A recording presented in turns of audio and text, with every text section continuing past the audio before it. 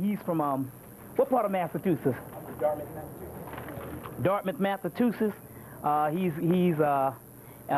He's been all over. He's from all over the place. And as a matter of fact, you might be interested in, once you see this brother Power, you might be interested in hooking up with the brother and doing some stuff down there. So like I said before, this brother is a brother that's, he's getting his energy from the brotherhood, and I'm talking about a lot of energy, and it's unbelievable. He could make about 2, 3, or 4 cassettes on his particular experiences that's going on. So I'm going to let the brother come up and say a few things, and say a few things about what he's about, as well as we're going to try to have a lecture coming up soon with him, or either a workshop somewhere in the area. If you want to, well, don't make a different way you want to, wherever you. I need to sit up on this. Yeah, okay. And the brother will show you a few things, some few things, and we'll deal with that. Believe me, I've been connected with him for over a year, and it's, you know, he's even giving these crackers hell on their job, on his job, and all, you know, and all. So. Well, first of all, I'd like to say thank you to Douglas for having me here, and much love, Brother Bobby. Yeah, say your name for the whole camera and everything, so we can. My name is Richard Nizam, and I'm a mechanical engineer, and I graduated from Tuskegee Institute in 1986. And I work up in Newport, Rhode Island at the Naval Undersea Warfare Center, dealing with submarine warfare, anti-submarine warfare. But, you know, all my life, I've known that I've had a higher calling, but never knowing what it was until 18 months ago, when I got a hold of the Bobby Hemmitt case. And he helped me to research some of the information to find out who I was, in the sense of all black people, and what I'm supposed to be doing right at this point in time. Essentially, what I want to show you people is the practical application of the oldest science on the planet. The science of God, the science of heaven, which is the science of Christ, which is the science of your body, okay? The more you know about your body, the more you understand God. Because God is you. You know, you hear what I'm saying? Us, which essentially is the black dot, the pineal gland. If you're not familiar with this, you will be after this. And it don't stop here. Now, you need to go get that one out of the trunk of the car, man? No, I didn't happen to bring my other ones here. But essentially what I want, okay, like, I work around white people. On my job, it's 3,000 people, 2,500 engineers, and probably 30 of those are black. There's a magazine that goes around called Science News. And in Science News, I'm a scientist, so I keep up with the cracker on science. So I'm here to tell you, modern science is finally catching up with ancient knowledge, okay? What our ancestors knew. The name of this article that comes out of Science News, and Science News investigates all the sciences, astronomy, astrology, biology, medicine, computer technology, you name it, it's in there. And I came across this article. It's called Drug of Darkness. Can a pineal hormone head off everything from breast cancer to aging? Whew, where have I read that before? The pineal gland is the fountain of youth. The pineal gland will kill any disease in your body. I'm working with the AIDS community now to show them how to use crystals and magnets to cure AIDS, cancer, blood pressure, you name it. Whatever the sickness is. Tell them the incident about the brother. Oh, I'm working with this brother here in Atlanta. He has AIDS, and I went to his house and I did a spiritual healing with him, which basically, essentially, all I do is, we're like magnets. You can feed, you see how the ladies did the energies. What they were doing was locking into their brother's energy field, and using his own energy field, you can lift him up, okay? So we're like magnets. You can feed like good vibrations and negative vibrations. We transmit to each other every day. okay? This brother, he went to the hospital about 4 months ago with a pneumonia. And when he got to the hospital, he found out that he had AIDS. He was in the hospital 3 months, and he was in a state of shock. He came home from the hospital after 3 months, and he was just lying around the house, still in a state of shock. I have AIDS. What can I do? So someone told me about the individual, and they knew what I get into, and I went to his house. We did a spiritual ceremony where basically we just feed energy from one person to another, and gave him magnets to wear to feed off his energy. Essentially, you have to understand that your body is electromagnetic energy, composed of electricity and magnetism. So it's like taking a car with a dead battery, jumping it to a car with a good battery. That's what you do with the magnets, okay? You put them on your chakras, on just tree of life centers.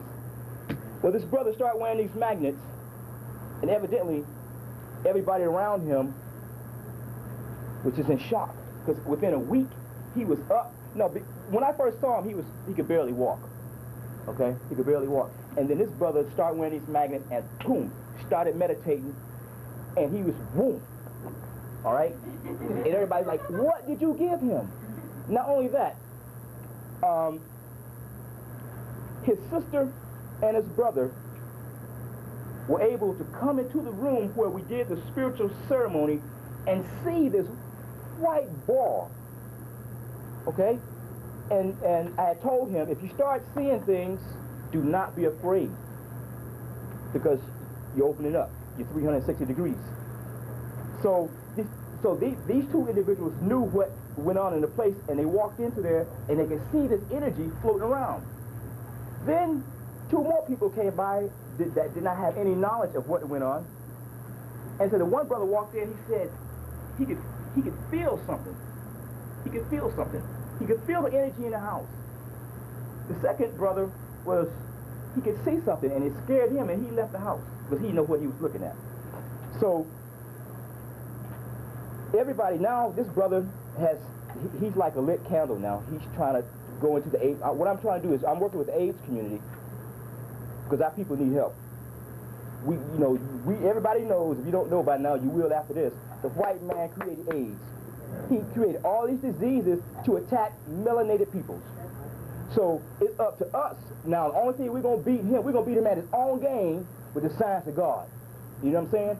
So essentially what I want to do is show you, let me grab somebody, want to volunteer out of the audience? Now, hold out your left hand. Just hold it out like this. Okay, I'm sorry. Let's take a look. Essentially what I'm going to do is consider all of us as candles with unlit wicks walking around here. I'm a light bringer. Bobby's a light bringer. We're here to show you light. I'm a lit wick. What I'm going to do is help you to light your own wick. Now let me know when you feel a sensation.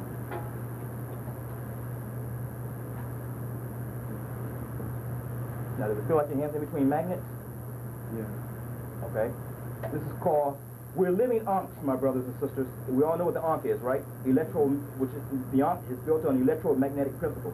Now hold out your well, first of all, I want to show you something else too. The third eye is used, it's a magical tool. It controls your thought. It emits energy and it receives energy. Now what I'm going to do is intensify this energy field using my third eye, okay? And let me know when you sense a change.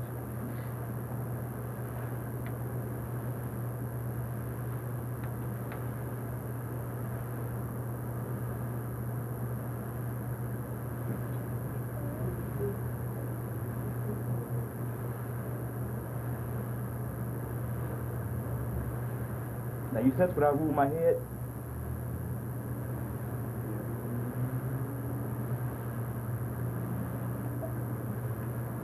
Now hold out your right hand.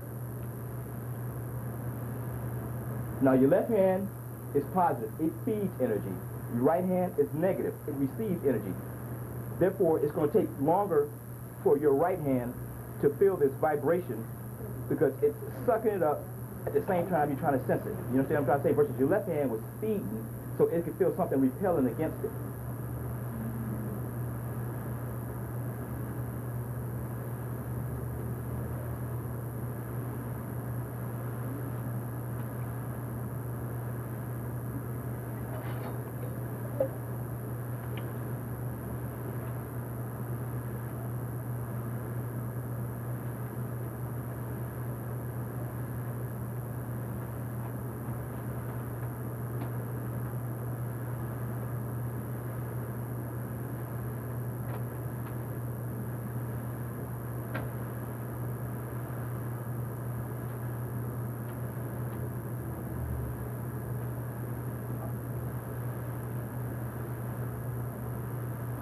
Simple? Okay. Now hold your hands together. No, I'm sorry, like this. What I want you to do is let me know when you sense in between your hands, like you have your own individual energy field in between your own hands.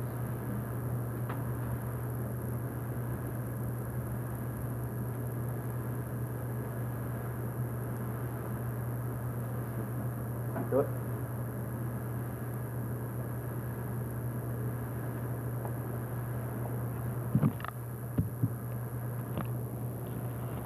Get stronger. No, keep doing it. You still feel it? Mm-hmm. Okay. Okay. You see that? Now, how long would that take? Okay. But irregardless is because of the sunlight is here now that's healing your DNA strands. The same light that's causing melanoma skin cancer to the cracker is healing us.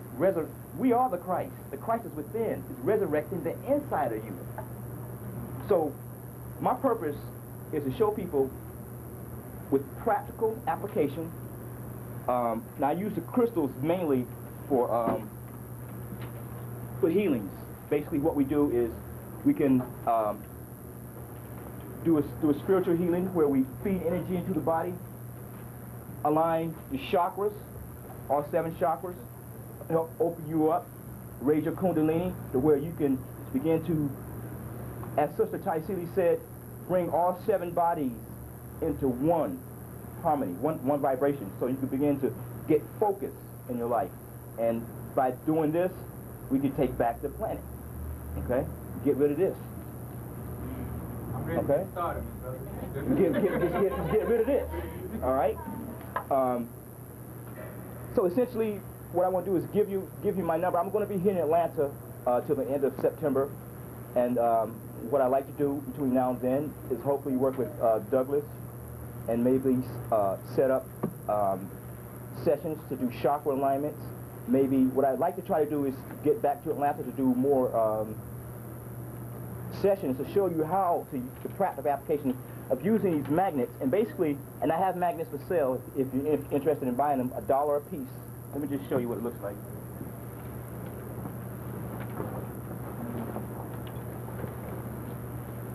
So essentially, you understand that all around us is this free energy, the energy of God. And when you open up your eye, you can start to see this energy floating around and stuff. And you see these magnets? Essentially, what I do, you know where your chakras are located? You just tape them under each chakra. And also, what I've done, like this came to me in my meditation, a magnetic skull cap, which has helped me raise my vibration. Now, Tahuti, well, here, see, I get a lot of channelings on science because I'm a scientist. So I get a lot of cosmic physics, a lot of planetary physics, and a lot of just physics of the body, which is going to help us get us out of here. Magnets, magnets, magnets. You cure anything with magnets. Do you understand why? Does everybody understand that how you can cure any disease in your body with magnets? If you don't understand that, please ask. It's the oldest science on the planet. Explain it. Essentially what you're doing when you suck up the magnetic energy is you're raising your vibratory rate. And once you start tapping into your chakras and you can start to physically feel your chakras every day, you can feel the pressure in your head from your pineal gland, and you start to operate that brain valve. And what this does is it raises the vibratory rate of every cell in your body. You have to understand that disease are low vibrating organisms. Right. Once you raise your vibration, they cannot exist. It burns them up. And case in point, like one thing I had been waiting for this individual who with the AIDS is, I know he's raising his vibratory rate, so it should be a point where he should get a fever, because what happens is as you speed up the vibratory rate, you also speed up the rate which you produce poisons. And what has to happen is the immune system has to kick up another notch to knock those poisons down, so now the immune system has recorded in memory a new higher vibration, okay, to which nothing else below that can exist. Basically what your body is a computer. All your DNA are computer chips. Your brain is the supercomputer that has the black dot, which is called a CPU, your central processing unit. And this is the baddest central processing unit on the planet. Listen to me, people. They ain't cracker, can't make nothing. When you activate your 360 degrees and activate all your 12 energy centers and get to Godhead, and a computer in this planet, in this galaxy, can deal with this cosmic computer. Okay? So when I get back to the story, I was expecting this AIDS guy to get sick. And especially, he finally got sick after 3 weeks, and he had a fever, and he went to the doctor, and it really wasn't that bad. The doctor was like, well, you got a fever, but, to have a fever as bad as you got, you look pretty good to me. Okay? So, that's what's happening when and also, now let me just, that's why I want to hit on this, hear what this cracker got to say about the pineal gland. All right? Listen to this. Sound far-fetched today, perhaps. First, let's get to about the pineal gland. Discovered in 1959, melatonin occurs naturally throughout the living world, from algae to primates. Secreted in larger animals by the pineal gland, located in the center of the brain, it is the chemical embodiment of night. In fact, dusk or dark triggers melatonin production, and sunlight inhibits it. Now, what he didn't tell you is, everything on the planet got a pineal gland, but him. That's right. Come on. Okay? Mm-hmm. So what this article is telling you, how these crackers are using melatonin to cure breast cancer. Essentially what they did is they took 60 women in Switzerland with breast cancer. They gave half melatonin and gave the other half nothing. And the ones with the breast cancer, the tumors disappeared, because by feeding them melatonin. So the cracker, either he don't want you to know melanin is the whole key, or he's stupid. He's telling you melatonin that he done synthesized in the laboratory is the key ingredient to fighting off everything. No, the pineal gland secretes two hormones, melatonin and serotonin. The end product of every cell in your body, of all the chemicals that they put in your body, the end product is melanin. Okay? So by him feeding these people melatonin, the body takes it, breaks it down into what? Melanin. The melanin is curing these women of breast cancer, not the melatonin. But he's showing you how ignorant he is. All right? So now, what else we want to talk about? This cracker, he's so light in the britches. There's something else. Now listen to this to show you that essentially, now I'm going to tell you, there's another thing I want to get across to you is, black people, we were not meant to die. Okay? We were not meant to die. Why do you think Adam,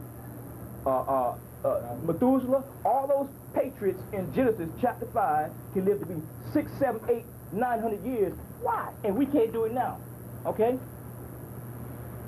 What they're showing you here is that the pineal gland, they took a pineal gland out of a 18-month-old rat. They had an 18-month-old rat and a 3-month-old rat. They took the pineal glands and reversed them, and they found out that the 18-month-old rat, which had the 3-month-old rat pineal gland, lived 3 times longer than the 3-month-old rat with the 18-month-old rat pineal gland in his head. And also, another thing that I have found out from using magnets, if you get diseased or anything like that, and like I've been wearing magnets now strongly for about a year. I used to get colds twice a year. I haven't got sick. I used to get sinus problems. My sinuses, I had to go take all that Sudafed and all that crap. I don't have to take none of that medicine no more. Just get hooked up. All right? Just get hooked up. So let me leave a number with you to get in contact with me while I'm in Atlanta.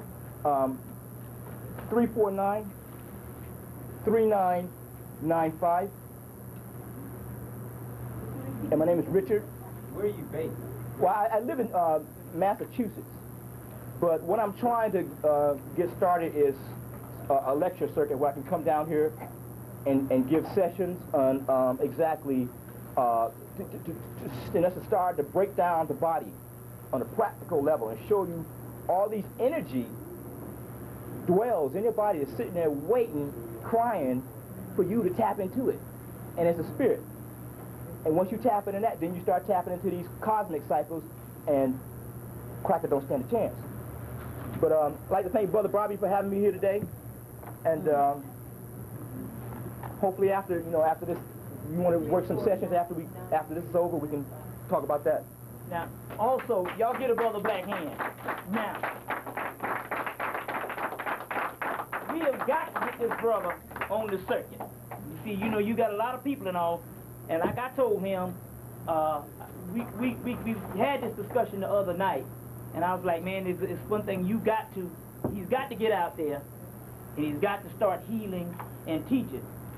And so he was like, well, I wanted to see how you felt about it. And I was like, man, the way this thing is, if we got 10,000 black people speaking or healing or whatever, we still gonna be short 1 million people, for the simple fact that our people are so crazy until we need constant people working, you see, in the field, day and night, to lift our people up. So there is enough room and a thing for every spiritual healer, teacher, and all, and now it's time for them to come forth. Now, fortunately now, this is the reason why we got to get serious about getting the brother out here in ones like this.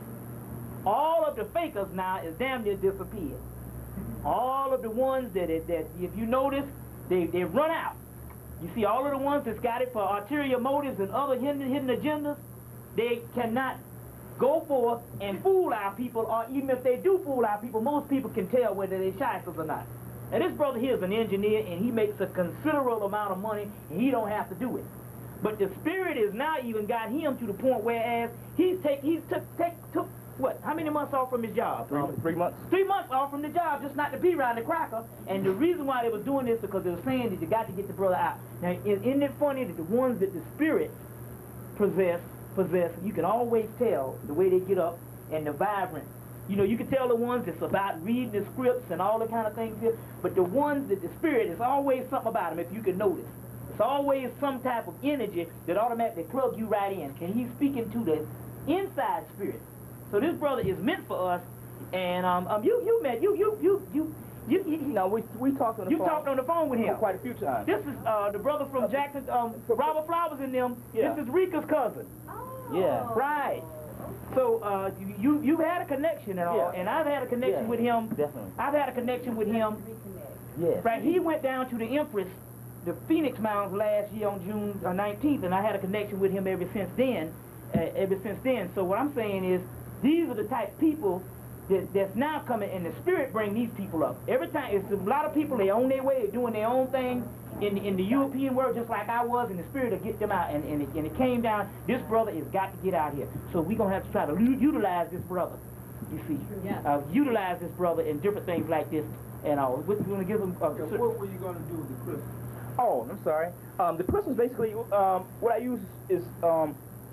when I do healings and help open people's chakras up, we lie them down in a crystal pattern, and using the largest crystal at the head, we want the energy flowing up for spirit. And essentially, it creates a magnetic force field around the body, and it energizes all your meridians.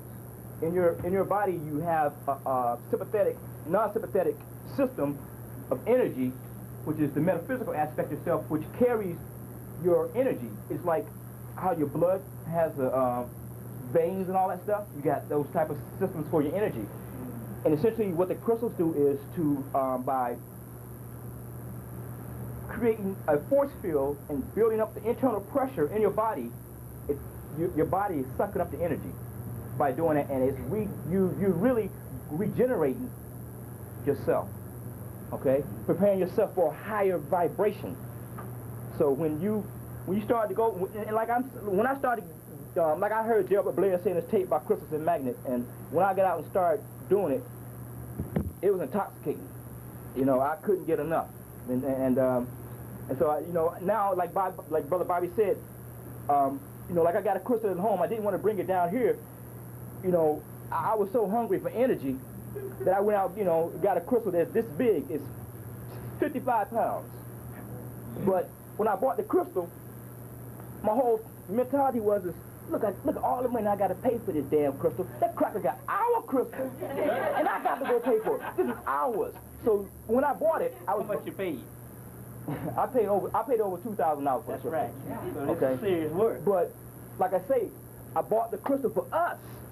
You understand what I'm saying? I'm gonna help us open up ourselves and take back our planet. All right? So yeah. So you know now in the stage, you know now in the stage of our evolution, it's time for practical application. right. See what I'm saying? Like I get up and run my mouth all day and all, and yeah, I give you the 411 on, you know, what stage or whatever, and we do this, but also we need the practical application and all, and we don't need a lot of shysters coming down, you know, giving, you know, and all, because like the stuff he's talking about is talking about energy that you can get naturally. Yeah. You see what I'm saying? A lot of people come down and sell you a lot of stuff, and a lot of those people, they can sell you that stuff because a lot of them are backed by these white boys, the pharmaceutical industry and all of that type stuff. And all, so you know, it's great, man. And like I said, I wanted to just take a back seat. We can listen to brother all day. But what we're gonna do is, I promise you, before we get out of we're gonna start working on trying to get the brother hooked up for a major lecture, as well as some other things. And also too, we want to I would like to say he's more than welcome to come and share at this workshop. Yeah. Yeah. We can Well, talk about it and I'd be more than happy. and we hook up with that too. More because than happy. in the things that I do, I feel it's always important to incorporate what each of us know. Right. Because you know the Creator speaks to us in so many different ways. So. That's it. It's gonna take a wide body. So right now we're gonna invite the ancestors, and we're gonna post some libations, and then I'm gonna get to what we gotta get to. So which plants you want me to? This one. Okay, we're gonna do. This is the one I usually pour. Okay then, we'll pour those, and then we'll give some of them some water. Okay, you all know the drill. A-Y. I say Al-Su. I say Wamu. I say Astyle. I say Tayamat. I say Muzima. I say Muzima. I say Cthulhu. I say Shabnigara. I say Thal. I say Mithra. I say Heru. I say Aset. I say Osed. I say Heru. I say Raheru Kahudi. I say Harpicrots. I say Terrapanu. I say Purpanu. I say Timerti. I say Capio. I say Kakshidi. I say Layla. I say Allah. I say Newt. I say Apit. I say Tyert. I say Dagon. I say Sutnesi. I say Sutnubit. I say Thunderdog. I say Thunderbird. I say I want to plan it out. Wolfman, we'll talk about him. I say let's see, Patanetu Unra, known as Henry. I say Metatron. I say Medraatan. I say Melchizedek. I say Sutek. I say Sai Baba. I say Honorable Elijah Muhammad. I say Noble Ali. I say Malcolm X. I say Marcus Garvey. I say Sojourner Truth. I say Harriet Tubman. I say, okay, Ishtar. I say Inanna. I say Kali. I say Vishnu. I say Shakti. I say Shiva. I say Dambawalawedo. I say Marasha. I say Nakumpa. I say Umbelinga. I say Nkulakulu. I say Obatala. I say Ife. I say Adudawa. I say Arunla. I say Oshun. I say Ogun. I say Shango. I say Iminja. I say Oya. I say Bath. I say Beth. I say Bel. I say Bal. I say Anu. I say Anoop. I say Tahuti. I say, let's see, Hermes. I say Demetrius. I say Artemius. I say Yemai. I say Valda. I say Lucky. I say Thor. I say Bridget, Ashe. Adjumgodi, Ashe. Papagade, Ashe. Legba, Ashe. Edoedo, Ashe. Da, Ashe. Shakma, Ashe. Bina, Ashe. Yesed, Ashe. Tipperes, Ashe. Yased, Ashe. Malku, Ashe. What's that? Okay, yeah, is that real? That's not real. Well, what the heck? See, it's better than that bowl. So, yeah, we just do it. Well, let's see. To all gods known and unknown, Ashe.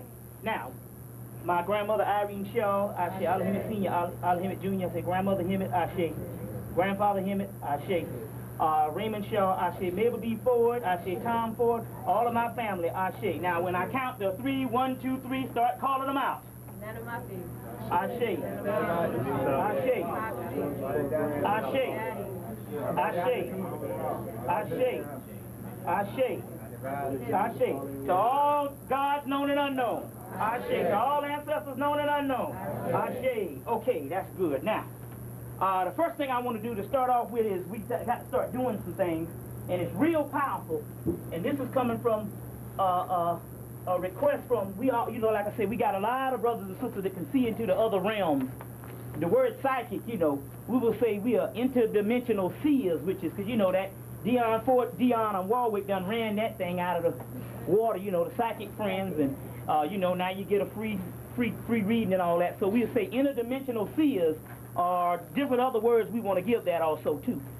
You know, if a person say, well, what is the interdimensional seer? Then you say psychic.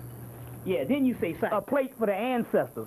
It don't take nothing to drape some kind of material over something and make an altar. You see what I'm saying? An altar is whatever you make it out of. Take, if you don't have nothing wooden or whatever, you take some boxes, stack them up and drape the material, put a coconut on it and a candle, you know, and make an altar. But we got to start feeding the ancestors. What happens is that when you feed these ancestors, the energy around you gets stronger. They go back and they tell other ones that you feed them and they bring even more, you see.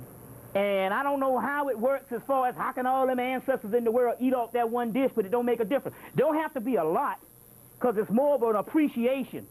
So even though last year we said we had to do massive water pouring, where when it all came about, I'm up to like, whenever I get around to do it, I'm up to like 250 deities a day. You see, deities a day. But now we really, they don't want no flowers, they want food, or they want your behind, or whatever, and a sacrifice. But we don't have to go there, but I'll explain that to you in a few minutes, because actually death is life. So when they say sacrifice, they're talking about you, brother, come on to the other realm, which is home. But they want either food or they want that.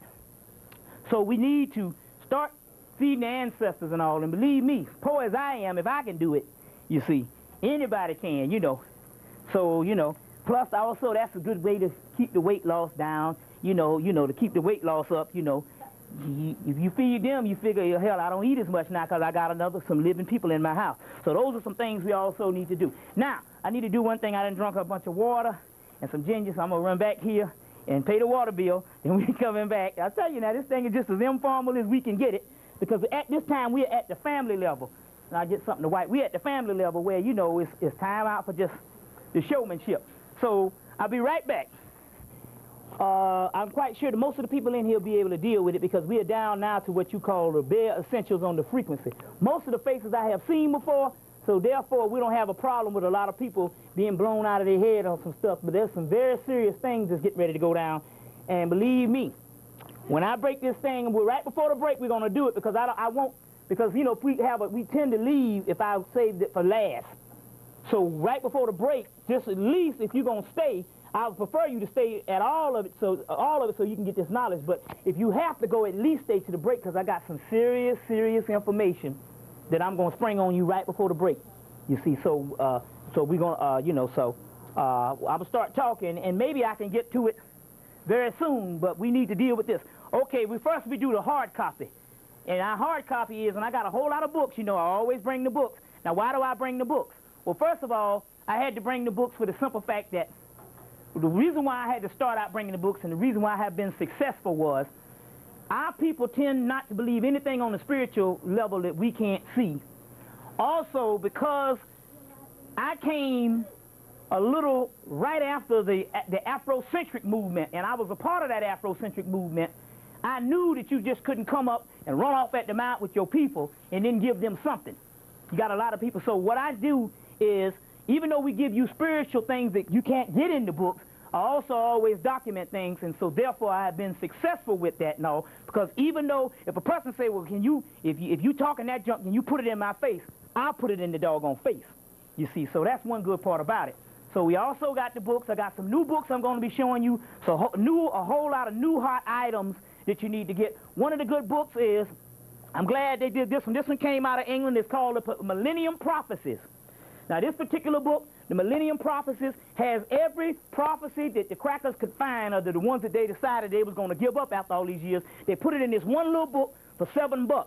The book used to be a larger book out of England for like 14, but they condensed it and put it in, well, they got more in it, and they put it in here for $7. And this book, Millennium Prophecies, has all the Nostradamus prophecies, all of the Egyptian prophecies, all of the Revelation prophecies, and all of that. Now, it's very key at this particular time that when this thing go down, we're going to have to start teaching from the good old Bible. So therefore, I'm going to give you the esoteric things to start writing down and go back into your Bible and start dealing with some things, you see. So we're going to deal with that. So this is one of the good books. Now, right now, we give out the hard copy, and the hard copy is what's going on in the world. Now, let's defuse this thing, because the white boy now, Dick Gregory, as well as Francis Cress Welsing and all, said, well, they read at least 4 or 5 newspapers a day. That way, some cracker don't get the lie straight. You see, he didn't get the lie and tell what's the lie for the day. So he prints the truth. So every now and then you can catch the truth. So therefore, when you have several things on the news, part of it is half truth. But if you watch the whole news, you can get the whole truth. It suggests any black person to be watching the news, but a conscious person. Because the news is what keep our people dead. But if you're a conscious person, it does the opposite. You can see the games that's going on right on the news. And we're living in the time now, because doggone all you got to do is turn on the news, and they are throwing down every day.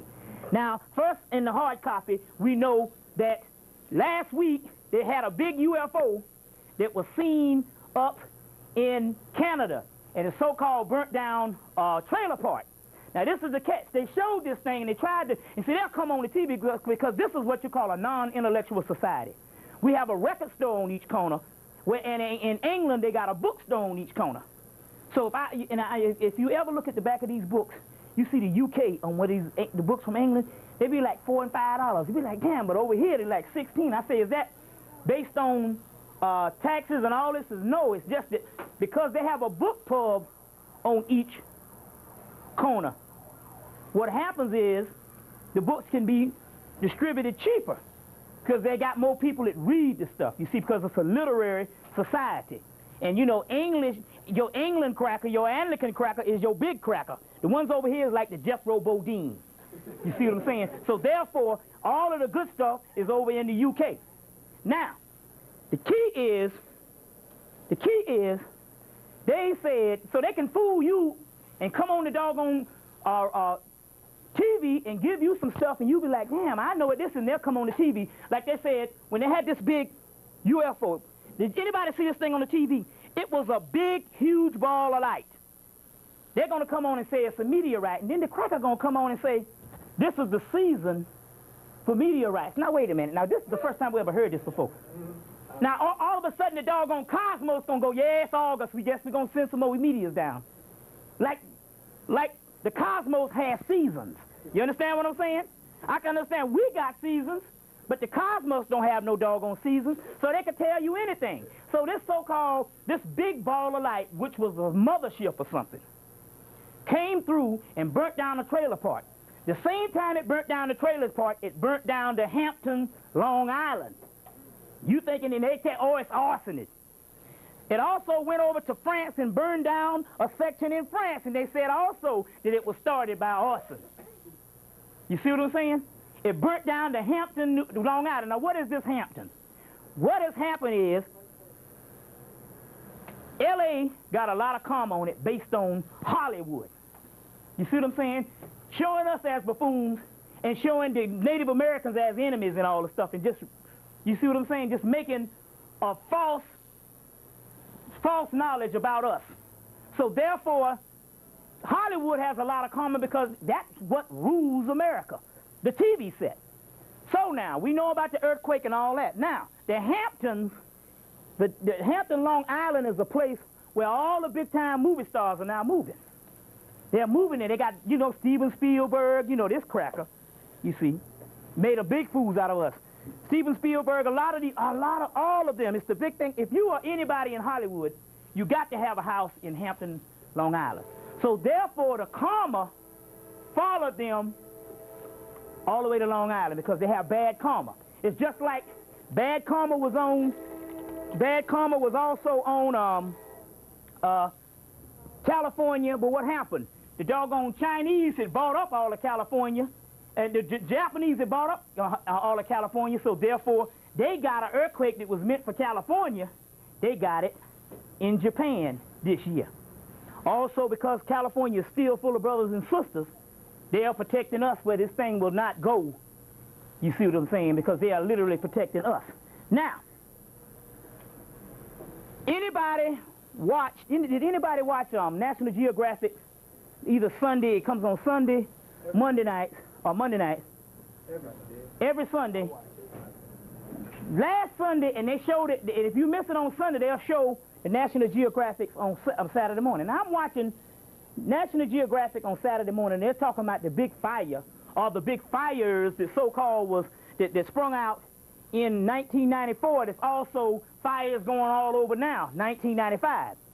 They said that during the time of these big fires that are now, they're saying right now, when they used to get an average call, these so-called great firefighters, what they call them, smoke jumpers. These are the ones that fight the big-time fires, not the firemen. These people are trained to fight big-time forest fires or whatever. They said they used to get 5 calls a doggone week. What in a week? 5 calls a week. They are now up to 10 calls a day. So that means what? That's 70 calls a week. Now, my God, if they jump from 5 to damn 70, there's a brick building got to fall on people to let you know that, man, we are into some serious times. They say you don't know the hour, but you know the season. Well, my God, that is telling you the season. Now, let me tell you some things that's going on with these hurricanes that's going on that's coming off the coast of Africa. Number one is spirits on the coast of Africa, both living spirits and spirits on the upper realm or the upper room that's sending these doggone hurricanes. But there's one thing that's going on. They're sending these hurricanes, and when these hurricanes, where are they sending them? They go straight through the Middle Passage. Now, as Brother Juju has told me, based on him being a spiritual seer, he says he see these hurricanes coming through the Middle Passage, and he said he see the spirits that's trapped in the Middle Passage, millions upon millions upon millions, trapped in the Middle Passage. He said what happened is they are getting up in the hurricane, and their spirits are able to ride the hurricanes, come over here and tear up shit and get revenge on the crackers that killed them. So this is some things that's happening. Now, why is this the crackers that killed them? Because we all know about reincarnation, so therefore the crackers that was killing you then, you see, is the same ones that's walking around here now that you holding hands with in the damn Lenox Square Mall. You see what I'm saying? So they are now reaping havoc on in what you call Oya, a segment, I think it's Oshosi. They are now going across the Middle Passage, and what the cracker said, I ain't never seen no thing like this. The cracker said, I've never seen anything like this. Well, you have 5 doggone hurricanes at a time all coming in a row, and when they get 1 week, when they deal with one, another one is on the way. And guess what? Yesterday was just the first start of hurricane season. Now, this did all this stuff the last month, and yesterday was the physical start, so we can imagine what's getting ready to come on. Plus, a lot of things are going on because this beast, Rush Limbaugh, was on TV, and apparently some black congressman stood up and said that that we killed 200 million in the Middle Passage. And so, no, he said 100 million. He was conservative about it. And when we asked the spirit, they said, well, there's so many millions that you can't even count them. It ain't no 2, it ain't no 3, it ain't no 5. It's so many that it's uncountable. So he announced in Congress that it was 100 million, and Rush Limbaugh and them on his show, the white people, now this is how white people do not, naturally, if we don't know our history, they're not going to know it. Some of them. They were actually laughing because they could not even fathom 100 million people dying in the doggone Middle Passage. But yet we know that it's millions upon millions, you see. And they were laughing, and they were actually making mockery of this black senator. And the same time they started making a mockery, and the same time the senator stood up and said it, because when you put it out there, it travels in the universe, and it comes back. So now all you got to do is say it. Every day from now on, y'all say, when you get up, I want the cracker off the planet. And these things start happening because now the power is on your realm. I'm going to get in there in a minute and show you how it's all here now. That's true, too. That's true, too. That's true, too. But, you know, that's true, too. But it's almost like you said, some of the spirits are now going to whip us into submission because we are so damn dumbfounded, you see. So now since that senator put it out there, this black guy, and they were laughing at it, now shit. Through the Middle Passage every week is hurricanes coming. You see what I'm saying? But Brother Juju, who can see them, he say he see the spirits going up to brothers and tripping their ass. Ooh, I bust my butt. But what's happening is, man, they're mad at these brothers and sisters because they're trying to get us right on the path. You see, they're trying to get us right on the path. Now, also, you notice something is happening because they're shutting down these airports every week, talking about terrorist attacks, and all. That's not what's going on. What's going down is the weather, the spaceships, and everything is kicking their butt so much until they got to mandatorily shut down these airports either on the East Coast or the West Coast for hours where they don't have no air traffic. That's because they cannot function down here anymore, and it's only because the spirits are allowing them to do certain things commercially because of you. You see, because of you, you see. Out in Denver, Colorado, they got a brand spanking new airport. That's right. Humongous thing. They built it on Native American burial ground. They cannot get it started. It's been built for over a year. They cannot get it started. That's right. It's still not over. It's messing up because, so I'm telling you, the spirit. Ready for 2 years. That's why, because the Braves will never win a baseball championship. The last 2 baseball championships was won by what? A black man out of Toronto. That's right. The Braves could not win it because in 1991, the Indians told them to stop the tomahawk chop. They laughed at them, and they had the best team in the doggone baseball league for what, 2 or 3 years, and they could never win, and they will never win anything because their time is up. So the best thing they can do sometime to get some favors is behave real good. But they are not tolerating no nasty crackers. So the stuff is happening. The weather is kicking ass. You see what I'm saying? So that ought to let you know that you don't have too much to worry about. So now they're shutting down these particular things now. USA, I got some other, and these are some things that the stuff that just came up and just found out. The USA, we found out that in the early 80s that the government is the one that put the AIDS in doggone Red Cross. Wasn't no people in Red Cross. The government literally put the AIDS in Red Cross. Also, Arthur Ashe's behind, even though he was a middle-class person, he did do a lot of good work in South Africa and a lot of things, so that's still enough for the cracker to get scared. So therefore, they gave, when he went in for the operation, they just shot the AIDS right up in his behind and took the nigger right on out of here. Also, Eazy-E, also, if anybody that is, well, I'm quite sure most of the people in here remember the 70s, you would understand that not only Earth, Wind & Fire was one of the great groups that dropped a lot of knowledge, but one of the ones that was even greater as far as really talking about the hood was Curtis Mayfield. Anybody ever listen to Curtis Mayfield? It's the baddest stuff out. What happened? Some lights dropped right on that nigger head, and guess who did it? The crackers did that. You see, the crackers did that. Anybody that was coming back, it's the same thing with Huey P. Newton. They knew that every 20 years there's a resurgence of black consciousness, so the ones that was real active then mysteriously started getting taken out. Also, like I said, the 1981 was a very key year. 1981 was very key. And like I said the last time, because it killed Bobby E. Wright. Anybody know Bobby E. Wright is the guy that wrote Psychopathic Racist White People. Now, he's talking about crackers back in '81, and this was when the actual conscious movement was actually dead. It didn't start up until a couple of years later again, on the second leg of that thing. You see, but they killed him, they killed Anwar Sadat, they killed Bob Marley, Mount St. Helens erupted, the Atlanta child murders went down at that time, and you said that he met one of the sisters, you know, and she traveled to see her daughter. They had her daughter. She knew about the daughter, traveled to see him, and said she looked, what, about 70 years old? A young daughter was, you know, 12 years old. So I'm saying, you based on their interferon and the melanin, and where they literally grafted the end result of the Ebola Zaire based on the Atlanta child murders that started. The campaign started in 1976. We're going to get into that too. Very key. You got to stay at least up until the break, you see. Because the spirit, they know it get hot and Negroes want to move, so the spirit is even keeping it kind of cool down here so you can see and stuff, so you know, we can deal with that now. Now, ABC News put on something called the Blame Game 2 weeks ago.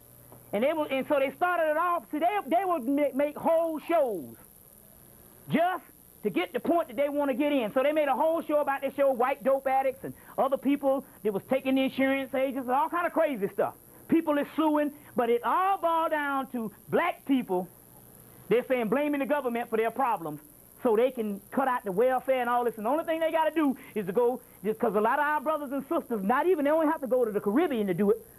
They can do it right here. A lot of brothers and sisters that made it and stuff and start apologizing for the government. But they know they went to a group of Jamaicans, some of the Jamaicans that's wealthy in business, and you know the way they think. You see, so they went to some of them brothers, and them brothers saying the niggas over here lazy and all this kind of thing. You see, so they do these particular things, and they do these particular things because they're still gearing up for what's going down. Now, we checked out, you know, I'm a person, we go see a lot of movies, so we went to go see Prophecy last night. It was kind of weak, as well as we thought it was going to be better than what it was. Also, the movie Lord of Illusions was kind of weak, but the best out of the three was Mortal Kombat. Now, the Mortal Kombat is not a karate movie. It's a movie about the mortals, the God saying either you take the planet back or we gonna take the planet back. So you got to really study it because you don't know who's the enemy or not. Mainly when you see the enemies in the movies, that's us. The ones that's got all the powers, the gods. And the mortals, the one that's doing all the little karate, that's the white people.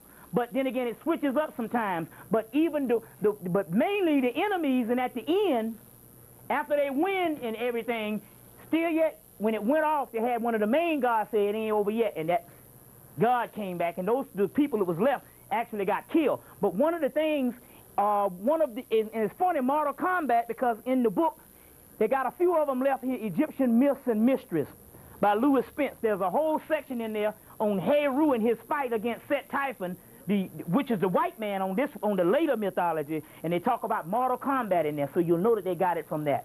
So that's one of the movies. Also, but I would say Mortal Kombat was one of the best, but I would say one of the best movies that was made to celebrate us coming back to power is a movie that you really have to, and I guess I'll go into a little bit in a minute. It's called At the Mouth of Madness. In the Mouth of Madness. That is the stuff based on the Necronomicon, which is the black melanated spirits retaking the planet. And they come back, and it's like 3 minutes, and you just hear quick crackers died, whole planet dead in 3 minutes.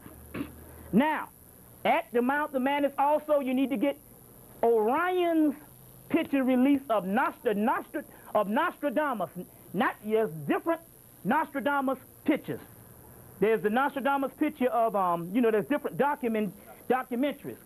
But you don't want that. You want the Orion Pictures release 1994 of Nostradamus. It's a complete movie. Now, in the movie, they're going to show this guy that's his teacher. But last year on Ancient Prophecies, they showed it was a black Moor that taught him. But they're going to show this particular brother, even though he's a white man in the movie, they're showing you that this was an actual Moor that showed him the books of the Kabbalah and all these things when they was killing people for anything outside of the Bible. But the guy came up to him and said, here's a potion take this potion and your dreams and your visions will become clear. And he dipped it and said, He said, that's nutmeg, and he said, among other things. So they don't give the whole portion out. But the Spirit has come and given us the whole portion. And the portion is nutmeg, cinnamon, and honey. Nutmeg, cinnamon, and honey. You can put a pinch of cayenne pepper. But you know, you would do it twice a week, if not once a week, because the nutmeg can be poisonous if you take it every day. You see. So this ain't like no Coke 45 or nothing, you know. So nutmeg, cinnamon, and honey, and a pinch of cayenne pepper, if you want to. And this is the portion that he got to actually see these visions. But you need to see the movie because you also need to see the church. See, and the church was not burning no witches at stake. The church is, if you looked a certain way, you died because you were possessed by the devil. So any Islam or any type of thing that they saw that was not the Bible, you died. You see, so you need to go see this movie, a real good movie that you need to go see, but also the one is In the Mouth of Madness, John Carpenter's movie. Real serious movie. Also Mortal Kombat is one of the better ones. Also you need to go see. Huh? The cartoon version. Yeah. Yeah. You know. So now, now also they have made a decision that based on what's the boy Mumil Abu Jamal, based on his incident, they have now made a decision that they're going, I think they've already passed it in Congress, that they will not now allow, they're not going to give money to brothers and sisters on death row. They're not going to give money for them to get lawyers for appeal. So now they're cutting off all money for death row. So that means the people on death row, once they're on there, once you get on death row, there's no such thing as money for lawyers, so therefore you're going to die. But then again, on the other hand, they got to do that for the simple fact that they're going to start, it's like one strike you out or two strikes you out on crime. You see what I'm saying? Which is life, but also you can also end up on death row. You see? So they're not going to have any money, you see. They're not going to have any money for those for lawyers on people on death row after what happened with my boy Mumil, you see. And that still has to be decided. Now, real good book. I'm gonna give out some books. You can get you'll be able to get them here, or you'll be able to get them, you know, Airwell Communications. You'll be able to get them here. Whoever decides to order them. This book is called Revelations for a New Age. Now, this book is going to be dealing with metaphysical breakdown of Revelations. Metaphysical. Her name is Dorothy Elder. I also have channeled some of the breakdowns, and I got a whole thing in the Bible we're going to go through and give you the metaphysical breakdowns of the Bible. So this is Revelation for New Age. I want to read a passage in here also that backs up to with a channel that I got last year. And this is dealing with, it says this. It says that the great mystery of God is through the Christ child consciousness, which is Christ consciousness, which we develop through the overcoming difficulties of everyday life. We are given salvation and power to the kingdom of God and the authority of his Christ, which is the Christ within you. The negative and the evil thinking has been thrown out for the heavenly domain, as we should rejoice. Now, warning is there for whoever that thinks that the earth, that on this earth, life, that the earth life is all there is. You see, the trials will be intense. The trials will be intense. You see, so they're saying this. Basically, in consciousness, you know, and I think it's even a greater degree in the metaphysical, or what you would call spirituality. In consciousness, you know, you say those people that's in the world and those people that's out of the world, which means the consciousness. Now, the brothers and sisters that's in the world that is not privy to the knowledge, which means they do not have access to the knowledge and have not had the opportunities to get this knowledge, they got first dibs on the millennium and everything else, or what you would call evolution. That's the way God has a way of taking care of his own. But they're talking about lukewarm niggers. Those ones who, for whom much is given, much is required. And we start backsliding, you understand, and not paying close attention to what time it is, and not focusing, if not all of our time, because we know that we're stuck down here in this physical dimension and we got to work or whatever, but we're talking about going through those times while you are doing whatever you do to put some food on your table, and it should be down to just putting food on your table. That's it. But going through those times with a conscious mind, knowing that you in the world but not of the world. So therefore they're saying because of the cycle is out, it's not conducive for those particular people that have a certain amount of knowledge and still yet all of a sudden they're just going around like that was another phase. You know, one time I was into the music phase. One time I was into the dancing phase. One time I was into the conscious phase. It ain't going that way. So now what's happening is a lot of the brothers and sisters that are conscious now are starting to have a lot of problems, mainly financially. They're going to do it that way because they know that that's the main thing that you focused on. You see what I'm saying? And that is the reason why, because in order to have success financially or whatever, you must take a conscious mind of what you're supposed to be doing, or either focus on what's around you into whatever you're doing each day. You understand what I'm talking about? You have to take the middle ground and balance that thing out. Go see the movie Little Buddha. Rent the movie Little Buddha. We're talking about the middle ground.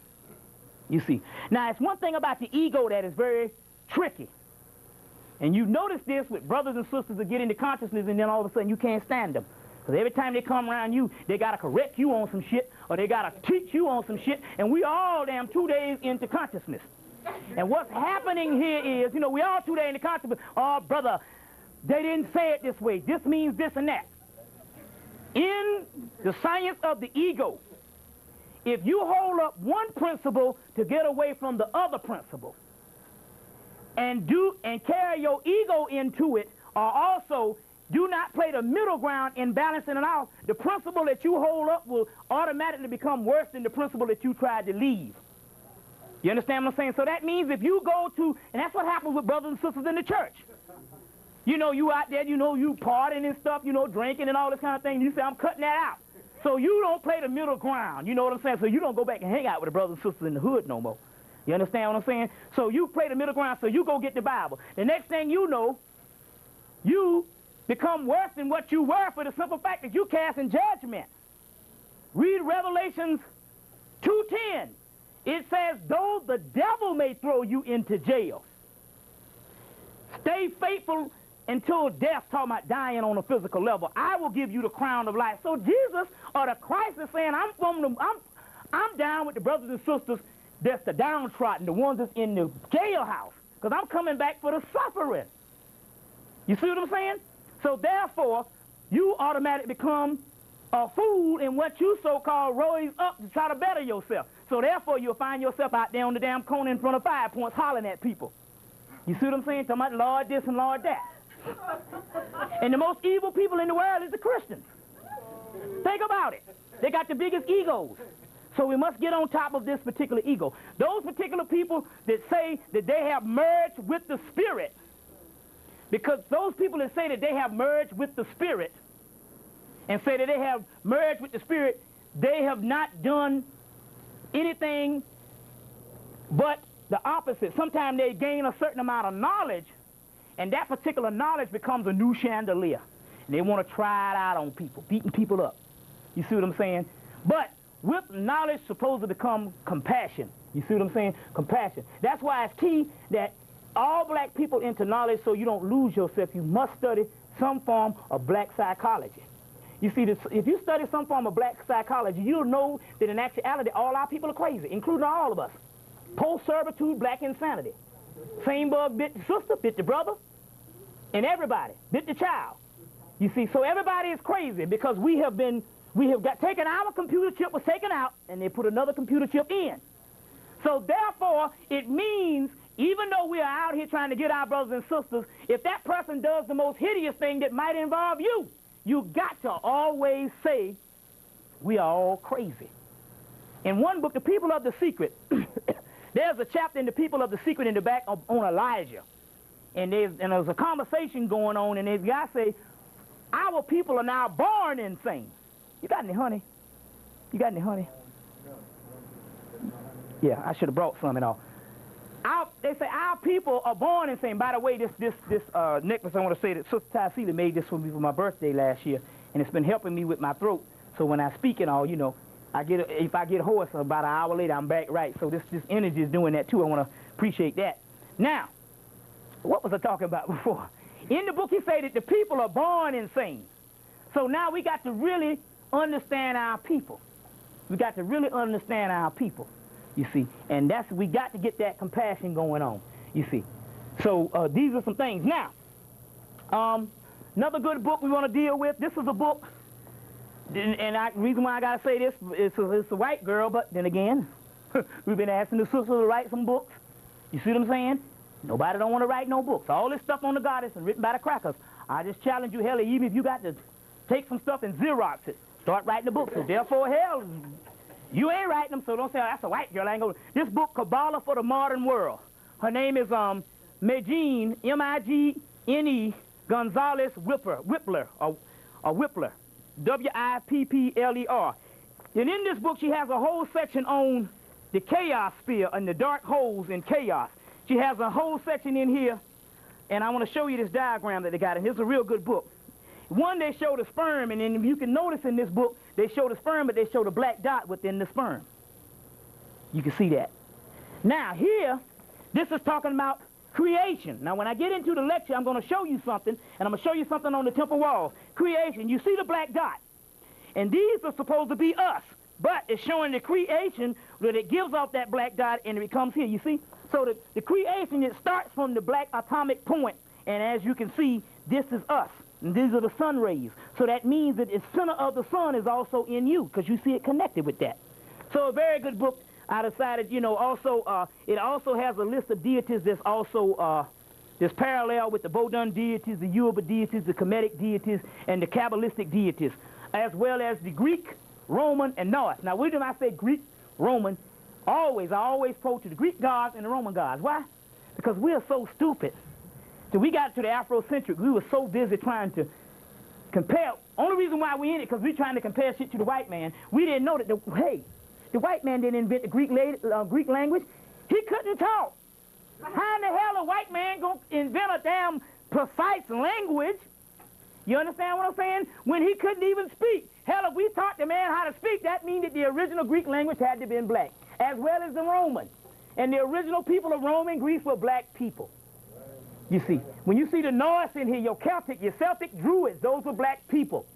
There's now stuff on pharaohs of Scotland, pharaohs of Ireland. You see, so those were black people. He didn't invent anything. Even and I got this one the other week. Brother Juju told me this. Even the suit coat. He said, I ain't gonna wear the white man's suit no more. Even the suit coat came from the Europa. They had to teach him how to dress. So the blazer that you think is European, that's Europa. That's the Europa. The ducktail thing is also Europa. Everything, there's nothing, you see. Even the suit coat. So even most of the greatest inventions that you say is European is actually African. There's nothing new under the sun. Check. So all of that.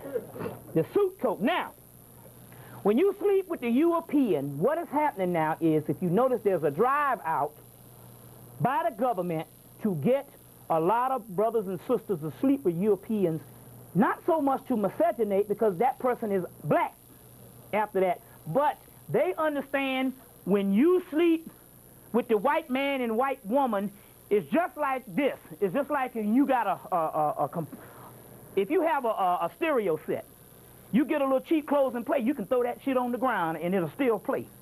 But you know, the more high tech it is, the more delicate it is. Well, that's the same way. Even though we are strong people, the more high tech we are, the more superior we are, the more delicate we are when it comes to mutant currents. There's a mutant current force field.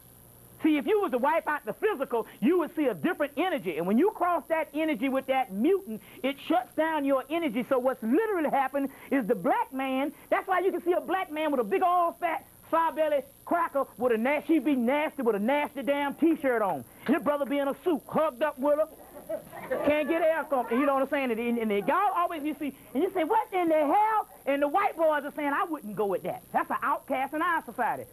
The reason why he can do it, because when he goes in, she snatches him. They are vampires. When you see the vampires in Dracula, it's talking about energy. And they snatch your energy. So when they snatch your currents down, you get messed up. And when you see a sister, you can't take the energy of a sister or the brother anymore, be whatever you are, because the simple fact, white people can't take that energy. So white people are not racist by nature. When that mutant energy crosses up into the force field of the God energy, they can't take it. So you're thinking it's hate. No, it's a rebellion because they can't take it. So therefore, when you go into that zone and cross in that zone, it shuts you down, and then all of a sudden, you be these niggas out here, they have 4 or 5 white women, you see. So they're giving this drive to get the mutants into your lives to shut you down. That's the thing. And now it's going, if you see these talk shows, I watch the talk shows, because that's where the shit is that you're going to learn about the pathology of your people and what's going on. Watch the talk shows. Why the hell you think they got them on? For the person that's in the world, it's making them crazy. But the people that's out of the world, you can see what's going on because it's all being televised. Every day they got some nigga with a white woman, more so than the sisters. The sisters has got to be a person, the sisters mostly get them when they get into the high professional world, but still yet that's a small minute compared to the brothers. Let's face that. You see what I'm saying? Also in the movies for children, pushing that stuff. Yeah. Pocahontas, Jungle Book. And all of that, Pocahontas, that whole thing. You know, John Turner, and, you know, that kind of thing. What's that, brother? No, you got to understand about it.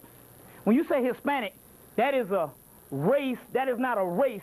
That is a title of a different multiplicity of group of people. There's black people that come from Africa that's in there, and then you have Indian-type people that came from the Olmecs and the Aztecs that's there, and then you have white people. And so it's like, so when you say that, no, it depends on which one. You can basically tell the darker ones and different ones, but you can tell a white Hispanic. You see what I'm saying? So that's the different. It's a different than the word, the whole thing of Hispanic. What's that? So with the Spanish, aren't the Spanish basically mixtures of the Moors, since the Moors? Some of those too, but then again, on the other hand too. But you're talking about, years of the white boys after that, and what you got with these white things and stuff. You got a lot of them that's straight up mutants. You see, so that's it. So they're pushing this thing, and you can't coming into the force field. Another thing the brother asked about the mutants, whether the mutants gonna be there. When you come into the force field, if those mutants, one thing that people are really stay far away from is ignorant people. They don't know anything, white people, but the ones who do know, they know enough to zap your energy. They know enough to zap your energy, and they're doing this particular things now. So there's a lot of stuff based on witches. A lot of stuff in Wicca now, even though that's our energy, they're using that energy to zap us, but they cannot touch you. The brotherhood is granted it to you if you don't commune with them. You see what I'm saying? If you don't go in their realms, there's several realms, and if you go in their realm, then our brothers and sisters, not that they can't protect you, they won't protect you. They say, if you that stupid to go up in the house of the beast, then therefore, let him get on your ass. So this is what's happening now. So you got to stay clear. These people are more than just white people with a racist view on a political level. These people now, they know enough stuff to zap your energy and to put serious warfare on your behind. Now, I'll tell you a story that this happened. First of all, they knew that recently I've been doing a little bit of work with Juju, and the spirits and the crackers, they have me. These witches have me all zoned out where they follow me because they're trying to get me, but they can't deal with me for the simple fact that I go straight black. You see, and I don't go no place where I'm not invited. As a matter of fact, the Spirit told me, when you got 40 people on a white college campus, don't go to no white colleges. It's bad enough going to the black colleges. Now, they didn't say, because we got people there, but they were saying no. That's that white people. There's certain zones, and when you cross over into that zone, you get messed up. You see, you get messed up. The same thing happened with TV. Never go on the TV set. You see, because they can see you in the certain zones that they have. And this stuff is real serious warfare going on out here. So therefore, you need to stay away from knowledgeable mutants as much as you can, because you know what I'm saying, as much as you can. You see. So these are some things that we need to deal with. Also, to let you know also, too, about white people, one reason why white people didn't want black people, fought so hard for black people not to move out amongst them, is because they had all types of sick people, ill people, as far as not sick as far as this disease, but we're talking about freaky type people that's by the millions that they have as a normal part of their race that they don't want you to come in contact with. As a matter of fact, I learned just yesterday that the elephant man, that's a whole race of white people.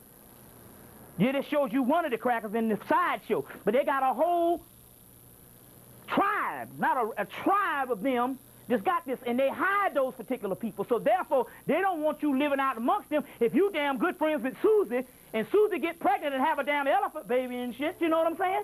Yeah, went on TV 2 or 3 months ago. Yeah, you see, right. They showed them on TV, alive. Right, so they don't want you to be out in their area because they're hiding these particular freaky things. That's from underground. Hmm? There. Yeah, well, we're going to get into that in a few. What's that? Yeah, they do have tails. That's evident. I showed the pictures of the tails. One out of 5 have tails.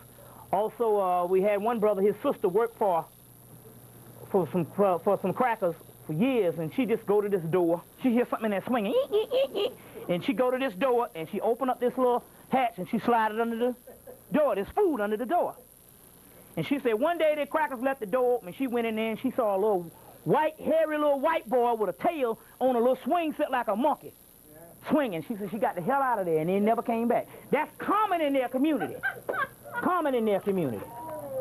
You see, common in their community. Now, so these are some things. Now, what has happened?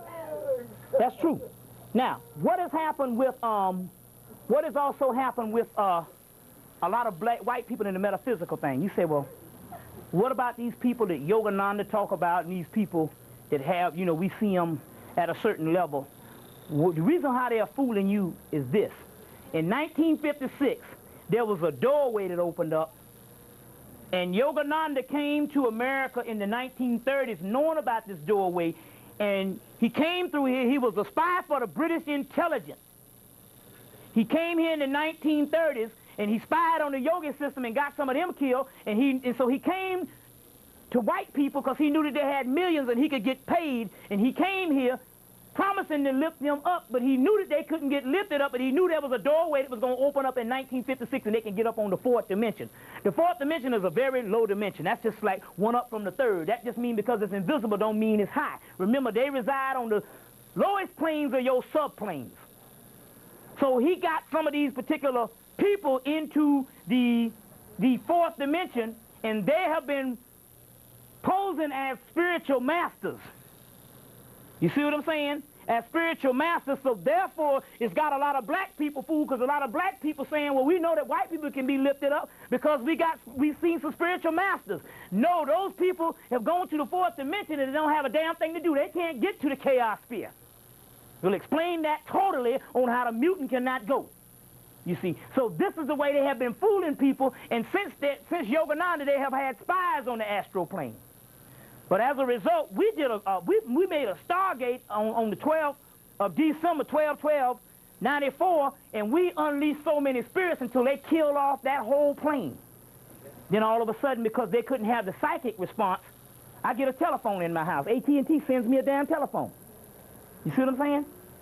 I got bad credit on the phone. Brother ran up my bill from the Nation of Islam, $300. They send me a telephone. They sent us a telephone. We on the telephone. I'm talking to Florida. I hear click. I say, you better get your phone. Call wait. He said, that ain't my phone. They was listening. You see what I'm saying? So therefore, because they are now losing that type of contact, but they now know how to do things in the spiritual world on the lower planes. So don't let these crackers fool you because they can do a certain amount of things, but they are high up and in the God sphere. That's not true. You see, even when you see them, sometimes you can see them in psychic projection. You can see psychic things, and you can see them. And you'll say, well, I see some of them in the brotherhood. It just depends on what realm that you're literally looking in. You can mistake that realm for being the greatest collective hierarchy, and it could be the 4th dimension that you're seeing them on, and you're thinking because they are beyond the 3rd dimension that they must be up on the heaven realm, and that's not true. You see, that's not true. you see. So these are some things that's also going down. Now, let me show you this. I got a brother from Detroit send me a whole lot of stuff, and he was so lucky to grace me with this. And I want to show you this. And you could get a pencil and a piece of paper, because this is an article. I will print the article 1, 2, 3, 4 pages. And in this, these crackers now have come up with research stuff where, right in the Holy Bible, in the scriptures, they were steady putting Isis and Osiris' name throughout the whole fucking Bible in the Egyptian deities. Osar, in Exodus 6, Exodus chapter 6, verse 24 to 1, indeed it has been suggested that the proper name Assir is in there, and I looked it up, it is Osiris, or Osar, you know, Osar, Osiris. Also, in Chronicles, chapter 6, 7, 8, 22, and also chapter 3, 17, you get the word O-W-S-I-R, also talking about Osar, Osiris. The translation, right in the damn Bible. Huh? No. King James Version, that collecting dust on the shelf, got it in there. And after the fact, translating the Bible again in Englind at this moment in time. Oh, yeah. Well, yeah, among other ones. You see, so that is one also. Also, it's also in John chapter 3, verse 18. You get Osiris. O-S-S-I-R. O-S-S-I-R. You get it. And it's a couple other translations, but these are things that was also in the Bible, just letting you know that these things, they put it in there to show you that all of these religions were one. And they never did tear down the other one solely, totally. They always, you know, Amen is in there. Amen. But this is some stuff, Osiris and all this type thing. I'll get you the, if you want it, I will, it's only 3 copies, so we'll try to get that made for the people and all also too. Also, now, let me get you to, we're going to deal with a lot of biblical stuff. Now, why am I dealing with a lot of biblical stuff? Because I know that everybody, if you can't afford that, you can at least get the book. But then again, on the other hand, you can't get, if you gave your people all this knowledge, they will reject it if they're Bible-toting people. Sometimes you can get that Bible and show them, and I say, now reject that nigga. You see what I'm saying? But then again, if you explain something metaphysically, if you can go into the Bible, you can teach some of your people. You see, like that, you know. You can teach some of your people. Now, let's see. So we're going to deal with, I think that's going to be some part in Revelations 7:14. And it says, now look at this. And John sees this sight. John is seeing this sight. Great crowds surround God. And John told about the redemption that took place. Now, the elder tells him, these are people who have come out of a great suffering. Now, this is talking about Revelation and the kingdom. Now, he's telling them what kind of people are the ones that's getting ready to inherit the kingdom. These are people that came out of a great suffering and have washed their robes with the blood of the Lamb. And they are clean and white. That's a Revelation 17:14. Robe is nothing but your aura. When you cleanse yourself, your aura becomes a blue-white or clean white. So when they say the robes is talking about becoming clean and white, they say a great people coming out of a suffering. That's black people, because God knows we the people coming out of a suffering. But they say they have washed their robes clean and white. That robe is the white aura. It's metaphysical. You see, metaphysical. So that's going to be in Revelations 17:14. And then he says, they need be afraid no longer, because we scared of the cracker. And never will be hungry again. Some of us are hungry. You see, they will never be thirsty again. Some of us are thirsty. We not thirsty, not getting the water, but we getting some old English. This is the key. And the sun will not hurt them. Now, goddamn, excuse expression. The sun will not hurt them. We talk now. They got all these things coming on TV about melanoma. skin cancer, melatonin. So we know that the time that they're talking about when this stuff is going on is when the crackers were being burned up. And the sun will not hurt them. No, the heat will not burn them. That's all in Revelations. And the Lamb is at the center of the throne. This is the Lamb's wool. The throne is in your head, which is the heaven region of the crown chakra, and at the center is the black dot. You see, and the throne will be their shepherd. Sheep wolves. God is a shepherd. Well, what kind of person is God? Well, God is a shepherd. He's not a goat herder with the goat hair. He's sheep, lamb's wool. Shepherd. They're saying that God is a black person. Metaphysical. Okay.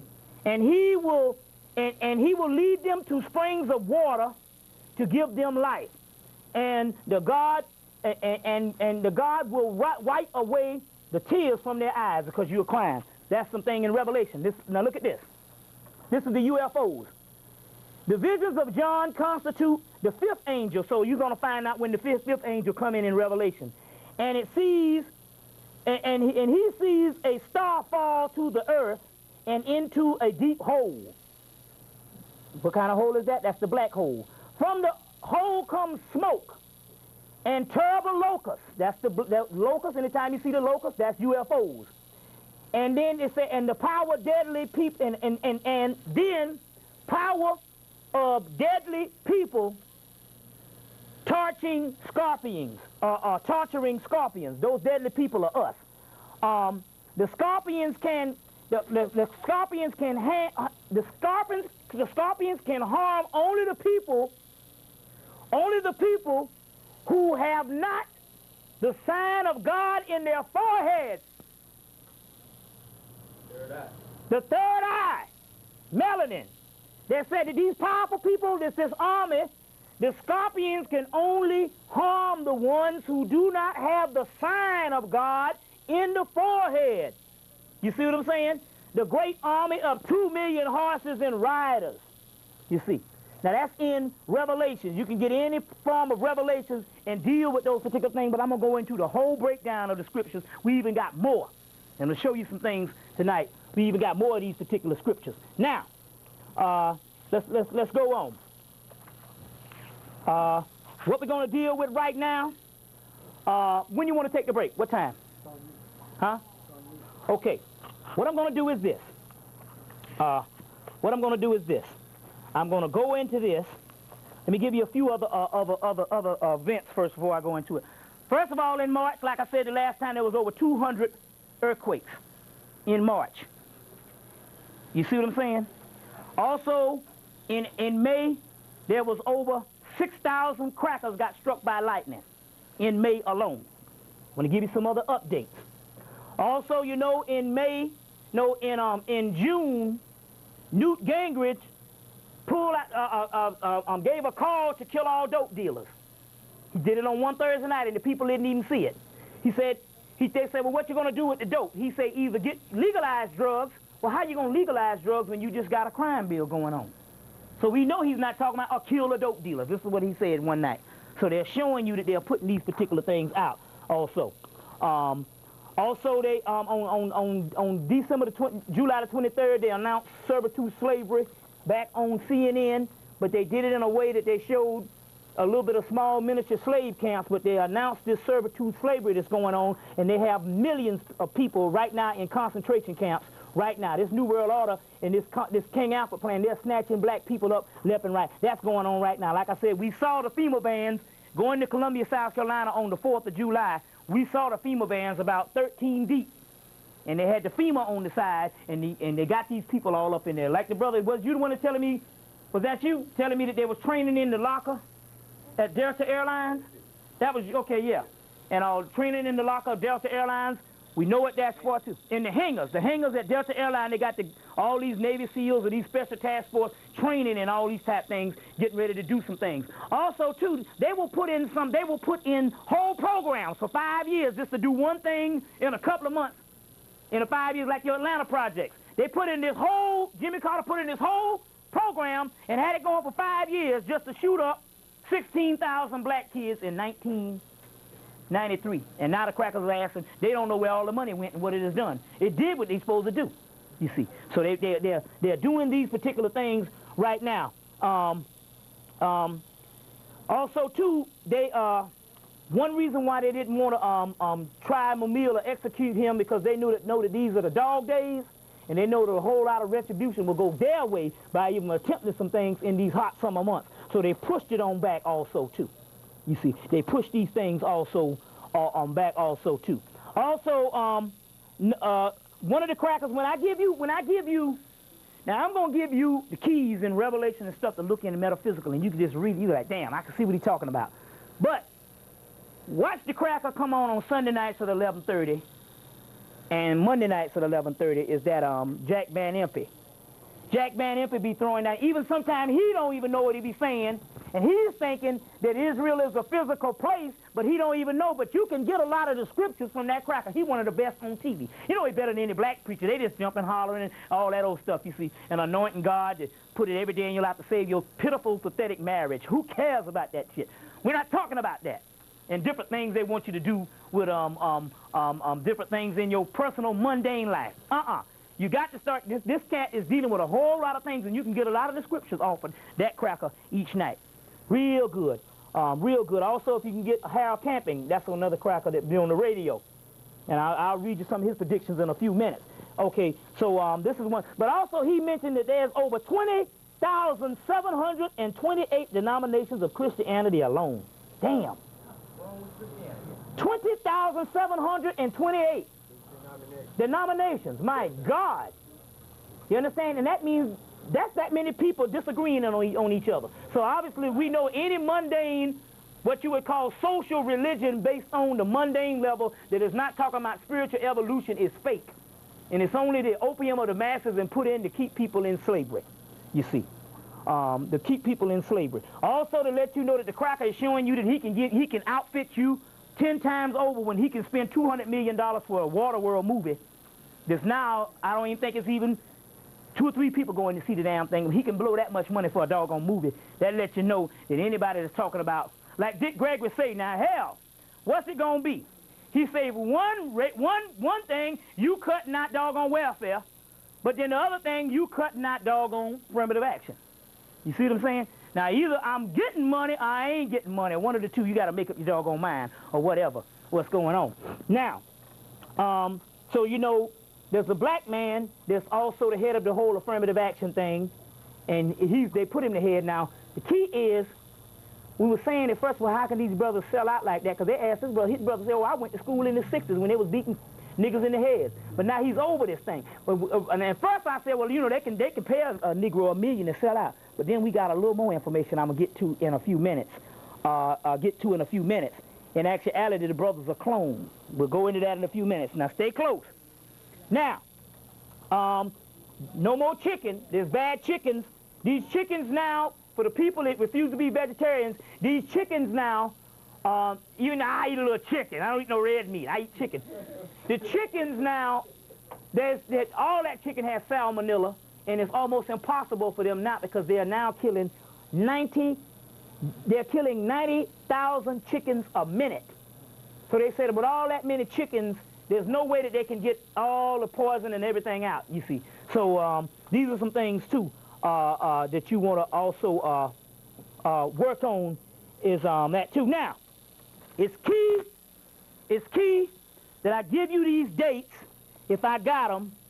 If I don't, you need to go and look at the movie Outbreak. How many people saw the movie Outbreak?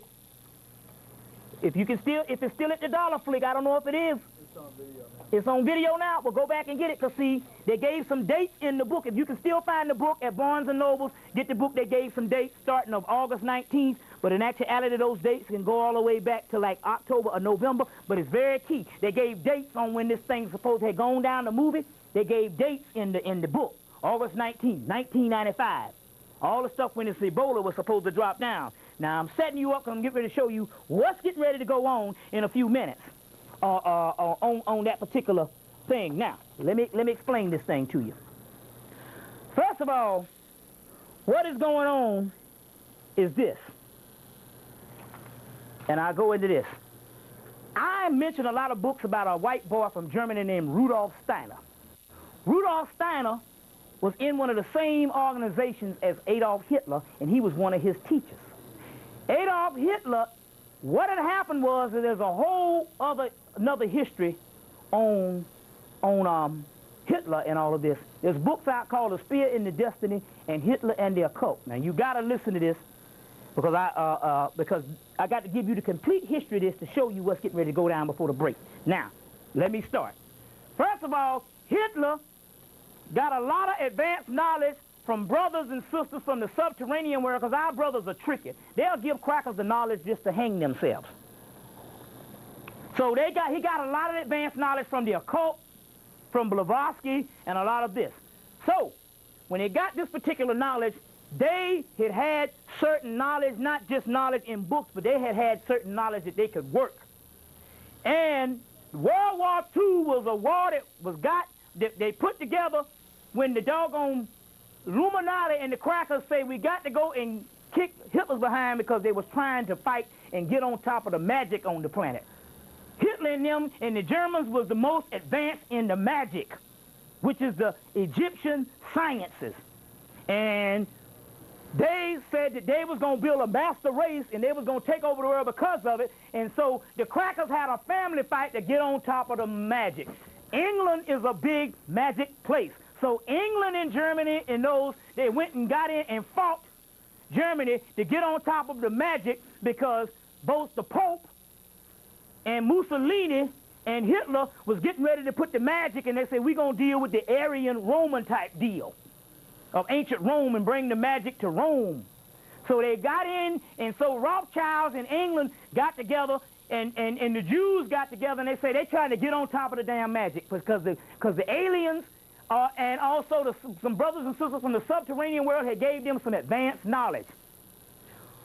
Some of the knowledge that they gave them was Hitler, after he took power, he ran Rudolf Steiner out of Rome. He ran Rudolf Steiner out of Rome. Now, I'm going to give up one of the baddest books on the planet is this one. This is the one you need to get.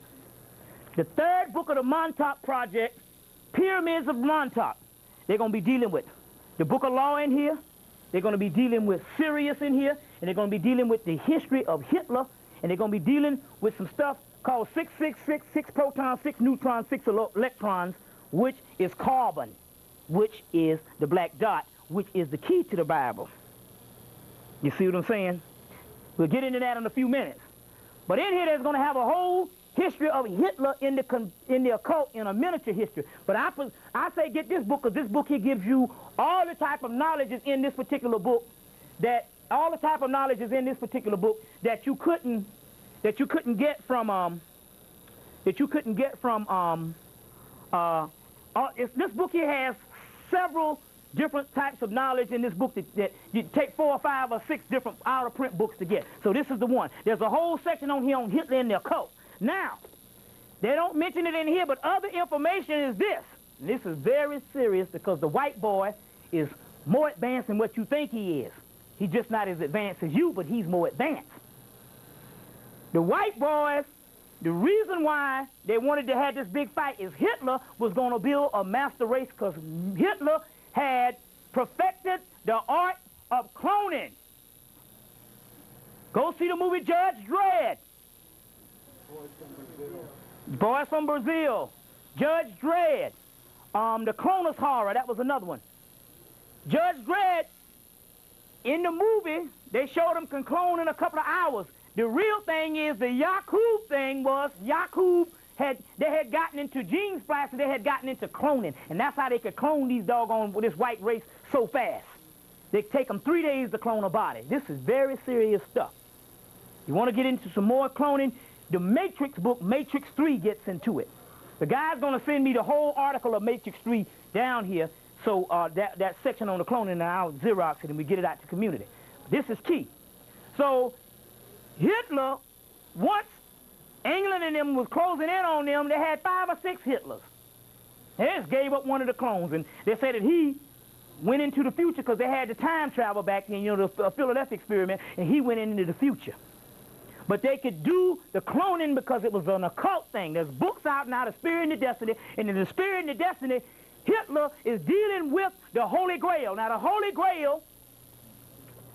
Grail is the mistress of the black dot.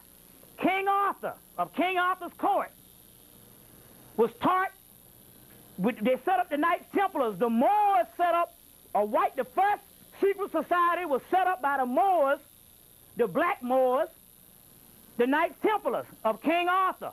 They set up Camelot and named it after Egypt. Egypt is named what? Camelot. It's named after Egypt. It was set up by the Moors, or the Sufis. The Arabic word for Sufi means wool. Camelot, Camemoria, Cam, black. Black-a-lot, or black lot, or whatever. Camelot. They set up the Knights Temple and they gave them the Holy Grail. The Holy Grail is about a cup. The Great Mother pours her energy out, or her blood, into this cup. And the cup, the blood of Christ is the melanin, because the melanin is through your bloodline. So the blood of Christ is talking about melanin. The Holy Grail, the cupbearer, the ones who bear the cup is black people. Here's a book called The Table of the Grail, The Magus and the Use of Imagination, edited by John Matthews. This is a book on the Grail, the Holy Grail, and King Arthur. The Moors set this up and gave the white people their first secret society. Adolf Hitler, one of the words for black dot is the black sun, the Gnostic sun. Adolf Hitler belonged to an order of the black sun. You're going to get that out of this book, the order of the black sun. And they were interested in the Grail. They were studying melanin and stuff. All in the book, The Spear and the Destiny. That's the complete book of Hitler, The Spear and the Destiny, The Spear of Destiny. Now, they were cloning. They were into cloning. Now, let's go on. Let's see something. Recently, we find out this. We get up every morning and we ask, when the cracker gonna get off the planet? These crackers started mutating around 10 years ago. By the millions. They get this skin cancer and they go into the hospital. The people tell them that they can no longer live on top of the earth. As a result, they go underground to these underground cabins, and there's a whole cloning center underground under the United States. That's why the United States had to pull from out of they pulled out of the Earth Summit, because there were certain guidelines that the Earth Summit wanted to do, and they pulled from out of it for the simple fact that they had cloning operations going on up under there. You see. So now they report underground and they clone the body. It takes 3 days. So they replace clones as fast as they mutate, by the millions. They say 75% of white people have already mutated, but they have gotten the clones here. You see. They can make a clone in 3 days. All they need is your DNA and your blood. This shit is real. See what I'm saying? This stuff is real. I know it sounds crazy, but this is the stuff. Truth is stranger than fiction. For you brothers and sisters, you are the ones that's supposed to be on top of things. This thing is real. But it get a little funky than that. Let's go on. So they started cloning. They say that the grays live up underground. Now in this book, The Gods of Eden, they say that the extraterrestrials are ruling the earth. That's not what's happening. The white people, when they mutate down to grays. The grays that they're talking about is white people that got mutated by the sun, and they have to live up underground, and they got their clones on top. The whole government is cloned, and the other ones are up under the ground. You see, up under the ground. If you think I'm lying, go get the movie Official Denial. In Official Denial, they had these gray people. They wanted to know what planet they were from. At the end, the guy said, well, what planet they're from? At the end of the movie, he said, hey, they from right here. That's how we going to be in the future when we mutate. That's the grays they're talking about is mutated. Now, it gets a little funky than that, because, see, when I went to the Pinson Mounds in September of last year, there says a brother that's in Atlanta, and he don't talk to too many people about this stuff, but he wants to talk to you because you one of the only few people he could talk to, because he's in his 50s. So back then you couldn't say this kind of stuff. And he just now got to the point, even though and I didn't know who the brother was because they said I was going to meet him, and Tam McKeely got the channel wrong. I had already met him, and it was Brother Juju. And I had already been corresponding to him, but he just got to the point where he said, I only feel comfortable in telling you these things because I can't tell these things, and I have gotten in the habit of not saying anything. And he said, well, and he also said that the Grays are these white people, and he said most of them are gone, they're cloning. He said, and they let one of them come up on top of the ground, but you don't know because the damn technology in the movie industry and in TV is so superior now to you don't know when something is fake and when something is real. So they can give you something real and you say, oh, that ain't real. You see what I'm saying? Instead of the other way around giving you something fake and you saying, oh, that's real. They can give you something real and you say, oh, well, that ain't real. He said that they got one of the brothers on top of the ground, and guess who that brother is? Well, the white man. You ever see Tales from the Crypt? You ever see that little mutated, rotten type thing that's talking? That's a real person. Now, I know that's kind of crazy. You think that's crazy. That's a real person. You got to realize this stuff here, that's a real person. Go back and see it. You can see most puppets and stuff, and you can see that's a real person. You know, they showed on Entertainment Tonight where they were doing a movie that he made. They showed him getting in a limousine, you know, coming to the screen. You damn right. Go see the movie. I saw the movie, but the movie came out, which is one of the next best movies, because they named doggone Jada Pinkett as the doggone Messiah. Demon Knight. Jada Pinkett, they killed everybody in the movie, and the guy said, I got this one last blood of Jesus. He's saying, you the chosen one, and the stars lined up on Jada Pinkett's hand, and it was the black woman that was the Christ. They killed everybody in the movie, and they named her as the prophet. They threw people off because they put a black man later on as the devil, but she went to battle with the devil and killed the doggone devil, who was a white man. The white man posing as a black man. No, he was a white man, and at the end of the movie, they had to put a new devil, so they put a black man. That's to throw people off. But in actuality, Jada Pinkett, she became the Messiah. He said, you the one, you got the stars on your hand. But that little person got it, that's a real person. They are dealing this advance. You see what I'm saying? So these people, a lot of them are retreated on the ground, and a lot of the people you see are clones. That's why they can take a newt, and he can go, and he can say things that's so insensitive and so doggone irrational till even white people complain. Now check this out. Right. And see, the thing about it is, so he can go around and he don't even flinch. That's because he's a clone. Now let's get to this thing. The whole militia, there was a group of white people that had surface melanin, or some of the people that preserved their skin and it did not mutate. The militia now, what is the white boy telling you? The white boy say what? The white boy say that the white man is an endangered species. You ever hear the cracker saying that? I say, well, how the hell can that be when there's 220 million of them? Right? They're saying because these militias are saying we are the last remnants and we fighting the damn clones. I got a whole paper from Detroit, and they fighting the clones. That makes perfect sense. That's the whole, the fighters against them. Because now, if you see the movie, they say 3 days. They say three hours is actually 3 days. They can clone you with DNA. They can take DNA and clone you. They can even clone black people, even though it don't have the black dot, it has surface melanin. They can clone you with the DNA. You see what I'm saying? These are things that's going, this is very serious. So now a lot of stuff out here is cloned. Then it gets a little funky. The Grays and the Delta are the other ones. The Grays that they're talking about here, the one that they had, see, last week the white boys down in Florida told Robert, they said, well, you know, the government is getting ready to start, they're starting on August the 28th, they're going to put out all the UFO material. And so on August the 28th, which was last Tuesday, that Monday, they put out the alien autopsy. That alien that they put out was a white boy. Remember now, first of all, UFOs from outer space don't crash because they are not on this frequency. First of all, their lights are being that's not even physical. They can come into the physical, but they're not even physical. So they won't have to crash and stuff because they're not driven by fuel. Their lights are being. They're driven by the chaos itself.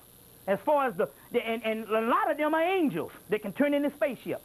So they don't crash. What happened is that was a doggone man-made UFO that was based on Germany in the United States, and one crashed in Roswell in New Mexico, and now they got a whole doggone, in 1947, now they got a whole book out called Man-Made UFOs from 1947 to 1995. You see. So the man that they was operating was a mutated white boy. You see, some of them been mutating for years. You see. But masses of them have been mutating. They are dying every day. A lot of the spaceships we've showed you are killing them. This is real serious, but they're putting up the clones. Now they're talking about the melanoma and all because the clones are messing up. And the clones, they can only clone a person 3 times, but you can tell a clone by the eyes. They put out a whole movie to show you that called Blade Runner, which is also the Yakub story. It was the eyes. They can tell about the eyes. They can get everything right from a clone but the eyes. Now it gets a little funky. It gets a little funky. And this is where we come into this thing. Now, if you've been listening to me, I told you that you're granted protection as long as you don't go on the TV set. The TV set. Now, let me tell you what's going on. And this is how it gets funky. In the year of 1991, one of your brothers and sisters, one of your brothers came down with prostate cancer. The leader of the Nation of Islam.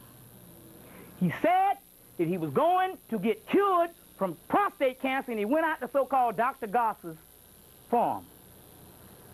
Let me explain something. In 1991, Minister Louis Farrakhan was approached, not because he was scared of his life, but he was approached, and I held this thing for a month, and I said no, but the Spirit told me then, they said go and tell it to the people, because the last time I held out some shit in a lecture, and I didn't tell what they told me right before the lecture, I didn't tell it and stuff, I got punished for it, and I didn't get no doggone channel. They said, well, hell, if you ain't gonna say this shit, we ain't gonna give you no shit.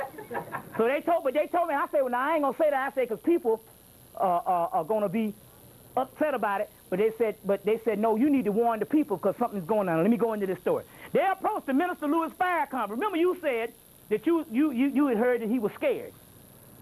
They approached him in 1991. He was not scared for his life, but he was scared for his daughter's life. They said, we're gonna kill your family. So in 1991, they said, you got a choice. Either you can go into hiding and we can take your DNA and clone one of you, or we can kill you. He decided to go into hiding. Now let's go back. First of all, they say you can tell a clone by the eyes. Look at the doggone Farrakhan from 1991 on back. He didn't wear no glasses, and when he wore glasses, he put them on to read the paper. Now he wears shades. Let's go on. Not unless you get a perm in your hair. If you go back to 1984 and look at Louis Farrakhan on the Sandy Freeman show and look at him on Nightline in 1984, Farrakhan had wavy hair. It was wavy hair. Now, that particular person has a mutated hairstyle that is slicked down on his head. It's slicked down on his head. What you got? 2 minutes? 3 minutes? We got to get this in. We got to get this real deep. So we got to get this in. We got to change the tape and get this in. Then we'll go on a break or whatever. We got to get this in. Now, he went into hiding because when I went up to New York, Sister Shakura, as well as Sister Taisili, was saying, well, they saying he's scared. And Sister Shakura, when Master Farad Muhammad came, he said, we're going to kill him. And I said, well, that's kind of funny, because I was funny. I said, well, if he's a clone, how in the devil can he still be alive when I heard he was alive? And they said, no, he went into hiding. Now, as a result, he starts fiddling, start doing all this particular thing. That real one is not the same one. He starts wearing shades. He starts talking on Barbara Walters. You see, now with the clone, if you go back and look at Blade Runner, they got memory. They got memory. These ones, the new, they got memory. So they think they're the same person. But the government is able to program them to do what the hell they want. And then that's why the brother out at U.S. Customs, this Mormon, that the Mormons at Salt Lake City, Utah, and them got all the dossiers like the Jews. They got all the dossiers, and they know everybody on the doggone Trilateral, and his name pops up on the damn Trilateral Commission. This is why Steve Coakley, might I add, he got his car shot at it a month ago. They tried to shoot up Steve Coakley's car. But I talked to Steve Coakley myself. I bet not say that, because well, fuck it. I talked to him myself. He said, brother, I don't say anything. But you know me, I know the heads of all the people in the Illuminati. I know the names. He's saying, I'm telling you some of the grant money that they got to buy the vans and got to for the restaurant. He said, I'm telling you some of the same grant money is coming from the same people that I'm looking up that's a part of the doggone CIA as a part of the Trilateral is on the same checks to sign the doggone Farrakhan. He said, I don't say nothing. You see, I don't say nothing. Now, it gets a little funkier. What has happened was, they doggone got this particular clone, and when they repudiated Farrakhan, the clone came out and held a press conference and repudiated his own man in front of the doggone people. Even though he is right. Well, hell, if he's right, well, you're going to have a press conference to apologize to the doggone devil when he's the devil. Okay, let's go a little further. You got this Million Man March that's coming up. Let's explain this Million Man March. First of all, the Million Man March was not started by Farrakhan. The Million Man March was started by white NAACP, the Spin Guard family, and the CIA and white people. Under the behest, well, let's put it this way. You had the Congressional Black Caucus as well as the other nigger, this is a part of the registration, Ben Chavis. They was supposed to have a Million Man March. They had the Million Man March. They're supposed to have this Million Man March, but they couldn't pull it off, so they had to get the Minister Louis Farrakhan, because he's the only person that could get 1 million men. To get 1 million men. Now, let's look at this. He goes and he signs up and says all this thing about this Million Man March. They get him in on the deal because that's the clone. They celebrated the reunion. Remember now, before the clone days, nobody could even be seen around Minister Louis Farrakhan. All of a sudden, Jesse Jackson at the podium with him. Mfume, Ben Chavis, they got a union going. They have a black summit last year on the 18th of June. Farrakhan's invited. That's because the white boys say, now you can go and be with Farrakhan. You see what I'm saying? You can go and be with Farrakhan now because he is our robot. Let's go on a little further. They set up the Million Man March. When they set up the dog, first of all, he's fiddling. Next thing, he goes and he has a picture of him in Time magazine with the shades on now in a dark-ass house, fiddling with the shades on. Let's go on. Then they set up the march. You got to register for the march. Number two, not only do you have to register for the march, to march near the so-called Minister Louis Farrakhan, it's $1,000. Oh, right. Yes. Okay, let's go a little further. What are their reasons? You ask everybody, and everybody's dumbfounded. They don't know the motive. First of all, they're asking for reparations. Well, if this man is a devil, and you see Newt Gingrich and them talking about cutting out fucking welfare, they don't want to give you no food stamps. How the hell you think they're going to give you reparations? And since when did the Nation of Islam start begging the devil for something? First of all, I thought that marching was Martin Luther King. Ask yourself, would the messenger march? No. That's Martin Luther King. Let's go a little further. He's also saying that they're going to ask the cracker, now the devil, to give up the records on slavery, on how many people was killed. Well, I mean, damn, I mean, you don't need no march. You know, it's, hell, if you just picked a number, shit. And that would still be too little. Pick a fucking number. And like the cracker gonna go, oh, 1 million people outside. I'm gonna give up the records. Ooh, I'm scared now. Go back to this. Let's go back to this. Let's deal with this. Let's see what's going on. First of all, his other thing is this about the Million Man March is he's registering people to vote. Now, wait a minute. Now, does a building got to fall on our damn head? Here's the Minister Louis Farrakhan registering people to vote. Now, see, one thing about it, because I'm a so-called, because I speak now, I'm considered one of these so-called scholars, so we get the inside scoop on shit. So when I go to certain places, I pick up all kinds of things. So what happened was I went to go speak in Charlotte at the mosque in Charlotte, and the head nigga of the mosque is the one that had me come speak at his bookstore. And he one of the high-ups in the nation. He traveled all over the world, Khaled, and the messenger, and the minister. Check this out. They say that, first of all, he's registering people to vote because, now this is coming from the mosque, because he's establishing an independent party so he can run for president. Crazy shit. Okay, it gets a little funky than that. It gets a little funky than that. Then it says that let me see, because the guy said something. What's the name? What did Khaled come down and say it was for? Oh yeah, because they want to establish a black holiday. Hell, we don't need no damn holiday. Shit. I mean, we got Kwanzaa, but hell, I mean, Christmas is a black holiday. Black people get off, don't they? You go home to mama, don't you?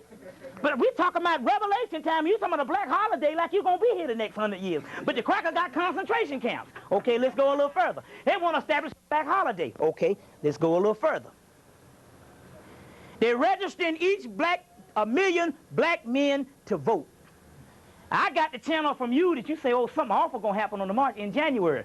But at this particular time, it wasn't March, and we didn't hear about the dreaded Ebola disease. Now, let's get a little funky here. And to let you know that I ain't bullshitting, I'm going to put it right in your face and let you know, because they already showed the shit on TV what's getting ready to happen. Let's go on. They're registering you to vote. They're going to get 1 million niggas down there, and they're going to drop the fucking Ebola. That's what the movie was about. Well, the Ebola is transferred by blood. If you watch the damn movie, they showed you the shit got airborne. And then they had to contain the people that was going to drop a bomb on all the people. Let's get a little funky here. Let's get a little funky. They're going, 1 million men go in. Boom, they get airborne Ebola. They take it back. Oh, but they done registered 1 million men. You got to register just to vote. Plus, right. You got to register. So they registered 1 million men. So check this out. When you take it back, they got a track. So when they come and bust up in your house and say you got Ebola, they got everybody else up in the house because it's airborne Ebola. Boom. Justification to locking black people down in concentration camps. Okay, let's go a little further than that. Let you think I'm bullshitting, they already did it. They did it 2 weeks ago on TV set, on the TV. If you go and see, they did it on the TV. 2 weeks ago, they had a doggone show that came on called Omen.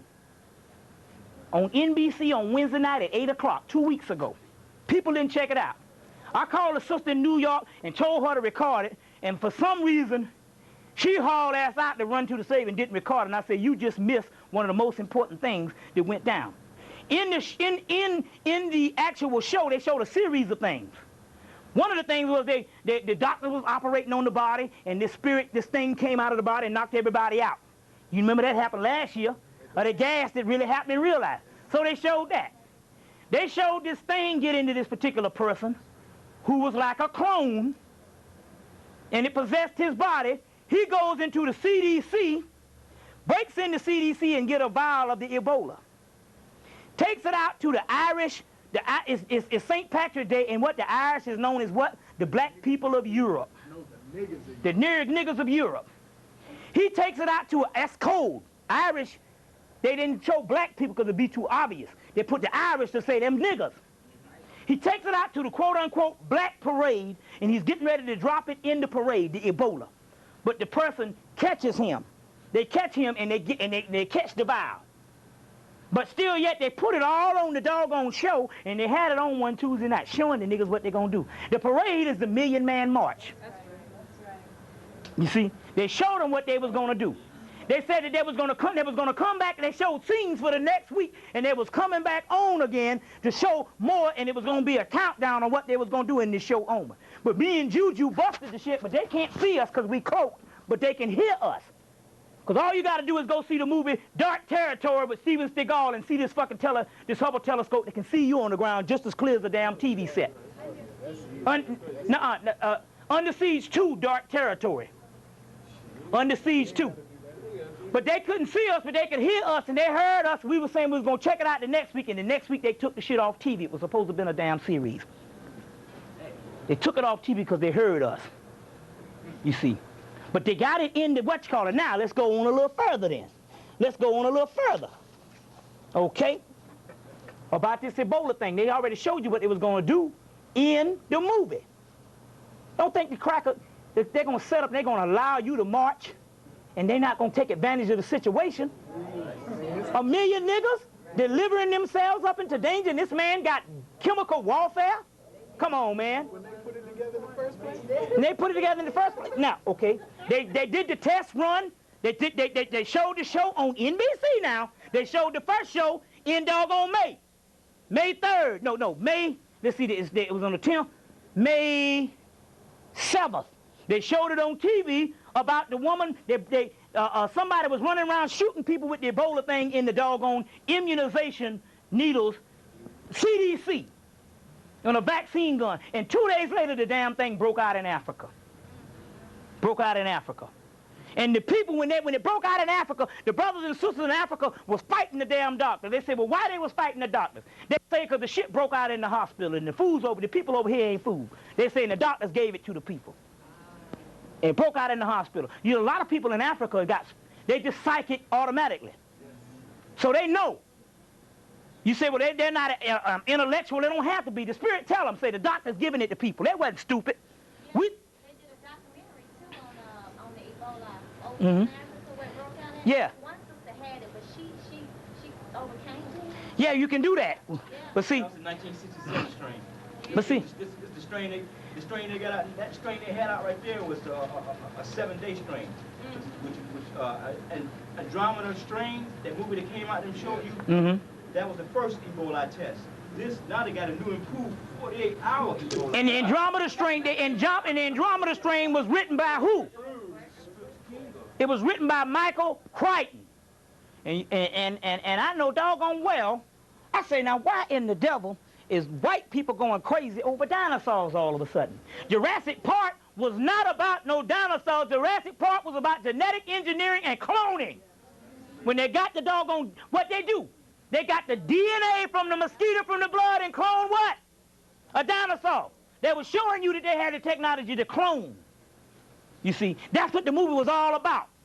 That's why this movie stayed in the theater for over a year. It took it almost a year to get on video. You see what I'm saying? Now, let's deal with this thing, because not only that, something else happened. Something else happened. When they went, Brother Ishaka Musabar Shanga flew to Africa. He met a sister over there who was a psychic. She said, tell Khalid Muhammad to not go to the white universities because they're going to shoot his ass. She called him up person to person, and he talked to the woman, and he didn't believe the shit, and he went out there and he got shot. He went out there and he got shot. You see what I'm saying? The nigga that shot him, they say his eyes was messed up like he was in a trance. They beat this nigga to the inch of his life. And the next day, he's standing up on fucking damn TV, the guy who bailed him out with a Band-Aid on. Ain't no way in hell you gonna get beat within an inch of your life, and the next day you got on a fucking Band-Aid. Up and about with no other bruises on you. Because it's a fucking clone. It's a fucking clone. You see what I'm saying? Not only that, half your fucking boule, clones. Hey, Bob, I'd like to add to that, as far as the clones. He was saying last night that Malcolm X got killed. Malcolm X got killed in November 1963. He got shot at November 1963. So it was planned to kill him like they did Malcolm. Yeah, okay, exactly. All of us hooked up. All of us hooked up. I want to ask this question here. Motherfucker put his life on the line for you. Let's be real about this thing. Put his life on the line for you, and you don't even go to the hospital to visit this man when he gets shot? You don't go visit this man when he gets shot? Now, ain't no way in hell you gonna justify this. You don't go visit this man when he gets shot? I got this from, see, cause I'm rolling. I got this from one of the mosques, one of the brothers is one of the head members in the mosque of Detroit under Rasul. He said, we want to know why the minister Louis Farrakhan didn't even go and visit the man when he's in the damn hospital. Now, that's what I got from the what you call it. Now, I want to know what the hell going on. You see? Half your boule is clones. This thing is real. Half the stuff is real. You see? This thing is all choreographed. Maynard a clone? Huh? Maynard? Jackson. Who knows? They can clone a person. They can clone a person in 3 days. They can clone a person in 3 days. O.J. Simpson, you doggone right. Let me tell you the deal on that. Let me tell you the deal on that. Ain't no way in hell you gonna sit in a courtroom and people. Now it's one thing you sit in the courtroom and you did something and you guilty, and the people and you sit there. And we all know the police planted that thing. Now you sit there and the people tell blatant lie after lie about you and you don't even flinch. They say that nigga, they got that nigga clone, they switch up a clone. They switch one up every time they go on a damn break. They switch one of them things up to make sure that shit don't discombobulate. Right up in there. You see. You remember they was switching up jury and all that stuff? All that stuff is because they had to get, because what happened, the reason why it had to switch was because the whole fucking jury is clones. They ain't gonna put no, come on now, they ain't gonna put no jury. How the hell you think they gonna allow to have a whole black jury up in there in the first damn place if the shit ain't cloned? Right. They was switching them shits up because them clones was fucking up. And they was switching it up. If you don't clone 2 or 3 of them shits was messing up. This stuff is real. Hey, isn't it true they gotta teach the clone that, like, all the biological information about the person, because the clone isn't born knowing it, right? No, now they got, these clones, they got advanced thing. They got memory now. They think, when they come out, they literally think that they are that person. Let me tell you something. You know, one thing I learned in Atlantis, what they used to teach the children, you can take a crystal and put 40 years worth of knowledge into a crystal, give it to a child.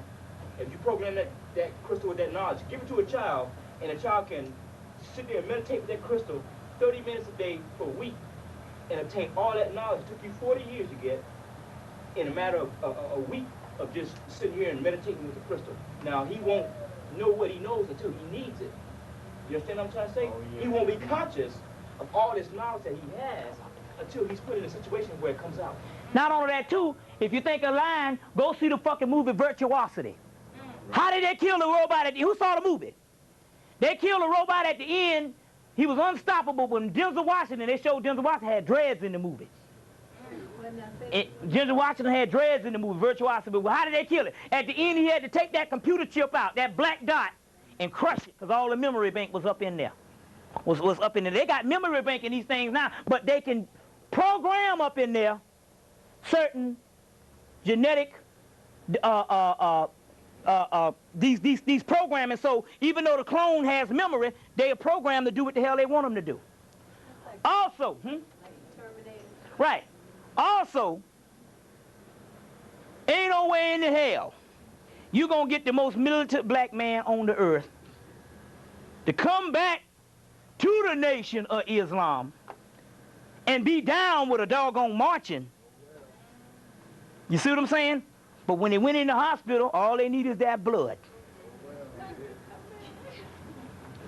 All they need is that blood. And now you down with a march? Come on, man. This ain't no, and see, nobody can't tell me, they can't justify it, because this is not no Martin Luther King. And ask yourself, would the Honorable Elijah Muhammad march in some street? Hell no. Some people have said, though, that college down. Well, Even though he spoke on it, yeah, but they didn't. I'm gonna tell you now. But see, it's one thing on his side. But see, the thing about it, you're right. Well, I was just saying was the thing. You're right. That he realizes now that he was used to bring in the youth and to bring in brothers from prison because the minister had lost contact. But you know what? I don't know. It's funny. When I went to doggone Charlotte, and the head of the Charlotte Mosque told me, say, look, say, all I know is the brothers and the sisters in the brothers in the nation talking about they want to kill Farrakhan because of the doggone hypocrite thing. Call him a hypocrite. Steve Coakley told me with his own mouth on the phone, man, they trying to kill that brother. You see what I'm saying? You see? Same thing, the same thing, but I'm saying, despite that, I'm saying even if you don't even get into the clone thing, I'm telling you that when a million niggas march up in there, they're gonna drop the Ebola. They're gonna drop the doggone Ebola. They showed it on TV. They already showed it on TV. They showed what they was gonna do on the TV set, and they're gonna drop that doggone Ebola. You see. They're gonna drop that doggone Ebola, and plus they got you registered. They know how many million niggas. And then they can justify putting the rest of us in the concentration camps. In the concentration camps. This is what the deal is right now. Okay, so we're going to go on this little break right now. We're going to go on the break. What we want to do is we want to pass the hat. If y'all can be so gracious and kind, you get a little basket. Y'all can pass the hat and, and we go on the break and we come back and we go back for some more blood in a few.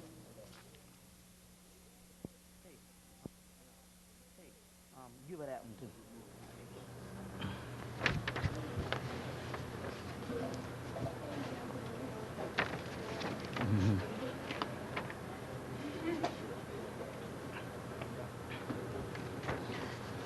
Now I got that book, Millennium Prophecies. This particular book, yeah.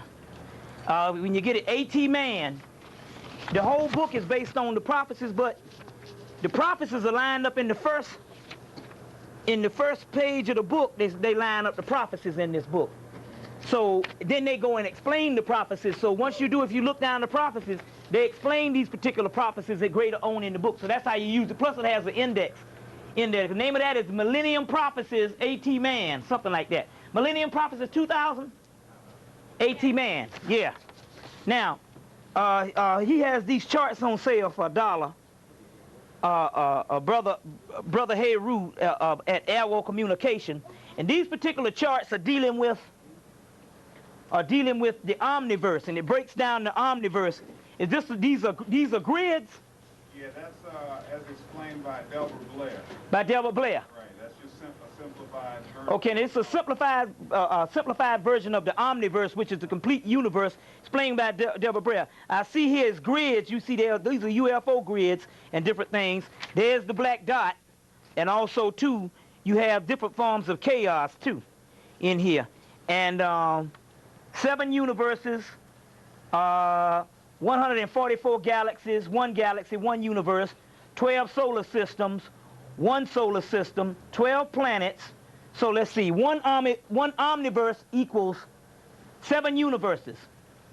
144 sectors equals 1 universe, and 1 sector equals 144 galaxies, and 144 million constellations equals 1 galaxy, and 1 constellation equals 12 solar systems, 12 planets equals 1 solar system. So this is a chart that the brother has produced.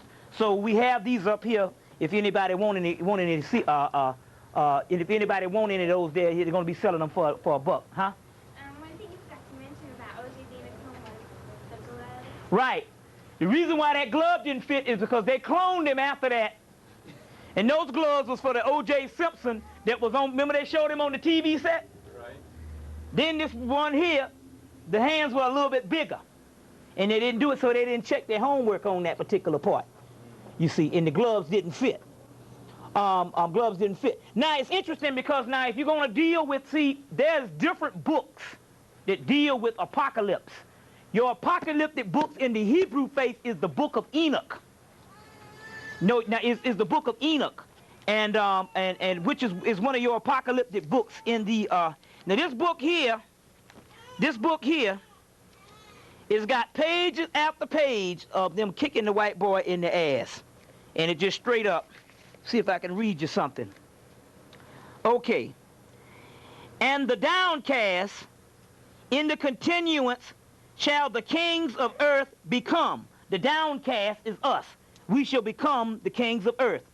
And the strong who possess the land of works, and the strong who possess the land of the works in their hands, for the day of their anguish and affliction shall not be able to save themselves. So it says the strong who possess the land, that's the cracker. They say it's going to be a day of anguish and affliction. They're not going to be able to save themselves.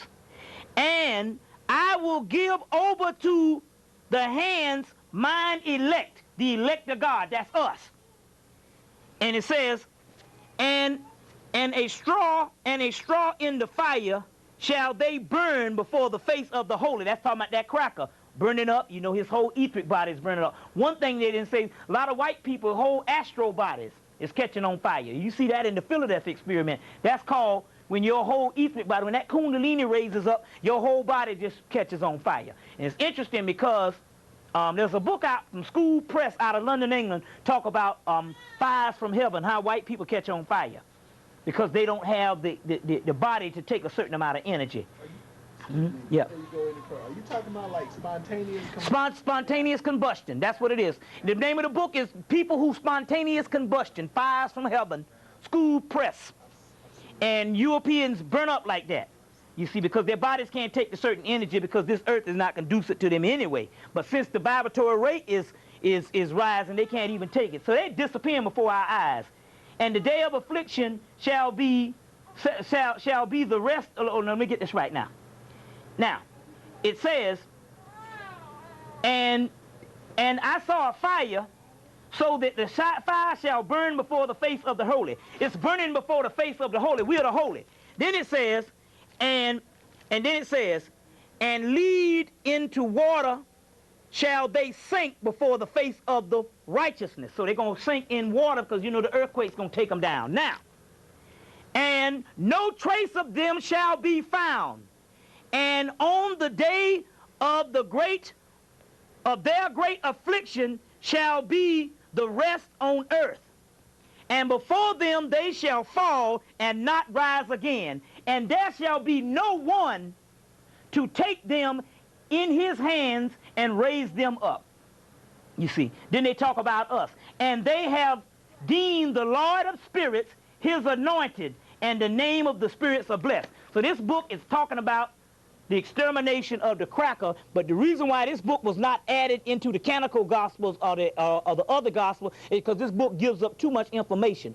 Number one, the book of Enoch proves that the Bible is one of the partly Ethiopian, because this book here gives you the whole Ethiopian translation of the book of Enoch, which is the Hebrew apocalypse. Now, this book here, Cosmos and Chaos, an introduction. Now, this book here is for scholarly people. You know, if you a scholar, this book here, Cosmos and Chaos, and it says, and the world to come. And this book is the ancient roots of apocalypse faith by Norman Cohen. This book gives you all of the scriptures from around the world and the apocalypse. They give the Egyptian apocalypse, the Sumerian apocalypse, the Hebrew apocalypse, the Hebrew apocalypse, the Christian apocalypse, Hindu apocalypse. They give you all of them around the world. It's a $32 book from Yale University, and it says New Haven, London. So this is coming from Yale University, and also New Haven and London. So it's a $35 book that's out. It's been out about a year, and it gives you all of the apocalyptic faith, and the Hemmitt one, they go into the different things when he's talking about how all this stuff is going to fall. So this is one of the books. Another book, The Passover Plot. The Passover Plot is a key book that's just been put back out. It's one of the books that was sold over 3 million. It came out in 1965 or 1966. And this is the book on how Jesus literally set himself up. He was a master of the doggone Dead Sea Scrolls, and he literally set himself up to become the Messiah, even though he thought he was the Messiah. But this book here shows how he set his whole thing up, and how after he got killed, then the black Jews, the Hebrews, were like, no, hell no, because we got the real deal jump on the Messiah, and the one that's supposed to come back don't supposed to get killed. That's the one that's supposed to kill. So ain't no way in hell no Messiah coming back and somebody gonna kill him, you see. So that particular one, he was no more the Messiah than any other people. But in the Kabbalah, which waits Kabbalah that I'll get into in a few minutes, the Messiah is black people, period. You see, and that's the problem. Why we following all these Negroes and all this type of stuff, and basically the Messiah is within you. You see. Now, we're going to deal with this thing because in the book of Daniel, the prophecy was in the book of Daniel, Israel a nation. When Israel become a nation, then you will have a covenant that can set up the ongoing time of when the Christ will rise again. First of all, Israel is Israel, Isis, Ra, and El. Isis, Aset, which is the mother, Ra, which is the son, and El also is Al, which means son also, the son of the son, the mother, the father, and the son. You see what I'm saying? That's the Trinity again. Israel, which is black people. So Israel is not a place. You see what I'm saying? It's not a place, even though you have the city that was built. Israel was named Israel. Israel in the Bible is talking about black people. So we know that Israel, the fake Israel, when did it become a nation? We know that damn well that couldn't be because the one they say, the one that the fake Israel that they set up in 48? We know that that's not the one because those are the fake cracker Jews that have nothing to do with the original Hebrews that was converted into the faith. We know, so in that case, we needed to do a little research to say, well, when would Israel become a nation? They said, well, Israel became a nation when black people became into slavery in the Western Hemisphere. You see, in the ancient time, all the scripts, the Egyptian scripts, the Kemetic scripts, all the different scripts that was put down that was based on a prophetic history in the future, you couldn't distinguish because it was all black people when these things first originated. So only time you would know yourself for not being black where you would actually have to notice yourself being black other than just being human is when some other race would come in and look at you based on color.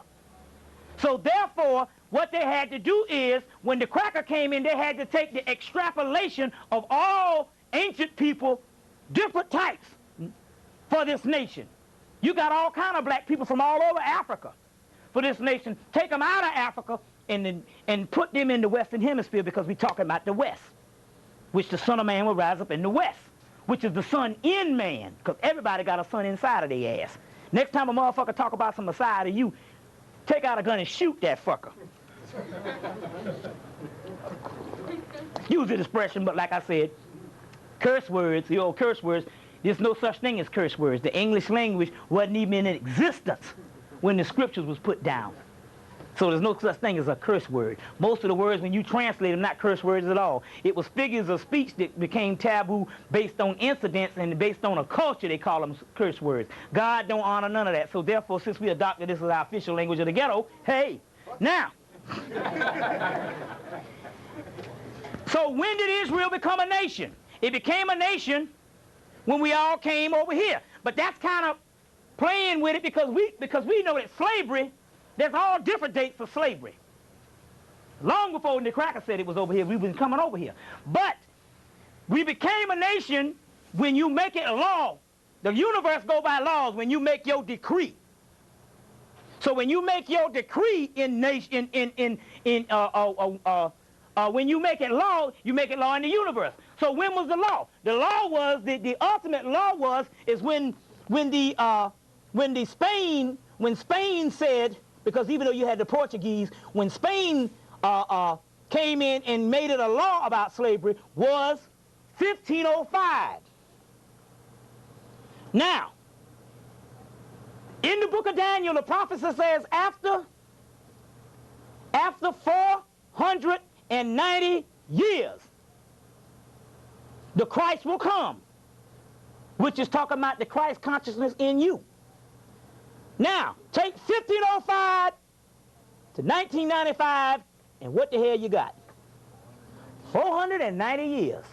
Then you can see how we right in the middle of this thing. You see.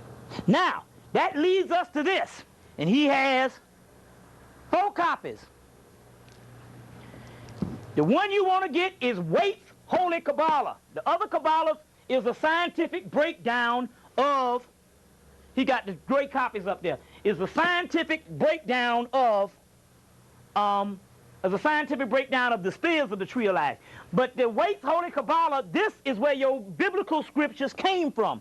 This is the precursor to the Bible. This is the rudiment of where the Bible came from. This is the esoteric Bible, and your King James or whatever of your other scripture, canonical gospels, are your exoteric Bible. This is dealing with the scriptures on what the stuff really means.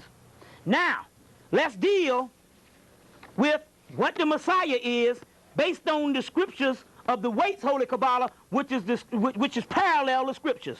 And let's deal with this thing. The king will rise up and conquer the world. There will be a war in Israel. But the chosen people shall be delivered. You know who the hell the chosen people are. We'll go into that in a few minutes. Now, it says, I will give you a new spirit I will put in you, within you. And again, it shall come to pass that I will pour my spirit upon the flesh, and your sons and daughters shall prophesy, and old men shall dream dreams, and young men shall see visions. In another translation, they say the men will have revelations as far as the intellectual ability, and the women will see more, because the women are more spiritual, so they will be the seers a lot of times. But it can go vice versa, because, you know, based on we all messed up. The intruders. Now, what is an intruder? The intruder is a person that intrudes on a normal light wave that wasn't there in the beginning. That's an intruder. The intruder shall be exterminated. At the time shall be accomplished when it is said in the tradition. To this period, referable to the text of Genesis, and it says that Adam and Eve were naked and ashamed. That's also talking about the intruders being unveiled. You see, Adam and Eve 6,000 years ago, that ain't us. We ain't got no birth record. As a matter of fact, if I ever get a chance to put it together, I got some stuff coming out of England, a history starting at 15 billion years old. Out of England. 15 billion years old. The black race starts a fight. As a result of this fight on a large strip of land between Africa and Australia, they blow the moon from the earth. And I'm like, well, damn. The old man with the 4th grade education was right. I'll go into that in a few minutes. Now, let's deal with this. It says, and the intruder, let's get this right. Here it is. And the change will come over them, over the dream of Israel, and they shall enter into its own plains and its own worlds with the help of the right spirit. They shall enter into their own plane and their own world with the help of the right spirit renewed within them. Now this is the key. Listen to what this thing says. This is the spirit of the Messiah. It ain't say one month, they say all of them. It is written, renew the spirit within me, and that we know that is Christ, who is to come in each of us. You see? In each of us. When this Christ is renewed, the intruder will be exterminated, because he will no longer, what it says in here, he will no longer be able to put you under the spell with his luxuries. That's the key right now. We can't get nothing because everybody in the comfort zone. I got to get paid. All right. Within them, the luxuries, we're in the comfort zone. The luxuries. If Cracker got you paying for stuff that he stole from you because he don't own nothing, all the raw materials coming from Africa, everything is coming as your doggone materials is free, and he got you paying for the stuff. Therefore, that's why ultimately you can't free yourself with the economic structure, for the simple fact that would put you into slavery can never free you from slavery. It's bigger than that. You see what I'm saying? It's bigger than that, you see. Check. Now, that's okay. Now, what this deal, so in this particular book, they explain the coming of the Messiah in the chapter on the Messiah. In Waite's Holy Kabbalah. In Waite's Holy Kabbalah, they explain that the Messiah and what's going on, and they're saying that you are the Messiah. See, that's the esoteric version. They gave the exoteric people, and people is looking for a Messiah. They don't know the Messiah is in them. And when we break down these Bible scriptures and that, we'll show you how this particular Messiah is also in you. Now, let's go on. Now, in 1931, the key to the book of law is the number 31, is the key to the book of law. And in 1931 was the same time when Master Farah Muhammad came and taught Honorable Elijah Muhammad the messages for 3 years. And then they had a worldwide manhunt to get him. Now, you didn't know it, but the white boy knew the shit that he was the Elijah prophesied out of the Bible, because they gave him a motorcade in Washington, D.C. They knew who the hell he was. And they gave him an army and a motorcade down Washington, D.C., and he went to these congressional crackers and doomed them all to hell. That's in the doggone, that's in the book, The Theology of Time. So they knew who he was, you see. Now, by them knowing who he was, they knew that 20 years after him,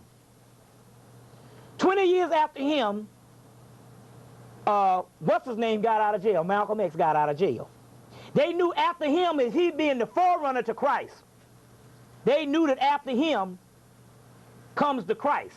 So Malcolm got out of jail, and by them studying, they thought that Malcolm X was the Christ. They knew that damn Martin Luther King wasn't shit, because they wrote all his speeches. They set that fucker up. And he ruined it for black people all over the time. You see what I'm saying? Ain't nothing glorified about Martin Luther King, because he's straight up boule, and they wrote his speeches. So he was a pawn in the game for the doggone cracker, a traitor. And the reason, and you know that's true, because they use his politics to get black people to apologize for white people being racist to this day. Every time they come around, they talk about Martin Luther King taught love. But if they loved him, why didn't they keep him around? You see what I'm saying?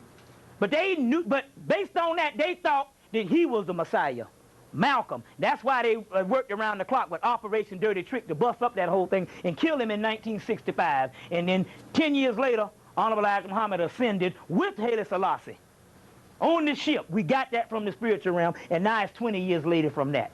All in the hookup. All in the hookup. You see. Now, to deal with some more stuff on the Messianic mystery. Got a lot of stuff. I'm going to pass some books around. I'm going to show you some stuff. In Israel, there must be a return to the relationship of God. That ain't talking about you turning around and being more obedient and righteous to God. This shit is bigger than your whatever. You know that the God look at you as little ants? That means that every portion of your life that you think is more dear to you and the things that you do, that don't even exist to the gods. They don't give a damn about that, what that. They don't give a damn if you go run buck naked up the street with a beer bottle up your butt. They don't care. They look at you as ants. They only look at the spirit within you. You like to fancy yourself as being important in the universe. They don't even, some of them, the gods, and some of those gods forgot you even been down here. They don't even, you know, so your whole life existence is nothing but a hologram, that a series of events put on by the ego to maintain the sun inside of you while it is asleep. Only thing that's mattered is the sun inside of you, the seed that's been asleep while a hologram covers it up, which is your ego, which is a series of events that you think is real, which reincarnates over and over again, and that physical shell holds that seed until the day that that seed ignites, which is the black dot igniting into the sun. They don't give a doggone. So personal moral dogma was put in here for the white man to behave. You see, for the white man to behave. They call you the blameless people. Why do they call you the blameless people? They're saying because you're asleep And everything you going through now is based on a conditioning process anyway. It's not your real nature. They go by natures. And that nature is going by your energy, what your energy is capable of. Not anything to do with moral dogma like good behavior. They don't care nothing about that. You see what I'm saying? They don't care a doggone thing about that. Things that you trip on, like abortion. Think you go in, first of all, they don't have. Let me tell you the deal now. I don't suggest you do this because the simple fact that we so crazy, but it's like this. You see, what you call life is actually death. So when you send a child back, you save the child from coming down here dying and reincarnating in the messed up cycle. It's all backwards.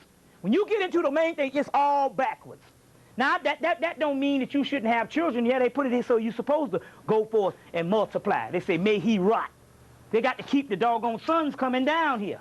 But I'm just saying certain things that you think is so dead is nothing. They don't care nothing about you, who you screw with, or none of that stuff. That was for the white man. They say you the gods. You see, you the gods. And until you wake up, this is null and void. This is a hologram. You see. So it says that there must be a relationship returned to God, the Godhead. Godhead. The God is in your head. That's the black dot. Return to the God within them. You see, within them. It says, initiated with the covenant of Sinai, the elixir of melanin, covenant of Sinai, mount. Anytime you hear mount, both in the book of Coming Forth by Day and there, they're talking about a mount is an apex, where it's talking about this is the mountain top. It's the Mount Sinai. Mount of Olives is talking about melanin. It's talking about the crossing over of the tree. Nothing to do with no fucking man going up on no mountain. It's nothing external. It's all going on within you. And if you look at it, mundane and external, you don't get it. That's why you can have 700, what? How many I said?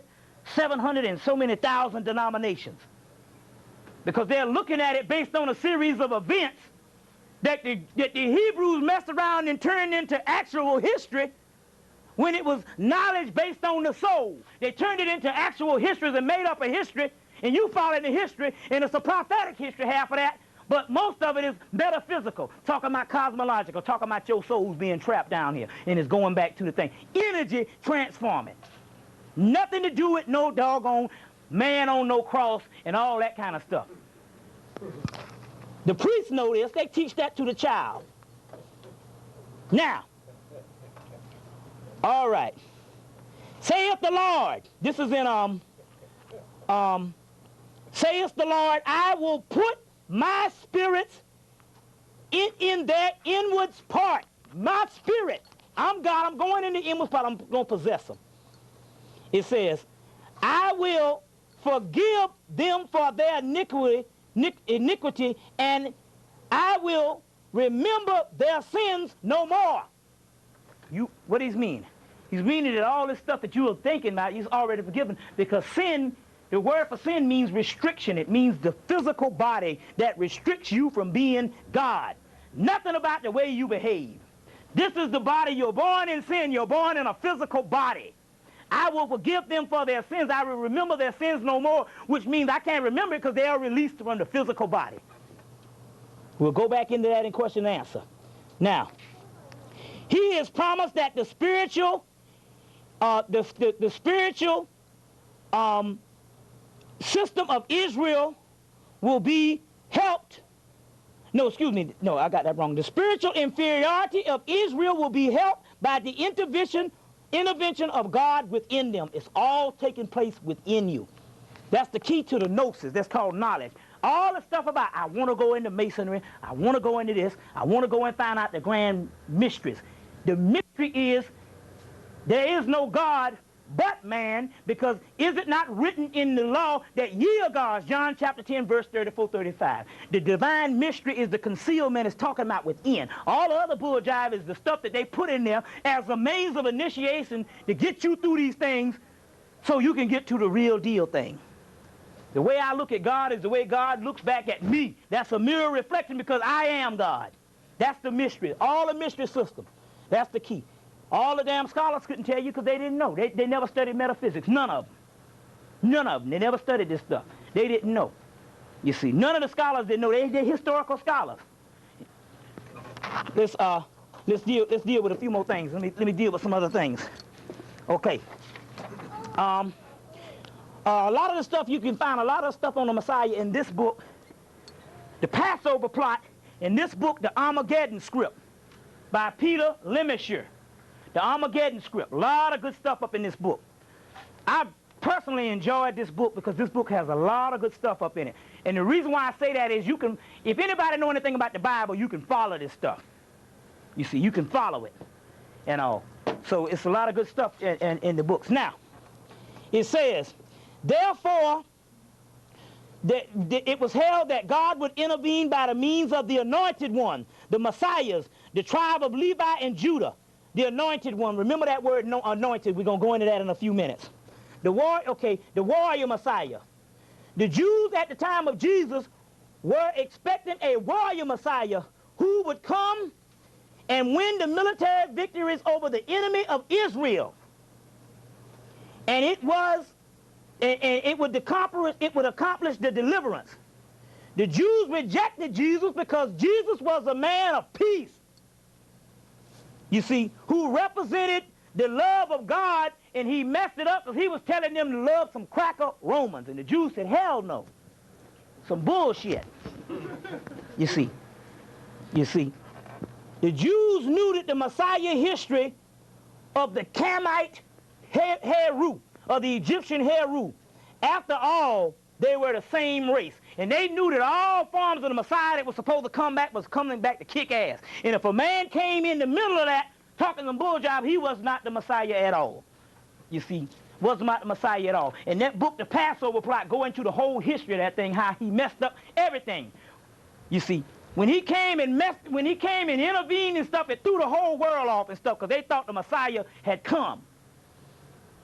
So you say the second coming. The second coming is not the second coming of a man of 2,000 years ago. The second coming is you were once God's. You fell into darkness and you fell asleep, and now you are second coming back to your godhood. Nothing about a man, Jesus Christ. And they threw off the whole thing. And the Passover Plot is one of the best books ever written on it, on that whole Jesus factor, you see. Now, the wicked watches out for the righteous and seek to slay them. The Lord will not abandon him unto his hand. Let him be commanded within when he is tried. It's got a lot to do with this. I'm going to go into some things on the O.J. Simpson trial. You think, oh, that nigga, they're reaching for stuff. That's bull jive. We went up in the University of Chicago, the University of Detroit. That trial was recorded 10,000 years ago, and I got the manuscript on that. I'm going to go into that in a few minutes. But in a few minutes. So they were saying here that the wicked was watching and was ready to slay them. They said, but the great one said that ain't going to happen once he is tried. We got a catch for that. Now, let's go into some other things here, because I want to get down to some things that, get my paper, get down to some things that we're dealing with at this particular time. The Mithric ritual, Mithra, the god Mithra is Persia. The god Mithra is from Persia, which is a form of Heru to Christ. That Mithra is Persia is not Iraq. Your revelations that came out of Egypt did not come by the way of Egypt. It went to Persia, and the Christians bought it from the Persian one. So that's the god Mithra that they that they did a whole lot of things behind, as far as a lot of the stuff you get with Christ. It's Mithra in Persia. It's Abraxas in the Gnostic schools in Alexandria, Egypt. It's Heru in Hemmitt. You see, all of that is talking about the same one and all, but this particular person came in and intruded on the live wave, and he done messed up the whole thing for everybody. Now, 666, you're going to get that book, the Pyramids of Montauk. They're going to tell you 666 is the key to the Bible, 6 protons, 6 neutrons, 6 electrons. It's going to be in the wisdom of Tahuti in there, in the Pyramids of Montauk. And they said which is carbon, which is melanin, which is a key to the Bible. You see. Also in the Kabbalistic dictionary, the Crawley Kabbalistic dictionary, the Hebrew Kabbalistic breakdown of 666 means Jesus. You see what I'm saying? Which is Jesus, which is actually talking about a name Jeshua, which is Christ, which is not talking about the Christ of 2,000 years. It's just a name to symbolize Christ, period. You see. Also Also, there's a 666 chamber in the Great Pyramids, which is the black dot chamber in the Great Pyramid. Also, there's a chamber that is also in the Great Pyramid that they're talking about, this particular chamber. Now, in the Book of Law, he's going to show, let me hold that book, let me show him this particular picture. This is, in this Book of Law, the Book of Law, which is the Law of Israel, is called Word Made Truth, which is talking about the Christ called Word Made Truth. Well, you got all these particular ones about the different Christ, but the most ancient Christ is the God Heru or Horus. In his book, the Book of Law, that it came in 1904, which is the Book of Law, threefold book of melanin, and also proclaiming that Heru was the original Christ that goes back for millions of years, and it was called Word Made Truth, which means, well, what is Word Made Truth? Word Made Truth is all the different names. In the end, my name will be true, and this particular book came in 1904 to proclaim that. In the Book of Law, they show a particular UFO grid, but also they show a line, and they also show a point with an X in it. And that point with the X in it, when you square that point with the X, it becomes a point squared, which is also talking about melanin. The point is the black circle within you. The square is also two pyramids upside down. One of the pyramid is the mount that they talk about, the Mount of Olives. The two pyramids is representation of melanin. One of the names for pyramid is the symbol for the god Kim. And the god Kim is the god of melanin. Kim means melanin. So this particular one is saying that this whole book is talking about, the key to this book is a pyramid with a circle, which is talking about melanin, is the key to that particular book. And so this particular book, the Pyramids of Montauk, will explain more about this particular book, that for 90 years, even though there's a lot of ciphers in there that the white boy hadn't been able to figure out, for almost doggone 90 years, he hadn't been able to figure this thing out. Now, I'm giving you a lot of books that you can write down. Now, one of the best books on the apocalypse, this one comes from England. It's a $21 book. Comes from England. You want to learn some good stuff on the apocalypse. One of the most simplified ones is this book, $21. It's by Emil Bach, B-O-C-K, E-M-I-L, Apocalypse of St. John. Now, in here on page 176, now you can go home in your Bible and read Revelation and find out about the second death. The second death is this. This earth is going into another dimension. We will die physically into the spiritual realm. Those particular white people who do not have the black dot, which is the cosmic gateway, so the dimension that you're going to go through is in your own head. You're going to slide through it. That's what you see, slider. You see all the other space movies and stuff is the fake shit. They put on the show Sliders on Sunday. You seen this thing on Sliders? There's no such thing as time and space. What you see out there, those planets are different dimensions. There's no such thing, and you got to slide. That's the physical space, which is a hologram and an illusion. You can't build no machine to get to none of them planets. That's why the cracker ain't been able to do it. You get to those planets or that space by sliding through your head, sliding up into the black dot, and sliding through the gateway. That's the sliders. So they say same earth, different dimensions. But those in the dimensions you see is the planets out there. And so you get to those dimensions through your body, not through no fucking machine. That's the white boy has got to try to use a machine because he can't slide. You see, so we're literally sliding. But because of them sliding, because they don't have the actual energy to slide, what will happen is when the Kundalini energizes them up, because they don't have a gateway or opening to slide through, they just burn up. So they'll have to die a second death. You see, it says, now in this book it says, on the other side, those of the dead were brought on to spark of Christ, light with them from the earth. Now, it says those who were dead brought a spark of Christ, light from them, within them from the earth. That means you got this black dot in you, which is the sun. That's your light. And you're bringing it with you. That's going to be your saving grace. Now, from the earth. But only the darkness and the weight of temporal existence. Now look at this. while on the earth, they have already evoked a spear of the second death by the attention of the material interest. Now, let me go back and read that. It says, but only, let me get this right, but only the darkness and the weight of temporal existence. What they mean by that is this. There's two things going on.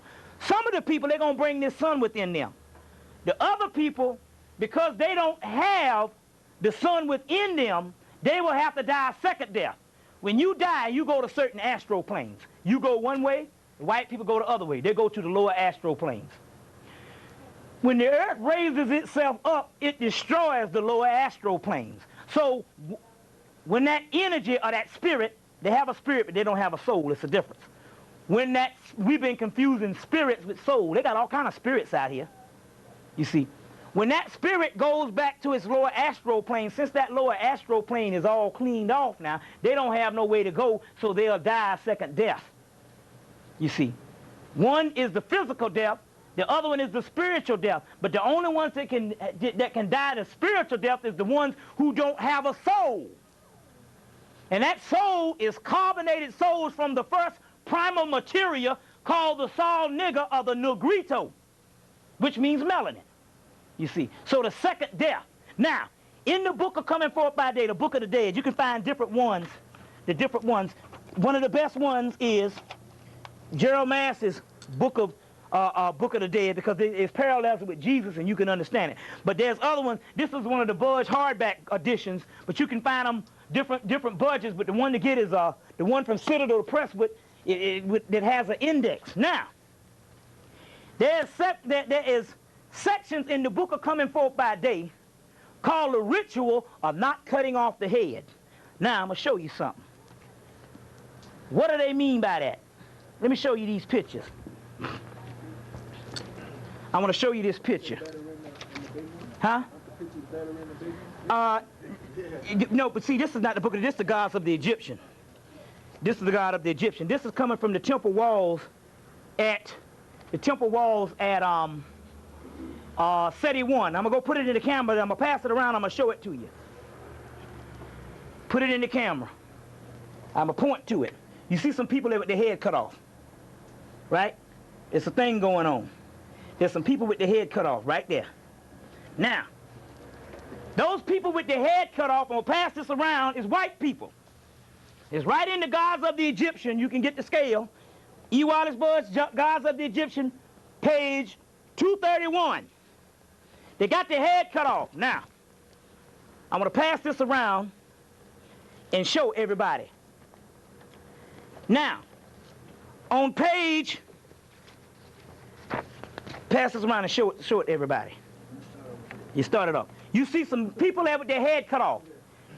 Go back and look at the Highlander series. Got to cut off the heads. You battle with the gods, and the one who loses got the head cut off. They got it from the book of Coming Forth by Day in the ritual of not cutting off the head. Now, what does that mean? That means that the ones, it's a metaphysical drama of the ones who will die will be the ones that don't have a head, which means that the God don't have a Godhead, because this is the battle of the gods. You have a Godhead. The Godhead, because you got a black dot in your head, which is the Godhead. They call it the star head. The ritual of cutting off the head that you see on here is the white people, because they don't have the black dot. Their head is cut off. You see, which means that they'll just die based on their head is cut off. It means that those people are not human in the first doggone place. Now, on another page in the book, you're going to see a man standing up. That's going to be on page 247 in the same Gods of the Egyptian volume. Is that volume 1 or 2? Volume 1. Volume 1. You're going to see a man standing up with a circle. I'll go up here and put it in the camera. Right there. Now now let me show this for the camera and show it to him, and then you can go ahead and pass this around. There's the man. I'm documenting the shit on the film. Right there. Show you. So the cracker, so it won't be no thing for all these niggas to say that white people got things. No, it's right on the temple walls of the temple of Seti I, Abydos, that the cracker tore down in the early 19th century and built it back and took these things off. But it's in the book. Now, pass this around. You got the huh? Yeah, pass this around and show the people. And I got the page number, so hell. Show the people with the head cut off. Now, let me get this stuff on the circle and the point. The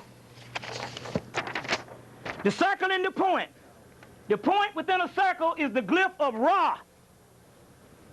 Is the glyph of Ra. The circle means the phoenix, that's light. The point means the crow, that's melanin. The yin and the yang. The light is the actual. The light is the actual the prism of the halo, but it's being sparked off from a point. Now, remember I showed you in Kabbalah of the ancient world? The same picture right here. Y'all all right? The same picture right here where they show the sun and these are the rays, these rays are you, but it's showing how they make the rays and it's making it from a point. Now, the circle and the point is the halo is your crown chakra, that's the point. The point is the crow. That's why the movie The Crow is important, because that was a movie about melanin. And how once the crow came on him, they could shoot him up all the hell they want to, Brandon Lee last movie. They could shoot him up, but they couldn't kill him because what he was doing, he was avenging his girlfriend. But if you remember now, all ancient scripts, they are avenging somebody, revenge. That's what all your Kung Fu movies was made off of. They made off the ancient scripts that the ancient black people would revenge themselves against this cracker. You see what I'm saying? So all your Kung Fu movies was based on that, based on the Heru drama. The point is black dot melanin. The point equals Kim, which is a name for melanin, Mentu, which is a name for melanin, which is the god Mentu. The B666, which is also a name for melanin. The circle equals Ra. Sol, you get the word Sol, which is Hebrew for sun. You get the word Solomon, Sol, Solomon, hidden sun. Amun means hidden. Sol means sun. Solomon means the hidden sun. You see, Solomon, Sol, light, and the phoenix. The phoenix rising. And this is the city of the phoenix. That's why they had the first statue down up there at they had the statue up at Martin Luther King Drive, but they now took it down and they get ready to put it back up in Woodruff Park. It's the city of the phoenix. The phoenix is known as a hawk and a falcon. Atlanta Hawks, Atlanta Falcons. The city of the Christ. Phoenix. Atlanta Hawks, Atlanta Falcons. Cracker own it, which is the god Heru. They even got it on the sleeves of the cop. Sleeves of the cop, the phoenix. You see, on the trash trucks. You see, and all. The circle and the dot means the crown and conquering child. You know it as the crown and conquering Lord of Jesus, Lord of Judah. Leo, the circle and the crown means Leo, which is the 19.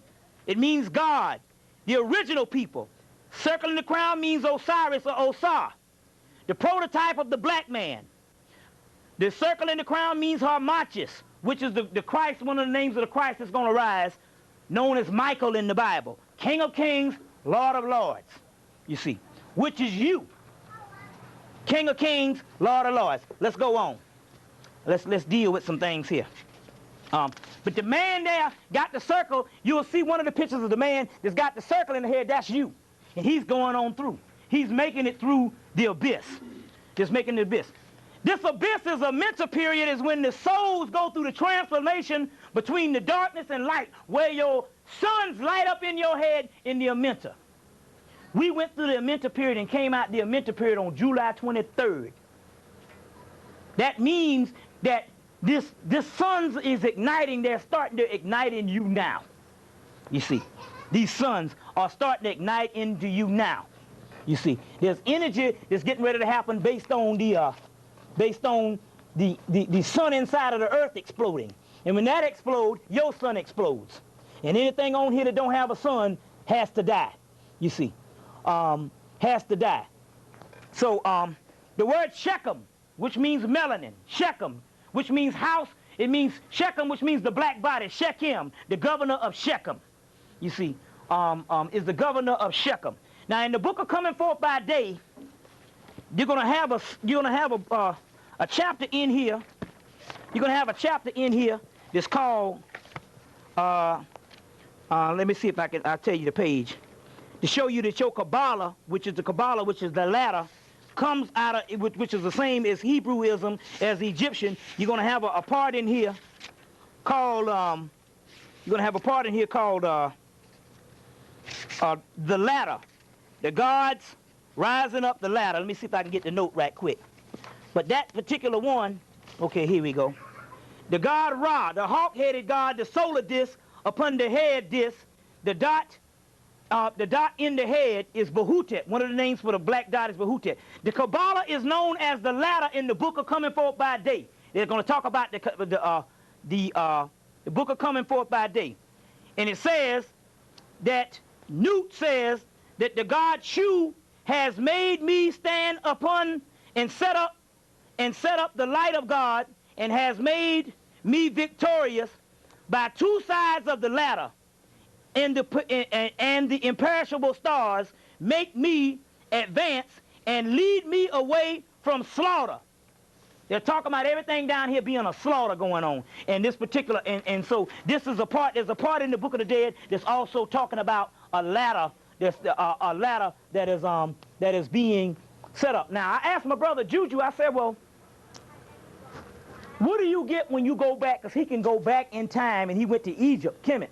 He said, well, what do you get? When do you get when you go back? He said, well, hell, when I go back, he says, a lot of the monuments that you see that's set up with the keen noses and stuff, the people was blue-black looking, and they set the monuments up like that for the simple doggone fact that the white boy, when he would have came in and he would have saw all the black thing, he would have tore down the whole thing.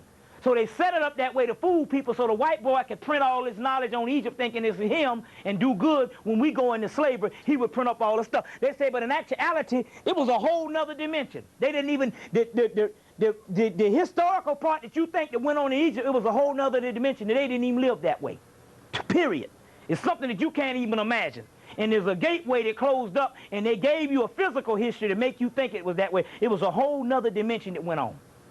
But he's the brother that was born in 1942, and in 1945 he asked the gods to send him, he sent out a distress letter to ask the gods to send him help down here. And they told him, look, no, the time cycle has got to carry on, and we can't send you any help at this particular time. So now he's the brother, which he says also too, when you go to sleep, you don't supposed to be, you're supposed to program yourself, and I've learned this too. You're supposed to tell your body, when I go to sleep, I'm going to this place, I'm going to that place. And while your physical body sleeps, your mind will literally go to different places. Otherwise, like I say, you'll be dreaming about ice cream, you know, and all kind of crazy stuff. So you're supposed to program your mind. But he said, man, I done been on all them planets, and all of them are black people. But he used to go up there and cuss them out. Because he was mad because of all the people, so he was flustered. He said, so they done barred me from all of them. He'd go up there and cuss them all out. But he said that brothers and sisters on Sirius had long, flowing garments. And he said when they move, they just project. They just move just like, you know, just like the wind and all. But like he said, he'd been on all the universes, and all of them are black, which is key because the gods knew how to cloak themselves. And so when they used to come with white people, they would come in the form of white people, like the two men that came and contacted George Hunt Williams in the late 50s. They came as two white people and told him he was from Sirius. But if you go see the movie Fire in the Sky, what you saw when they got on the spaceship, you saw a whole bunch of suits with the big head bubble men. But they don't even need that. In actuality, they can cloak themselves to look that way. So when most white people see these aliens, they see a certain one is because they are cloaked. They can make themselves physically appear the way that they want to, and they do this so because they know the white boy, if he see all these black people and all, he say, oh hell, we in trouble, so he'll start killing us up before it's time. Or he would have. That's the reason why they had to cloak themselves at that particular time. They would have to cloak themselves. Now, interesting. This book here, The Beginner's Guide to Revelation by Robin Robertson.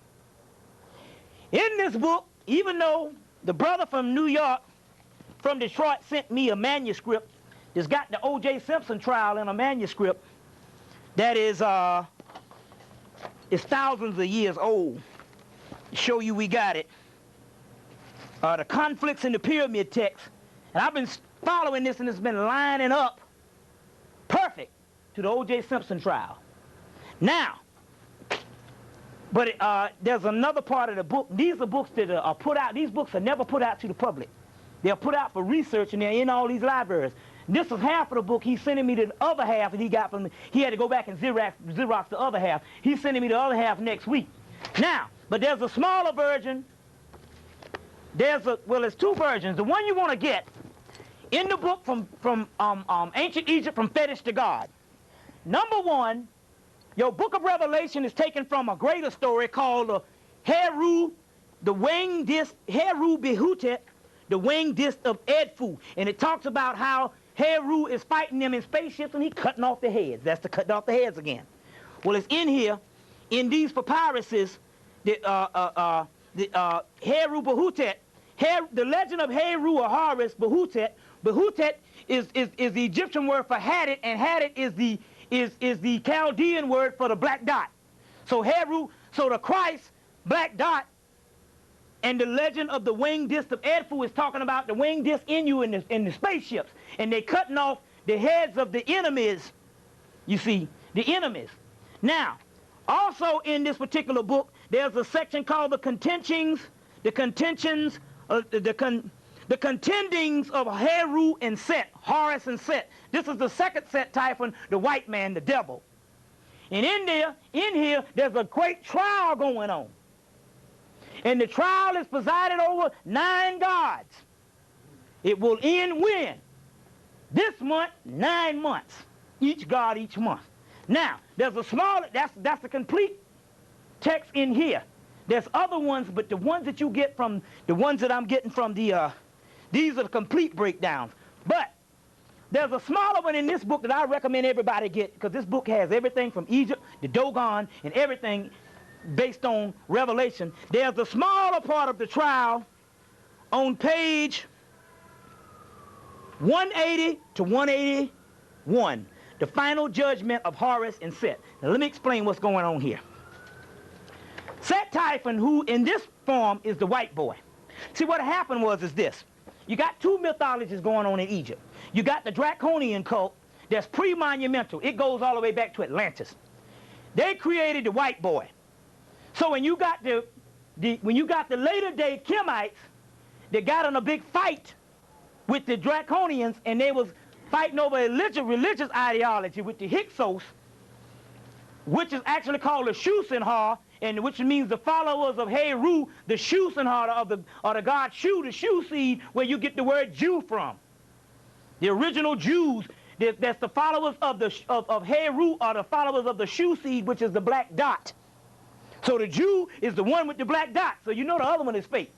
Because Shu, where you get the word Jew from. The Shusenhar, they get in a big fight with the Osirians. And as a result, when the Osirians has got to name the god for who they want to name the devil, because they use everything in physics, they use the mythology in physics, they say, well, hell, since the Set Typhon worshippers, which was the original Shusenhar, or the Draconian tradition, since they created them, hell, we're going to name their god the devil this time. Just a spat going on. So the Set Typhon and the Osirian drama, since they said that the Set Typhons created the white man, we're going to name their god the white man. So it's two different things. The early Set Typhon is the name for God. The second Set Typhon in the Osirian is the name for the creation from those gods called the white man. So now in this particular book, on page 180 and 181, this is a trial that's going on against Heru the black man and Set Typhon the white man. Heru is about to inherit his father's kingdom, which is Osiris, or Osir, which is God of the perfect black. That's us. We're getting ready to inherit the father's kingdom, because the Messiah comes in and inherit the father's kingdom. But since, is it not written in your law that ye are gods, and they say the Messiah is within you, they're talking about us. But it's a role going on that's going on here. Now, Set Typhon in here, which is the white man. There's a trial going on. There's 9 guys presiding, 9 months. Set Typhon trying everything dirty and treacherous in this trial to prove that this black man does not rightfully, he should not rightfully be the heir of Kemet. For one reason, he feels this way. He says that he's not the heir, he's a person just like me, a mutant. I'm going to break this thing down to you. He said, why? He said because Osiris couldn't conceive him because Osiris was already dead when Heru was conceived, so he's a bastard. But he said, so now he's just like me. As if to say, I'm a mutant and he's a mass murderer just like me. Now, you go to the O.J. Simpson trial, we've never had a mass murderer. They had to invent Wayne Williams. So they're trying to make O.J. Simpson this mass murderer. All playing out. You see, everything is everything. You got to start thinking on a high level. So they're saying that because he is not the original heir, he is not God, therefore is not me. But when Osiris intercedes and tells them, well, listen, I can have him when I can have him when I'm dead because I'm a God. So I'm not on the physical, I'm not of the physical thing that is limited. And because I'm a God, I can do what the hell I want. So this man is the true heir. So after they way before the council of the gods in the trial, the gods, certain things happen and Set Typhon goes a little too far and he unveils himself with all his treachery. It backfires on it and the gods see him for who he is and exterminate him. So now based on the O.J. Simpson trial, because the Spirit told me this, I said, well, wait a minute. I said, well, wait. First of all, a trial, I said, a judgment in the book of Revelation and in the book of the dead, whatever, it's got to be a trial that's got to be greater than anything else. And I said, well, hell, the only trial we got in history to this great, this is the greatest trial ever. They say God's going to come like a thief in the night. You know not the time or the hour. So therefore, when things are happening, it ain't going to be so some people standing up and you getting judged like that. It's going to be metaphysical, but it's also going to be on a sneak attack. So I said the great trial that they're talking about here, then they say, well, congratulations, you just broke the seventh seal. And so now this trial is ending all up the same way. And as a result, this trial has been written in the book of Coming Forth by Day years ago. You see, so these are some versions of that particular trial, also too. Now, let's get into some Bible prophecies, and then we're gonna go to a question and answer. Let's get into some Bible prophecies. Okay. All right. You got a pencil and a piece of paper, because I'm gonna give the ones from last time, and I'm gonna give the ones from this time. Anybody need some paper? Let me get some paper. I got a lot of paper. But I want you to get these things because you need to do it. See, sometimes the books get a little, sometimes you just need little simple things to trigger. And since a lot of people have been trained from the Bible, you can go into the Bible. But then again, on the other hand, hell, you might need to teach somebody something. So let me see if I got some paper I can give you. I had a lot, but, hell. Huh? Everybody straight with paper? Everybody need some paper? Or a piece? Okay, here's some paper. Here's some paper. Hold on 1 minute.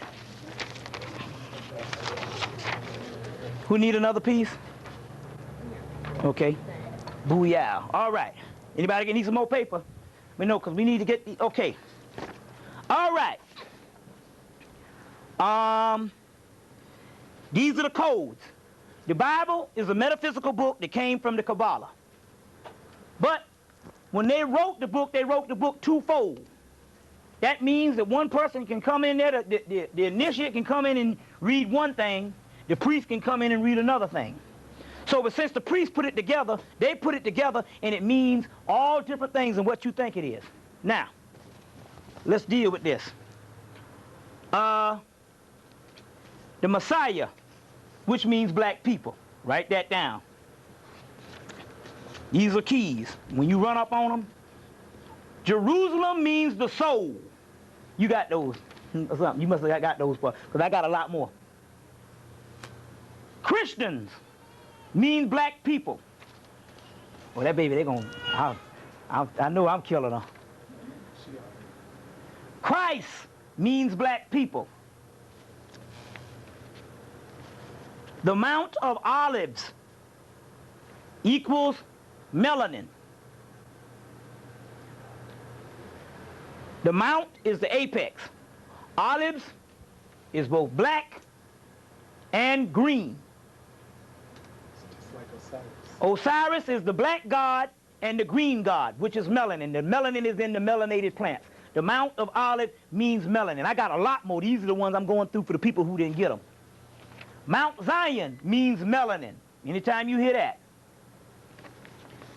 Shadow of death means melanin. In Jung, the shadow in the Jung psychology is called negrito. In negrito, it's called the primal materia, which is shadow means melanin. Yea, through I walk through the valley of the shadow of death. That's the tunnel. That's the wormhole in your head crossing over to the other side. You see, you hear that? You hear that wormhole? You hear that in stuff? That wormhole is in your head. Cracker trying to create a wormhole. Right now, he's trying to create a wormhole. You see. Now, they got crackers now. They got the universal church of snakes biting each other, killing each other, picking up rattlesnakes because they read this particular passage that say you shall pick up snakes, they shall pick up snakes as the foundation of their faith. They don't know it's metaphysical. Picking up the snake is talking about the kundalini snake raising you to the high level, and that's the foundation of your faith. You see. And they thinking it's the damn picking up a real snake, and it's a metaphysical thing talking about the snake in you, the caduceus and the staff, the kundalini rising as the foundation of your faith. You see. Moses lifted up the serpent in the wilderness. This is the wilderness. Moses is emancipator, which is metaphysical for you, and you lift up your spiritual serpent in the wilderness that raises you to a high spiritual level. Moses lifted up the serpent in the wilderness, still talking about the kundalini. You see. I will open a door for you. That's the black dot. You will hear that all through the Bible, Revelations and all. I will open up a door for you. I will open up a gate for you. The anointed one, which I said before, the anointed one, they said what? The Messiah is in the anointing ceremony. He is anointed with the head of oil. Oil is what? Oil is a natural oil that comes from crude oil. Crude oil is carbon, which is melanin. The anointed one, which is the ones, is talking about the ones with the head, the anointed is talking about black people. Also, olive oil. You see what I'm saying? Olive oil. That's where you get the cartoon Popeye from. The eye hair root popping out. That means that Popeye means that in you, there's an entity that will pop through the black dot and you'll wake up. It's like possessing you, the energy coming through. Popeye, olive oil. Brutus, that's the cracker. From man to Superman. Right. From man to Brutus, that's the cracker. Spinach. Spinach is green. The melanated spinach. Vegetable. Spinach. Green. Osiris. All metaphysical. They make these things, you see. Church. The church is your body. The church is your body. That's why today the church is the most evil entity. The church is your body. So they're saying give 10% to the church. It's talking about 10% you're supposed to give. 10% that which is spiritual. Also that means to fast 10%. But give 10% back to the church. It's talking about give 10% of spiritual cleansing, of spiritual knowledge to your body. After all these days in the wilderness. This is the church. You see what I'm saying? 7 churches. You'll see the 7 churches in the book of Revelation. The 7 churches is the 7 chakras. The 7 seals is the 7 chakras. You see what I'm saying? It's the 7 chakras. You see. The temple. The black body. This is the temple of God. You'll hear temples in the Bible. That's your body. All metaphysical. Once you take this thing and move it off the level of that, you got 3 apocalyptic books. The book of Daniel is an apocalyptic book. The book of Revelations, you know that. And the book of Matthew is a hellified book. And I'm telling you, I'm going in this Bible, and I'm telling you, this Bible is kicking ass. Right in the Bible. You see what I'm saying? Now, I'm telling you, I done been through all of them. I'm telling you, I go in the Bible. I watched that Jack Van Imp. And he'll give all the Bible scriptures. I said, now I'm going to go up in there and read them, and I guarantee you, I'll get a whole metaphysical meaning. But some of the stuff he's straight out telling you see. But he's thinking it's Israel and all that is place and thing. Now, let's see, okay. The Son of Man in the West. We in the West. The Son of Man in the West, which supposed to be Christ, is translated the Son in Man, because each one of you got a son inside of you. The Son of Man means Son in Man, which is the black dot. You see. You see. Now, you will hear Christ at the head of the church. The church is your body. Your head, which has the black dot, which is the crown chakra, is the Christ, the Godhead. The word Godhead is that. Christ at the head of the church. Okay. Jews are black people. When you hear the Jews, that's the shoe seed, black people. Then you know the part, those ones who call themselves Jews with the synagogue of Satan. That's the white man. You know that. Nation done taught on that a lot.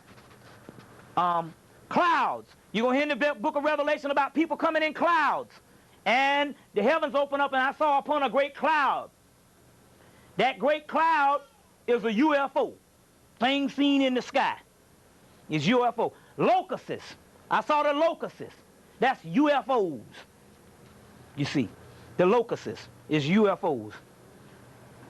You will see that said, and on this, and I saw a cloud open up, and I saw people. Now this is the key in the book, in Revelations, one part of Revelation, they say, behold, the cloud opened up, and I saw a man sitting on the cloud, was called King of Kings, Lord of Lords.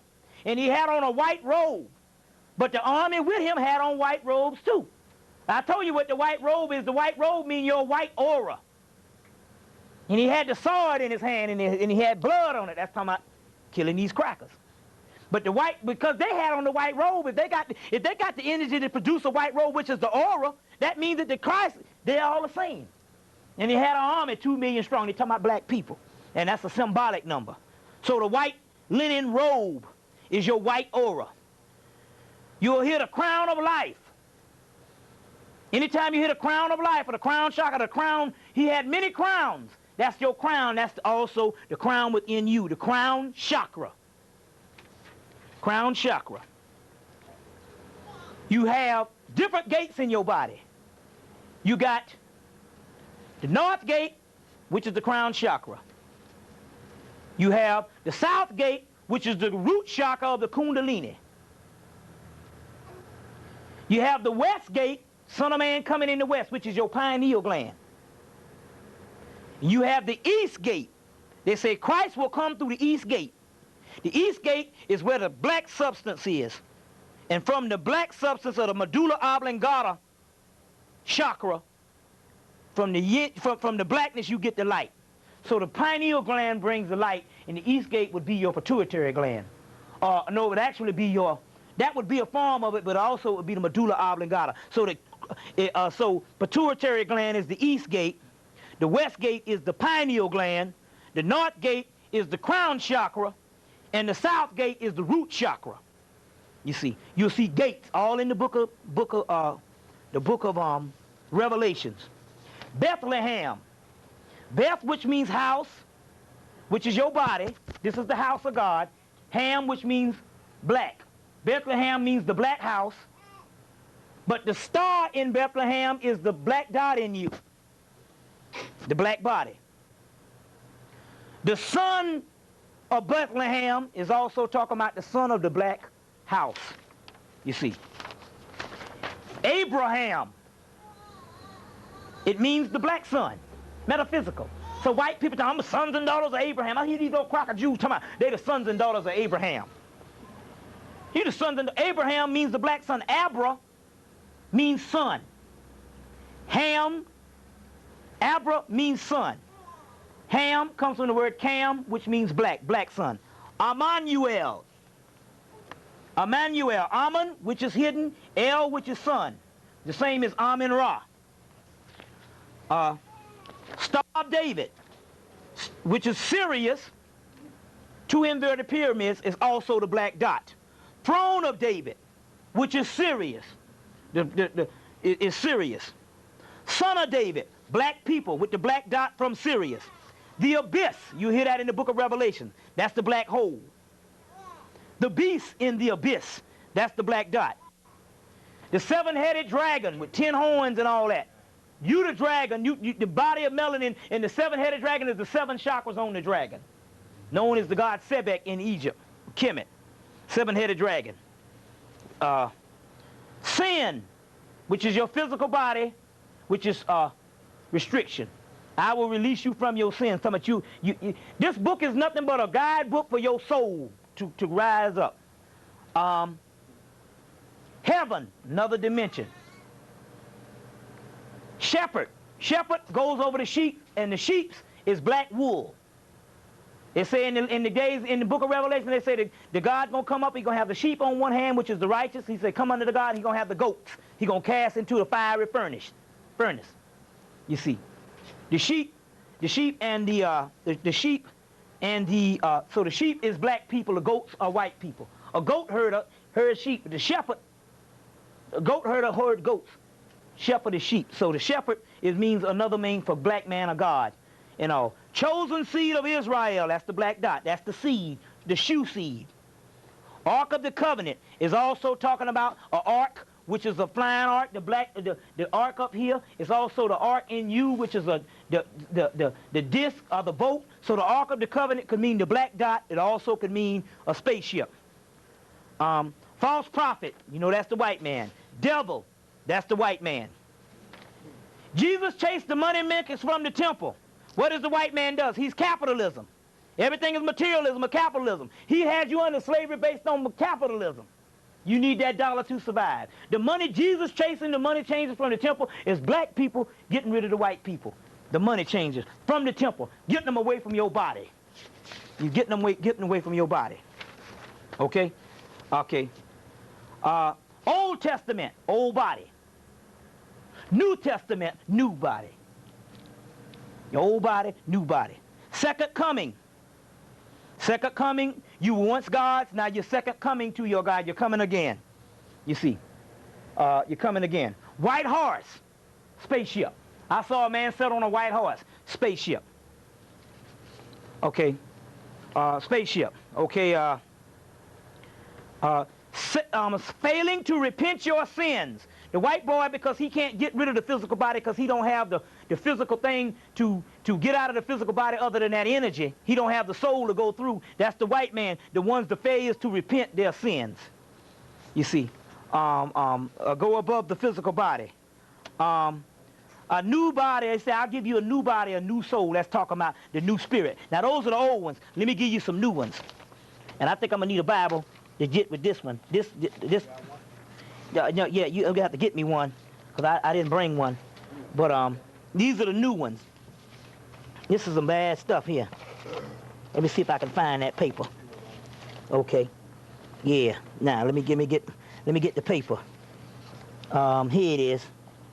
Okay. Here we go. In Revelation 16:13, we're gonna go through these. You can read them up yourself. Revelation 16:13. Oh, well, hell, let's see, shoot.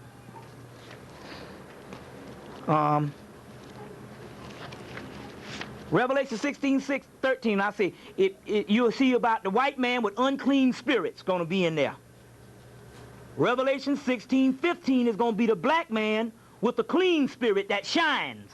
That's going to be in there. Okay. Now, this is the one I want to deal with, because a lot of people going to find out, well, they say, well, you know, our people are crazy. You're talking about we doing all this stuff here. Our people don't want to do nothing. How they going to do this? Our people are crazy. Our people can't do this kind of stuff. You got to train black people to do this. Look in Luke chapter 1. Luke chapter 1, 33 to 35. Let's see here. Luke chapter 1. Okay. 33 to 35. Good thing she ain't no one of them bigger babies. It'd been all over. Yes, sir. Let me see. Okay, hold on, wait a minute. Let me get this right. Let me get this right. All right. Luke 1, 33, 35. And the house of Jacob. Jacob is Jacob's ladder, which is the black body. That's Jacob. Jacob comes from the word Jack. And the word Jack is a Hebrew word, comes from the Egyptian word Kak, which means the black god. Jack or Jock means the black god. You get the word Jack in the box, springing through, leaping, springing through, which is Jack in the box, a Hebrew toy. Up to this day, it's talking about the spirit springing through the gateway, which is the black dot. Jack, black god, Jack. Jacob, Jacob's ladder, the Kabbalah, which is the black body. It says, I shall reign over the Jacob, or the house of Jacob, this is the house, forever. And the kingdom shall be no more, be at no end. Now, but Mary answers unto the angel, how shall this be? I know not a man. And that's in 34. Then in 35, the angel answers unto her, and I said unto her, the Holy Ghost shall come upon thee, and the power and of the highest shall overshadow thee. Therefore the holy thing which shall be born shall be called the Son of God. That black dot. They say whatever it is going to take you like a zombie effect, and it's going to be like a flip. And you'll be saying, I'm back. And the hologram will disappear, all this stuff here. But the real you will be like, click, I'm back. So he's saying I shall overshadow you. That's in Luke, the zombie effect going down of the black dot. In Luke, verse 1, chapter 33 to 35. Okay. Chapter 1, Luke 1, chapter 33, Luke 1, verse 33, 35. Amos, chapter 9, 13, verse 13. The black plowman overtaking his master. They say the plowman will overtake the master. That's the slave. See what I'm saying? In Amos 9:13. Matthew. This is the one. Now this is this the show enough right here in Matthew. This is the one that I jumped for joy when I heard this one. You know, look at this. It's Matthew chapter 23, verse 30. Well, let's go to it and see what it says. Okay. Let me see. Matthew, let's see, 31. Yeah, this is it. It's going to be talking about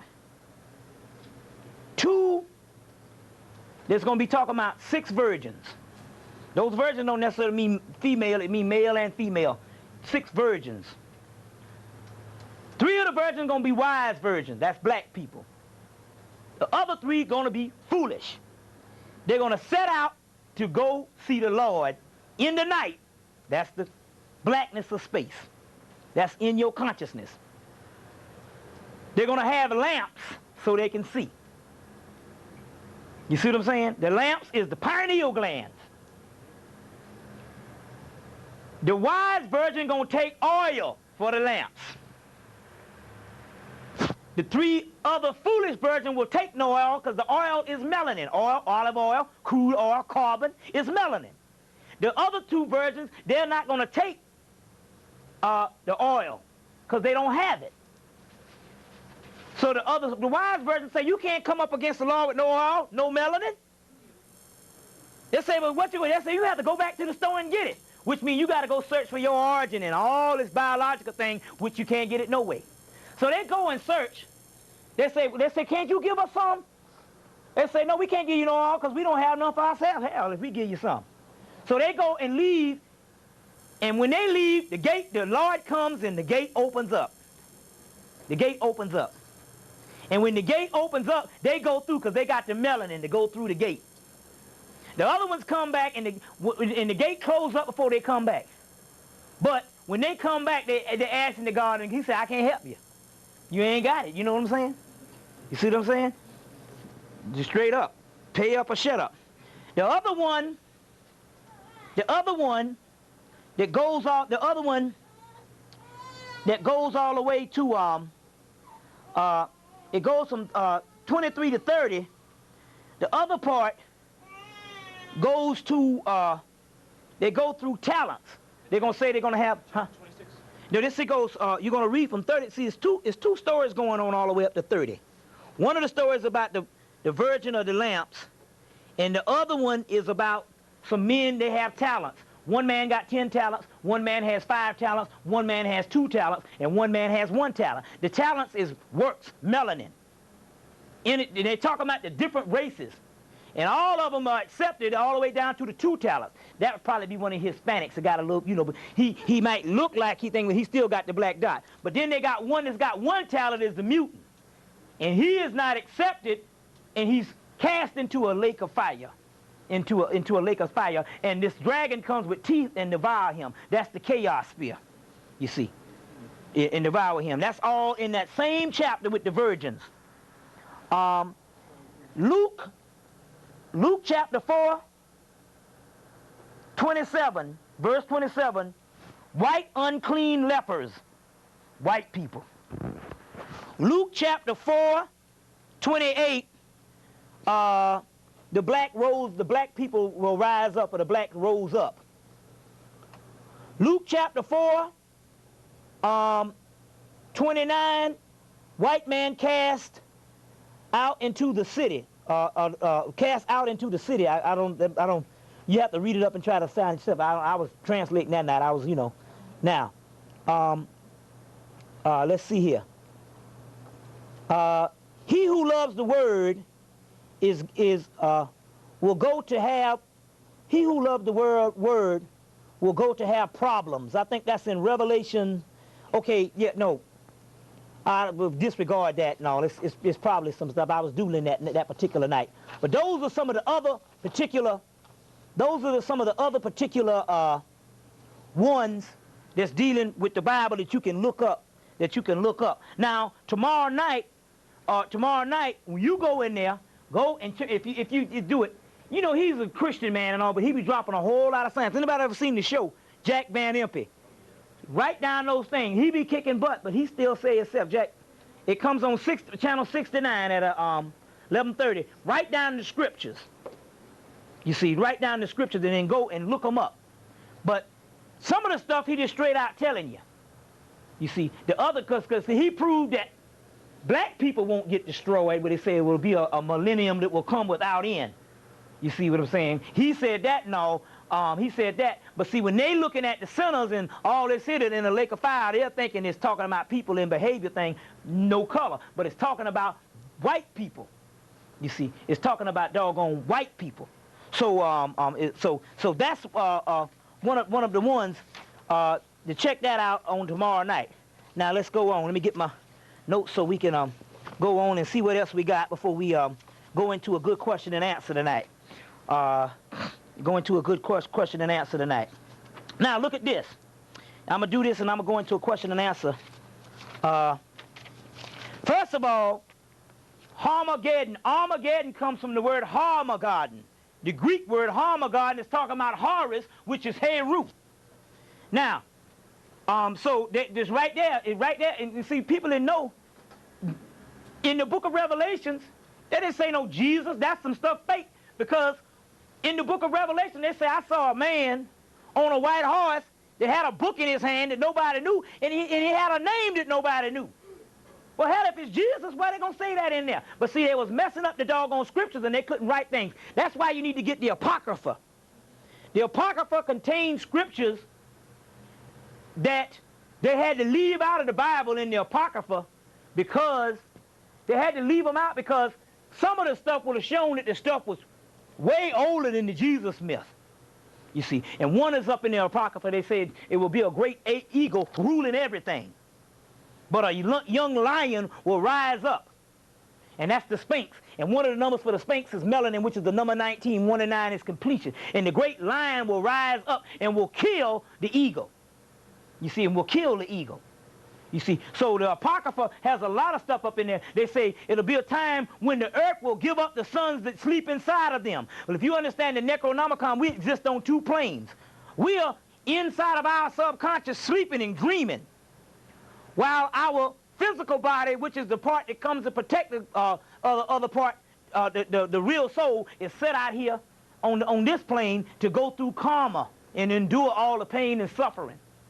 You see? So in actuality, we don't exist. We're just something that's out here behaving, but in actuality, it's something that's on the inside of us that's asleep. You see? That's asleep. And this is nothing but a big role-playing type deal.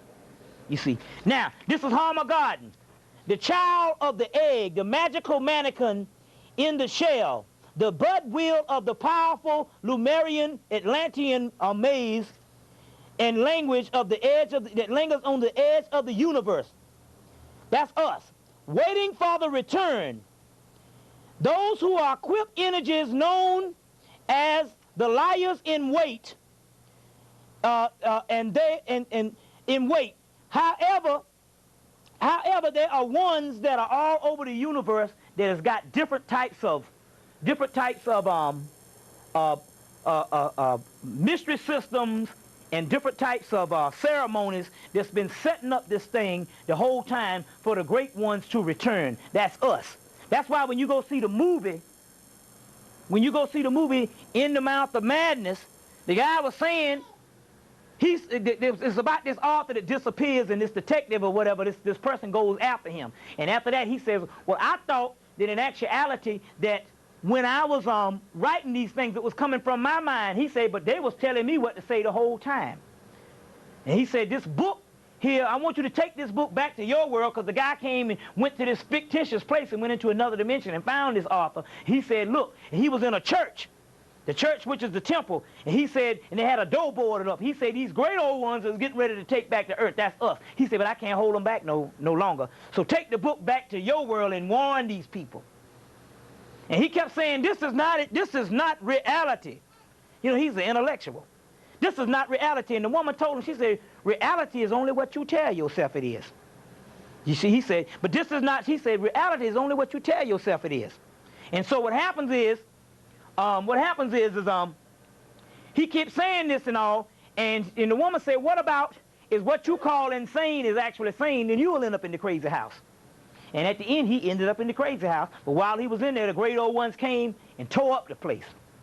But what happened when you see, but the ones that was possessed, there was some on the other dimension, they was already possessed. And when they turned around, they had this demon in the back of their head. You see, that was Bess, which is a form of melanin. So the possessed is talking about your higher self possessing you. And that's what they're talking about in Luke 1. You see, in Luke 1. So that's a movie that you got to see, is that particular movie. You see, that particular movie. Now, I was interested in the Mortal Kombat. How many saw the movie Mortal Kombat? If you notice in the movie, they only took 2 souls in the movie. It was 2 black men. The gods was taking souls. And he only took 2 souls in the movie. The souls he took was 2 black men. You see, those are the souls that he took. To let you know that actually, even though they had a lot of people and all, and they took one of the Asian souls at the first beginning and all, but you know, that but you know, that can go either way. Because some of them are mutants and some of them are not. You see.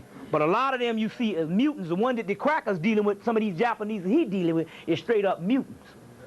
You see. Straight up mutants. Now, it's interesting about the O.J. Simpson trial, because they're saying all that stuff. And remember, it's funny. You remember when, what's his name, broke down talking about his damn wife? Broke down crying, Judge Ito. They went in and changed that clone and brought another one up there, and he come out and was, I ain't having it. Find this, find that. Next day. Check this thing out. They say all them up there, that whole thing is choreographed. They can't have no wars no more, so they be making big time money. And remember that thing went down, and they had to bring them stocks back up. And this whole thing broke out and shot it back up with the tapes. What's that? This is science with Yeltsin. Boris Yeltsin. Oh, and the whole thing with what, Supposed to be dead, right? Did he die? Did you hear that? On the news about 3 weeks ago, they were talking about the whereabouts of Boris Yeltsin. And there was a photograph of him taking an apron, wearing a white t-shirt, sitting at a desk. Then he said the Russian press, the reporter at the American station said the Russian press sent another picture of him. That was late July. And it looked like the same picture. It looked like me just taking a picture of you then, and then making a slight movement, and me taking another picture of you. It was the same thing. You said same desk, same shirt, seemed to be doing the same activity, reading or whatever he was doing. And they said, the Russian press swore up and down, this is a recent picture of Yeltsin. This is him. He's not dead. Uh-huh. So, but yeah, it's real. You see the pictures, it's fishy as hell. They ain't got no clones of him, that's what it is. That's what it is, I'm telling you. They say you can only clone 7 times. What And about this? What huh? about this one, Gorbachev? Who? Gorbachev. He's supposed to be in California, in Presidio. Yep. The World Environmental Organization. Probably, yeah. He has a staff of 200 around him. Yeah. You see. But a lot of they're saying half this stuff is choreographed, including all the news and everything. And this stuff is playing its way out. Now, playing its way out. Now, let me read this part here. Why this particular part now. In Emil Bach's book, he's going to talk about that September is filled with the afterglow of summer. And it is the Archangel Michael's book. One of the names for Jesus before it became Jesus, that it was Michael, which is the Egyptian Har-Mar-Ku, word made true. It comes from the Apocrypha. And in there, that's September is Michael's month, and it's filled with the afterglow of summer. It's almost like, say, you get all the energy from the heroic horizon of the Nile, and in the summer, it's harvest time. You know, why the cracker harvest? You know, all the stuff that he grew. Well, you grow stuff, and in the fall, you harvest. So a lot of things is harvesting. That's why they, and see, one of the great harvest months is October. It's funny how the Million Man March is out in October. The same time the Million Man March is coming on, the Pope gonna be here. They say that in actuality that the doggone stock market and all that stuff might shut down in October. Plus October is Hallows Eve, which is the witches thing, which is Halloween, but it comes from an ancient Egyptian thing, but they know that the witches is the ones that celebrate it, so they're getting a lot of energy from that thing. So they're putting all this stuff in October, you see. What? What's that? The Jewish thing. Sure, right? The Jewish. On that day, the horns and trumpets would signal in the new king. Right. And see, so all this stuff here, so some of this particular stuff that they're dealing with is going down to that particular time in October, and a lot of stuff that's going on in the harvest, and also September, because September is named after Sirius, because the Egyptian word for Sirius is Sept. You see, and Sept is, you get the word September. So those particular things is actually going on. Now, you've heard about the pyramid text. You heard about the stuff about the pyramids and how the pyramids is dated for the time of the Messiah and all that. That's coming from this guy, Peter Lemesher, the same guy that gave you the Armageddon script. That's coming from his particular book, Peter Lemesher's book, the Great Pyramid Decoded. And he got a lot of prophecies and stuff on him. He deal with a lot of Nostradamus prophecies also. Now, this particular book, Waite's Book of Black Magic, when I was saying about these sigils up in here, and each one of these sigils, and if you get the lawnmower, man, you will see these particular sigils in there and all this kind of thing. Now, we went to go see the movie Prophecy last night. They had these sigils on his face and different things.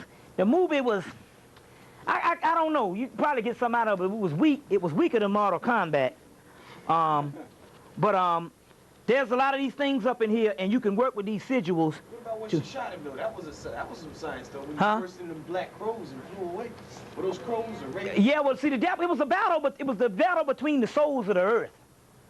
You see, the souls of the earth and all. It was talking about the Archangel Gabriel, and actually, the movie was good because the movie was based on this.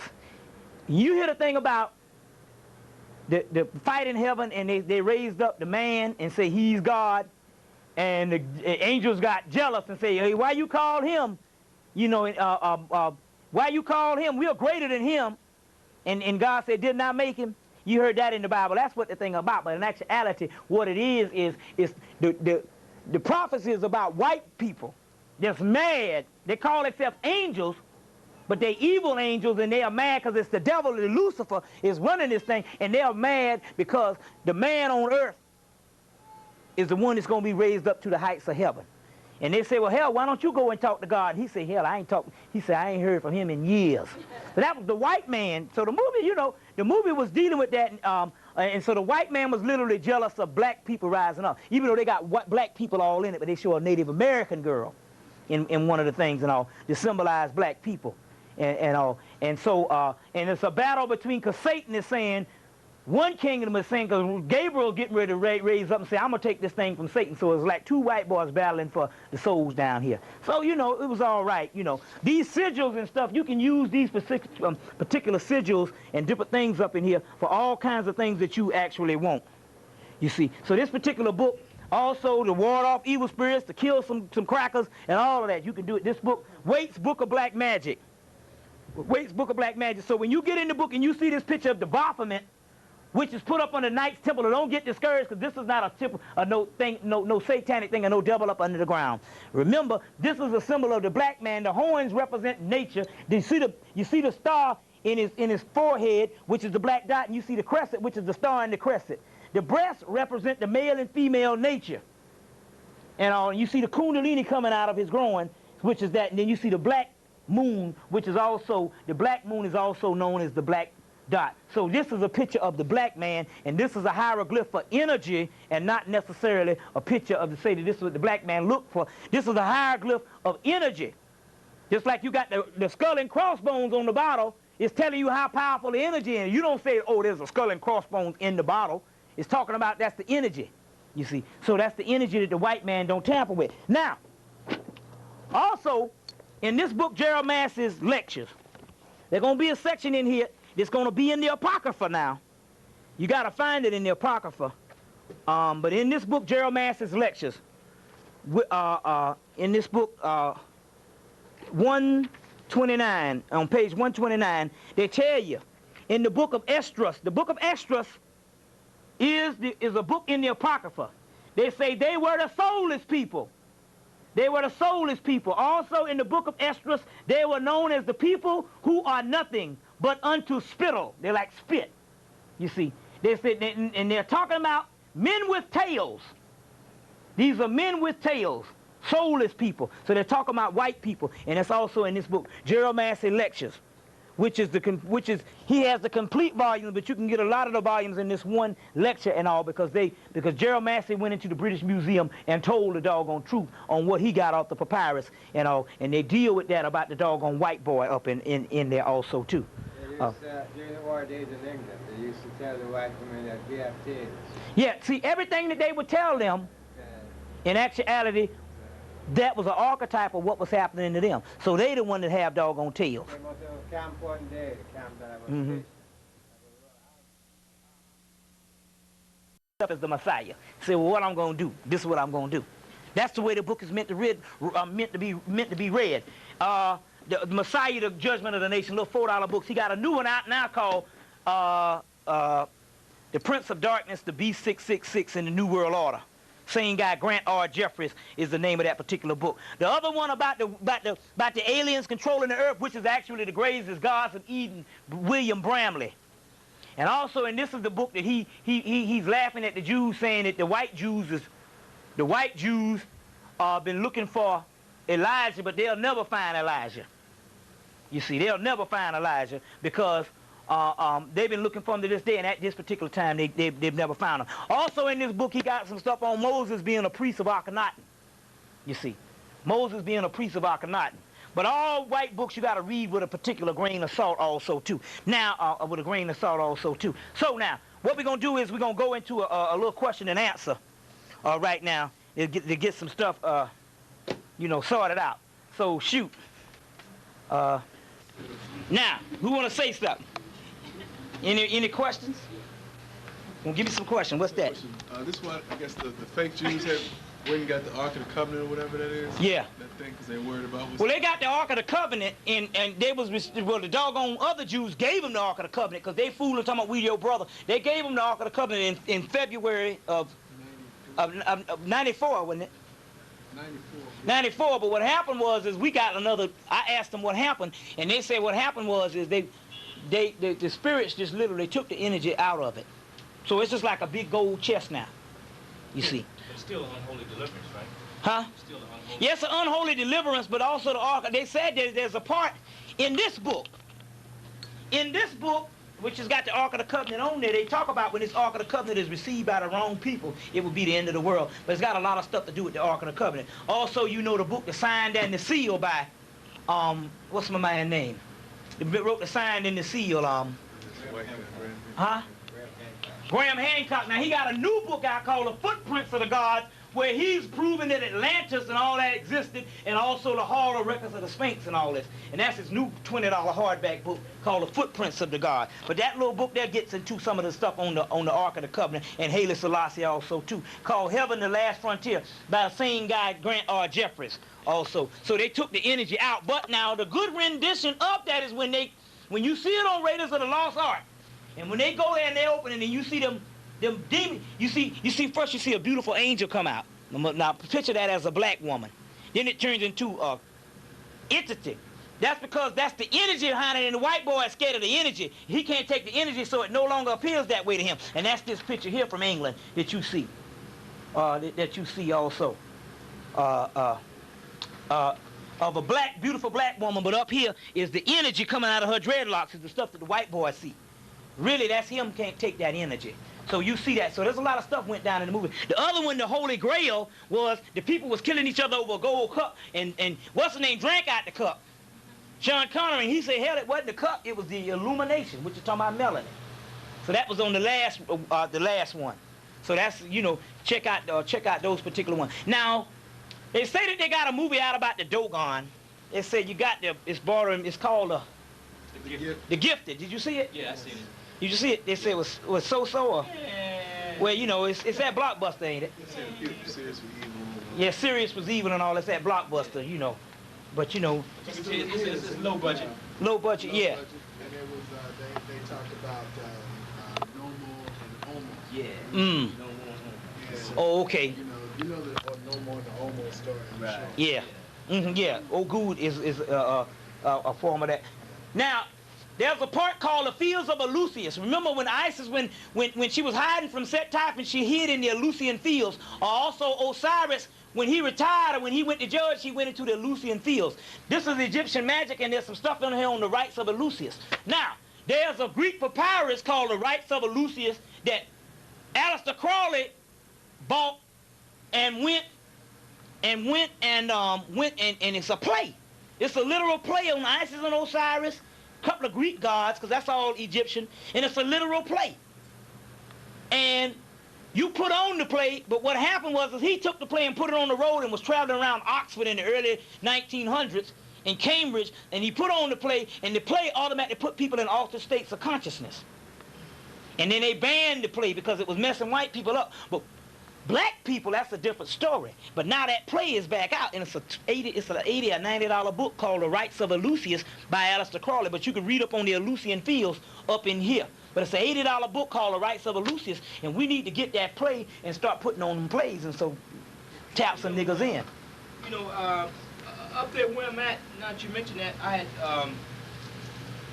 went to a Radio Shack, and I was talking with a white boy. I was buying some magnets, and he was like, "Good God, what are you doing with all these magnets?"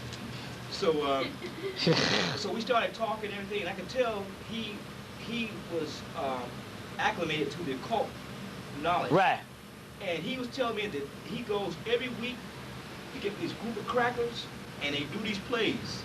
And they were doing the plays on the like they were Jupiterians, and that a nuclear bomb was coming to Jupiter. They were doing plays, everything that would be transpiring in 1994 in terms of Jupiter, the Stargate opening up. These crackers was doing plays, and I was asking him. It was blowing my mind. I'm saying, do you know what you're doing? He's like, he didn't believe in none of that stuff. See, yeah. So that's trying to run that game. Yeah. But see, that's interesting, because the guy Michael Bell too out of Chicago had an article, and he was telling them crackers, look, you want to get out of this thing, you need to write us a paper on your best cosmic drama on how we can work out of this thing. See, if this is all an illusion, you can work your way out of this. But what's happening was he was telling them, write these papers and send them in. We're going to take the best one and try to get out of here. But the problem is that dealing with these mutants, they were going to have a couple of black people up in there to try to get them through this. That's how the Rosicrucians used to do. They used to put a lot of black people in their stuff. And he was telling them to write in there. Now, they can't do it because they don't have the melanin. But what about us? If the universe exists in the mind of God, and it is not written in the law that yield gods and it's all in your head, you can write out your own cosmic drama and do your shit to get the hell on. But get the hell on is to the other dimension or whatever, you ain't going nowhere. This earth is going to be here. It's just going to be transformed onto a higher level, a crystal kingdom. So you can write out this particular stuff. We need to start doing those particular things, you see. I was in Chicago back in May and June. And in May and June in Chicago, I was at a convention, the American Booksellers Association convention. And they had a bunch of games that were doing the same thing. As a matter of fact. Yeah. As a matter of fact. And it was something else I noticed also, that these white people were very interested in the fact that I was changing the style of the store from a basic African-American bookstore to a metaphysical type bookstore. And they were just pleased as punch to be in contact with me, and they still calling me from all over everywhere. I mean, from California, from Chicago, from New York, calling me about all these different things that are coming out and all this stuff that they're doing. This is some of the, this is the brother's brand new comic book. I must not have it here, but it's a game. Well, there's several. There's one called The Black Sun. Yeah, they were there too. Yeah, The Black Sun, and all that's talking about the same cosmic drama of the battle of the forces of the planet. Battle of the forces of the planet. You see? They got an Aleister Crowley Society that meets out in Edgewood. Yeah, they do. Yeah, Edgewood Park. But see, I you know, they meet out there, but I let the crackers do their own stuff. But see, when the crackers know you have knowledge, them crackers can put their little rituals on you and stuff. Well, they can't do it if they can know you have knowledge. Because obviously they know I got knowledge because I'm always up in the store. But they can't bother you not unless you go into their circle. See, they can do all the stuff they want, and the knowledge, this stuff, well, your God's blocked for you. And turn that energy into the energy to hook you up, so they be hooking you up. But now, but then they say, why don't you come over, invite you to go somewhere, then your God's be like, well, you the fool ass, we ain't going to block them. When you get in their circle, they beat your ass, and you come out there like, you know, you cool, and then 2-3 days later, you go crazy. I got a friend like that now. Went up and met with the head witches in New York. White woman, last Monday. And by Friday, he's crazy now, and they had to take him to the veteran hospital, which is bad business, you see. And he done went crazy because I told him, because he went to them head witches, but they knew he knew me, because they got a network. They know all that shit. The Hubble telescope tell them all that shit. And this was a head white woman of New York City, and he went in there and went in there, and then a couple of days later, he started going crazy. Talking about the black people gonna burn up by the sun and the white people gonna be all right, and I was put down here to save white people, and he start crying and going crazy, and Dawood had to come over, brother Dawood had to come over. A lot of stuff start going down. You see, because of them witches in a couple of days. So they do it. Once you go in there, man, so that's why I say you can't be fucking with no crackers that know some stuff and stuff like that. If they know it, they can know you know it, and they cannot block for you if you stay in the realm of where you are. But when you go, don't go in them crackers' houses or none of that stuff. You see, like that. Don't go in there or no kind of stuff like that. So give me some questions. Questions and answers? You talked about the seven, the dragon with the 7 Yeah. heads Yeah. and I guess our old way of teaching had taught us that that 10-toed dragon or whatever that was the Commonwealth, the British, well, you know what? You know what? Some of those Bible scriptures are multiple. I was about to say, do they? They are multiple. Some of them relate to the New World Order, like the beast in the book of the beast 666. Even though it's a metaphysical, what you call it? That's the white boy and the mark of the beast on your hand. And some of the nations and all that stuff there, all of that stuff, some of those things are multiple. They wrote them in multiple because they was looking at these things. It's esoteric, but some of, like you're saying, it's esoteric, many levels, and a lot of that is multiple. You see, yeah, that's exactly right. You know, gotta push it down. Oh, just put it on. Oh yeah. You hear it knocking or something? I'm messing it up. Yeah, but so a lot of that, some of that stuff is actually multiple, also too. So now, you know more questions and answers? You did a good job of explaining everything. Yeah, brother, you're so thorough, brother. No. The spirit thought. Yeah. Dot is the black dot. It's called knowledge and knowing, but it's also the black dot. That book, she's gonna get into a lot of dots in here. Yeah. In here, in this book, also It's also known as Sirius. In the book Kabbalistic Symbolism and Tarot by God, boy, I can't, something Michael something. There's another book. It's also Sirius, but Darth is also. She's going to get into that in here also too. She'll get into that particular one on Darth. The book Ladder of Lights. William Gray. When he goes and explains Darth, the first thing on the first page he says Osiris is a black god. So you know he's talking about melanin. You know he's talking about melanin whenever he explains that part also too. Another one is this one here. This one here is a real good one. F.C. Fuller, Secret Wisdom of the Kabbalah. Him in this book here, in the part well, the first part it says, the beings of below say that God is on high, while the angels in heaven say God lives on earth. So that's a part that I quote all the time. I got out of here. Yeah, right. Now, he deals with a lot of stuff and show you that all that Satan stuff is what you call Satan and God is one and the same. So he deals with a lot of that on the problems of evil. He also says that the Most High inflicts pain on those he loves, and the one who is weak of soul and strong of flesh, he permits to have a prosperous life. It is because he has no pleasure in him that he permits his life to flow easy for him, so he can use up all of his stuff in this cycle, so won't be nothing left in the other cycle. But F.C. Fuller used to work with Aleister Crowley, wrote a book called Path Workings of the Kabbalah with Aleister Crowley. He used to work with Aleister Crowley, and then, because he thought Aleister Crowley was the Messiah, so he went and went over to Hitler, and Hitler was talking a good thing, so he pledged all his stuff to Hitler, because he thought Hitler was the Messiah, because he was looking one. So this same guy that wrote all this stuff here hooked up with Hitler, let you know that it was all about the magic on the planet. You see, and this guy here used to design. He was a tank specialist, and he was to design metaphysical stuff for Hitler on the tank stuff. But on the other hand, too, they got it. It was an occult thing with Hitler and all that type stuff. You see, and so now the English had to go because was fighting. So Aleister Crowley was with the English boys, the British school. So Aleister Crowley and them was putting up types of force fields and all kinds of stuff to keep Hitler from really coming in and demolishing England, based on the magic. All that stuff, you know, based on the magic. You'll hear a lot of that stuff in Montauk 2. There's 3, Montauk 1, Montauk 2, and Montauk 3, and this is the 3rd book of Montauk, which say go beyond the occult. Go beyond the occult, the 3rd book of Montauk, and all, you see. You see, so that's one also too.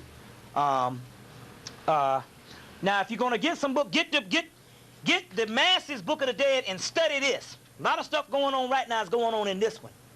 But also, if you want to study, he's going to be talking about the ritual. The rituals are in Budge's book, but Budge just translated the rituals, but he couldn't understand the rituals. So you don't look at Budge as a commentary, but the rituals, you get the understanding from this, but he'll break down the rituals in a regular, any Budge's Book of the Dead. I would suggest if you're going to get a Budge Book of the Dead, get the one from Citadel Press. From Citadel Press. Because that particular one has an index in it. I don't know if he has any, but that one has a particular index in it. There's a one, the Historical Jesus Mythical Christ, that little excerpt, that paper there, is a real one to understand the whole Jesus, the little $3 paper, the excerpts, and to try to understand, get on top of the Jesus Christ story and all, the type thing. The middle shelf right there. No, the one, go on back. That one, that little pamphlet right in the middle there. That's it, right there. But Historical Jesus Mythical Christ and all. One of the books you need to get, that book on, that's one, it's the other book, it's a $10 book. This book here is a book that is much needed, The People of the Secret, because this book here, I should have brought mine, they even show on the section in alchemy here, they deal with, they're saying that the white boy is an abnormal man. Also, they're talking about the Sufis, this is the Moors. Now, what's happening with all the other scholars, the other scholars are at a standstill, like the guy Jose Pimienta Bay and different ones, they did the scholarly realm, but they're at a standstill because they can't go into to bring this stuff on the Moorish stuff and tie it in with the Sufis because they don't study the occult. But this particular book is is one of the baddest books on the Sufis and all that type stuff. And they deal with Honorable Elijah Muhammad, Blavatsky, all that. But remember, and he's saying the Sufis is actually the Moors up in here. Is actually the Moors up in here. Now, Awas gave Aleister Crowley a tarot, and this is the Aleister Crowley tarot that goes in his tarot deck, and it's got a lot of stuff. It's kind of hard to understand. But now this book here, Psychic Self-Defense, has a whole chapter on the white boy being the beast. It's called Pathology of Non-Human Contacts, which is a real good book. Signs and Symbols of Primordial Man. There's a whole chapter on that. Circling that point of Bra is in here, as well as the Trois, which is a student of Geromancy, which is also a student of Geromancy. Book of the Beginning, Volume 1 and 2. Volume 1 gives you the whole thing on the Tamahu on page 47 in there on the Tamahu, which is the created white man. Secret Doctrines. The Isis Unveiling the Secret Doctrine. These are a must-have and a must-have. There's a section in there called No Shadow, No God. And there's a whole section in here on the devil, and when you read it and all, you'll know that the devil is the doggone black man. It's the white man's devil. The white man devil. These 2 volumes, The Secret Doctrine. Other Tongues of the Flesh. Other Tongues of the Flesh. A.E. Powell, The Astro Body. I always talk about the white man in there on page 169. A.E. Powell, Astro Body. That's dealing with some stuff. A lot of good stuff on Sirius in the book Sacred Science. Secret Life of Plants is talking about plants and all, and it also talks about George Washington Carver, how the plants used to talk to him. All that is documented in the Secret Life of Plants on Tuskegee and all of that, and about the plants. Other Tongues of the Flesh. 2 men. Which is going to be hard to get, so if you, in the future, you need to go get these books, because in here they talk about the Knights of the Solar Cross, and the Knights of the Solar Cross is like the Great Brotherhood, but the Knights of the Solar Cross have one thing in common. They all have a highly developed pineal eye, a third eye, a psychic eye, and all, which is talking about black people. And there's a whole section on the Orions in here called the Intruders, and there's a whole section on here on Sirius called the Migrants, but the one about us is called The Wanderers, and that's the black people that's waking up now, and all. Real good book. Extraterrestrial Friends and Foe. No, extraterrestrials and biblical prophecy. So all the stuff about UFOs in the Bible is in this book by George Sherhorn. George Sherhorn. Extraterrestrials, Friends and Foe, which is one of the best UFO books out, and all. The one where he said that the black people, the white insectoid powers have feared the black races and have kept them enslaved because they hold the key to knowledge, and their genetic memory bank is needed to unlock the advanced secrets of Sirius. That's in this particular book. He deals with a lot of stuff with Crowley and a lot of things also too in that particular book. Also too. Another one of the Kabbalah's, Mythical Kabbalah, is also a good one. But this Waite's Holy Kabbalah is a real good book. Now for the people as historians, there's a whole chapter here on. There's some stuff on here on the Hyksos and Yaqub Kerr, which is documenting Yaqub, the temple of Yaqub in Egypt also. Isis Unveiled. This also deals with Atlantis. Now these are Theosophical Society. The Theosophical Society. That Blavatsky was a 33rd degree Mason, but also she was a black Russian. And she was sent forth also to work with these crackers to try to give them the knowledge so later on they can give the knowledge. One of the best books ever written to me is this book, Echoes of the Old Dark Land, because he has the Kemetic origins. If anybody want to understand on that whole Hebrew thing, on how the Hebrew borrowed everything from Egypt, and how all the stuff came in, and the Exodus thing, it's in this book about the Exodus and the Kemetic origins of Hebrewism. Also, the Egyptian funerary ritual and the birth of Christianity talks about on the whole thing about the resurrection and all. I would say that would be one of the best ones also too. This particular book here, some of the pictures of Napoleonic Egypt, of some of the monuments in here before the Napoleon copied when they first went into Egypt, you'll find a lot of those particular ones also too. Anacalypsis, you know, that's the he proves that. Now the brother here has got the new book on melanin. I met him, he goes to Morehouse, or he teaches at Morehouse. Also, now this book here, Louis Spence, Myths and Mysteries from Egypt. got a lot of good stuff on Kemet and the myths. You want to get into the myths, the mythology on stories also that explain a lot of things also too. But the other book that what's the name that he got me in the bibliography in Richard King's new book. It's called Melanin, the Keys to the Mystery or something like that. Melanin, the Keys to the Mystery. So if we ain't got no more questions, any more questions? What's that? Huh? I know you got some books out there. Yeah, okay, yeah, I have these books. They sell them at Airwall Communication. This is AWAS 93418. This is one I put out, and I got another one called AWAS, The White Man's Devil of Darkness in the Light of Evolution. But I got another one. I got a huge book on melanin, but a huge book on melanin. Now this is a book that if you can get your hands on, you're gonna have to go. He'll get it here. This book, The Lion Path.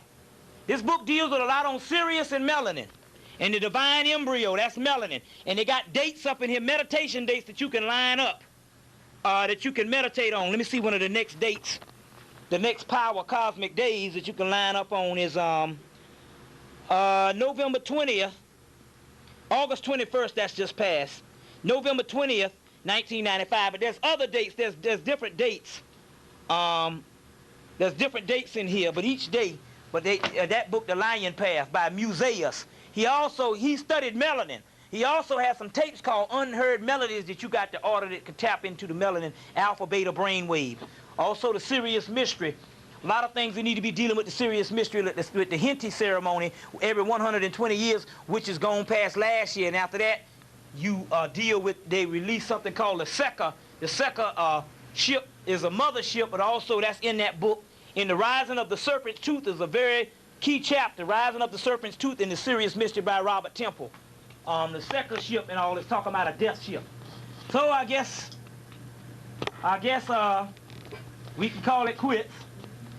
No more questions? All right. I've gotten comfortable. I've taken off my shoes. Yeah. I'd like to thank everybody for coming, all those that came and that had to leave. I'd like to thank Bobby for coming around and sharing the information with us and making sure that we have what is necessary for us to make it over to the next phase. I think most of us that have come here are already on the path, and any little tidbit of information that we can get to help us along the way is greatly appreciated. I have one other announcement to make, and that is tomorrow, September 3rd at noon, at the Dunbar Center, Sister Sharifa Sa Atma Ma'at resumes her bi-weekly, is it bi-weekly? Well, anyway, bi-monthly, yeah, excuse me, thank you. Bi-monthly meditation series at the Dunbar Center. That's something that we really need. It helps us to get in practice. For those of us who are not very familiar with meditation, it gives us some practice and gives us some instruction. All meditations are guided. They're free. And they begin at noon. Other than that, if you need any of the books that Bobby talked about that we don't have, we have access to all of them. Continue to keep us in your prayers and in your thoughts and in your meditations, so that we might be able to continue to try and uplift the community and keep the information out there for everybody to get a piece of. And brothers be on some serious conscious time, because this brother is probably coming from work and saw the lights on. Yeah. And decided he'd come over here and share with us. But still, he's just in time to get to the best part. And the best part is the part where we say goodnight. Yeah. I've talked about you the whole while you were coming out. I know the brother. I'd like to add also, going on that same note, Bobby was talking about not doing things with the mutants. And it is a good idea not to do things with the mutants, but sometimes we have to. We get mixed up with them, and we have to go ahead and work with it. 1993, in Buffalo Gap, New York, Aladoma Soleil, who's a daughter of a priest, I'm sure Bobby knows about it. Yeah. Came together with some white boys up there to do a ritual. And the white boys got to calling down all these different Native American chaos spirits, which they didn't know that they weren't able to deal with. They didn't have the juice to deal with these spirits. And they called down all these spirits, and a black man from England was possessed. And it freaked him out so bad because he went into a coma. And they didn't know what to do to get him out of the coma. So they rushed him off to the hospital, and in the meanwhile, they forget to close the ritual space. And as everybody left the ritual space, they had called down all these different spirits. And some of the spirits weren't cordial. And the night that they left, the place burned to the ground. So we don't do that here. Every time we open a ritual space, and anytime you pour a libation, and anytime you call on the name of an ancestor, you open the ritual space. You've given that ancestor or that spirit the opportunity to come into the space. So we like to close off all our ritual spaces. And we start with a libation and incense and all that stuff. And the way we do it, I'll let Bobby finish putting up his books because it's important since he was a keynote speaker that he participated. Okay, well. Anybody got anything else? Sister Tassili said before she left, your left hand is a receiving hand, or that was you. Yeah, your left hand is a receiving hand, your right hand is a giving hand, or a transmitter, or whatever you like to call it. And we usually alternate, but the sisters have left hand.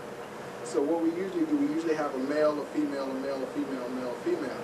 And we have our right hand up and our left hand down to symbolize the giving and the receiving. And we usually form a circle. If it's too many of us to form a circle, you know, it's not, well, let's do that. Y'all get up. It's time to go home. Spread out.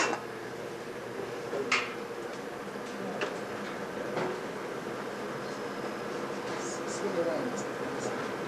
Can you open that thing up? Yeah, this is it. Has everybody got that left hand up, right hand down? Left hand up, right hand down. And we can be quiet for a few seconds, reflecting what we've heard here today. We can breathe deeply if we like.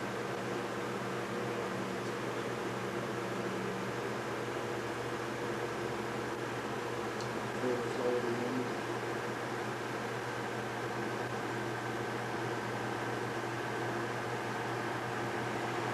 I'd like to thank the ancestors that came to share with us, to bring the energy that they brought, to open our minds so that we might be able to receive the knowledge, to discern that knowledge, be able to take care of what it is that we need to take care of, utilizing the knowledge.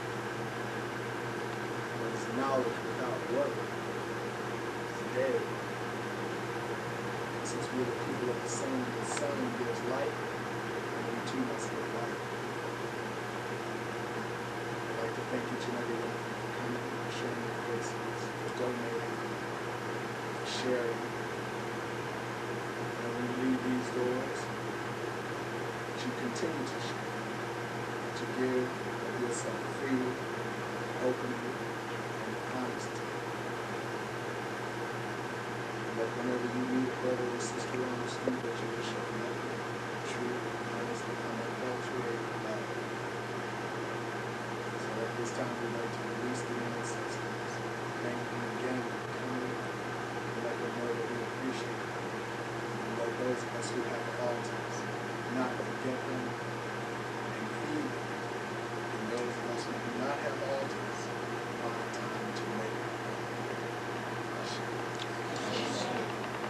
Or you just put it out on the table like you fix a plate.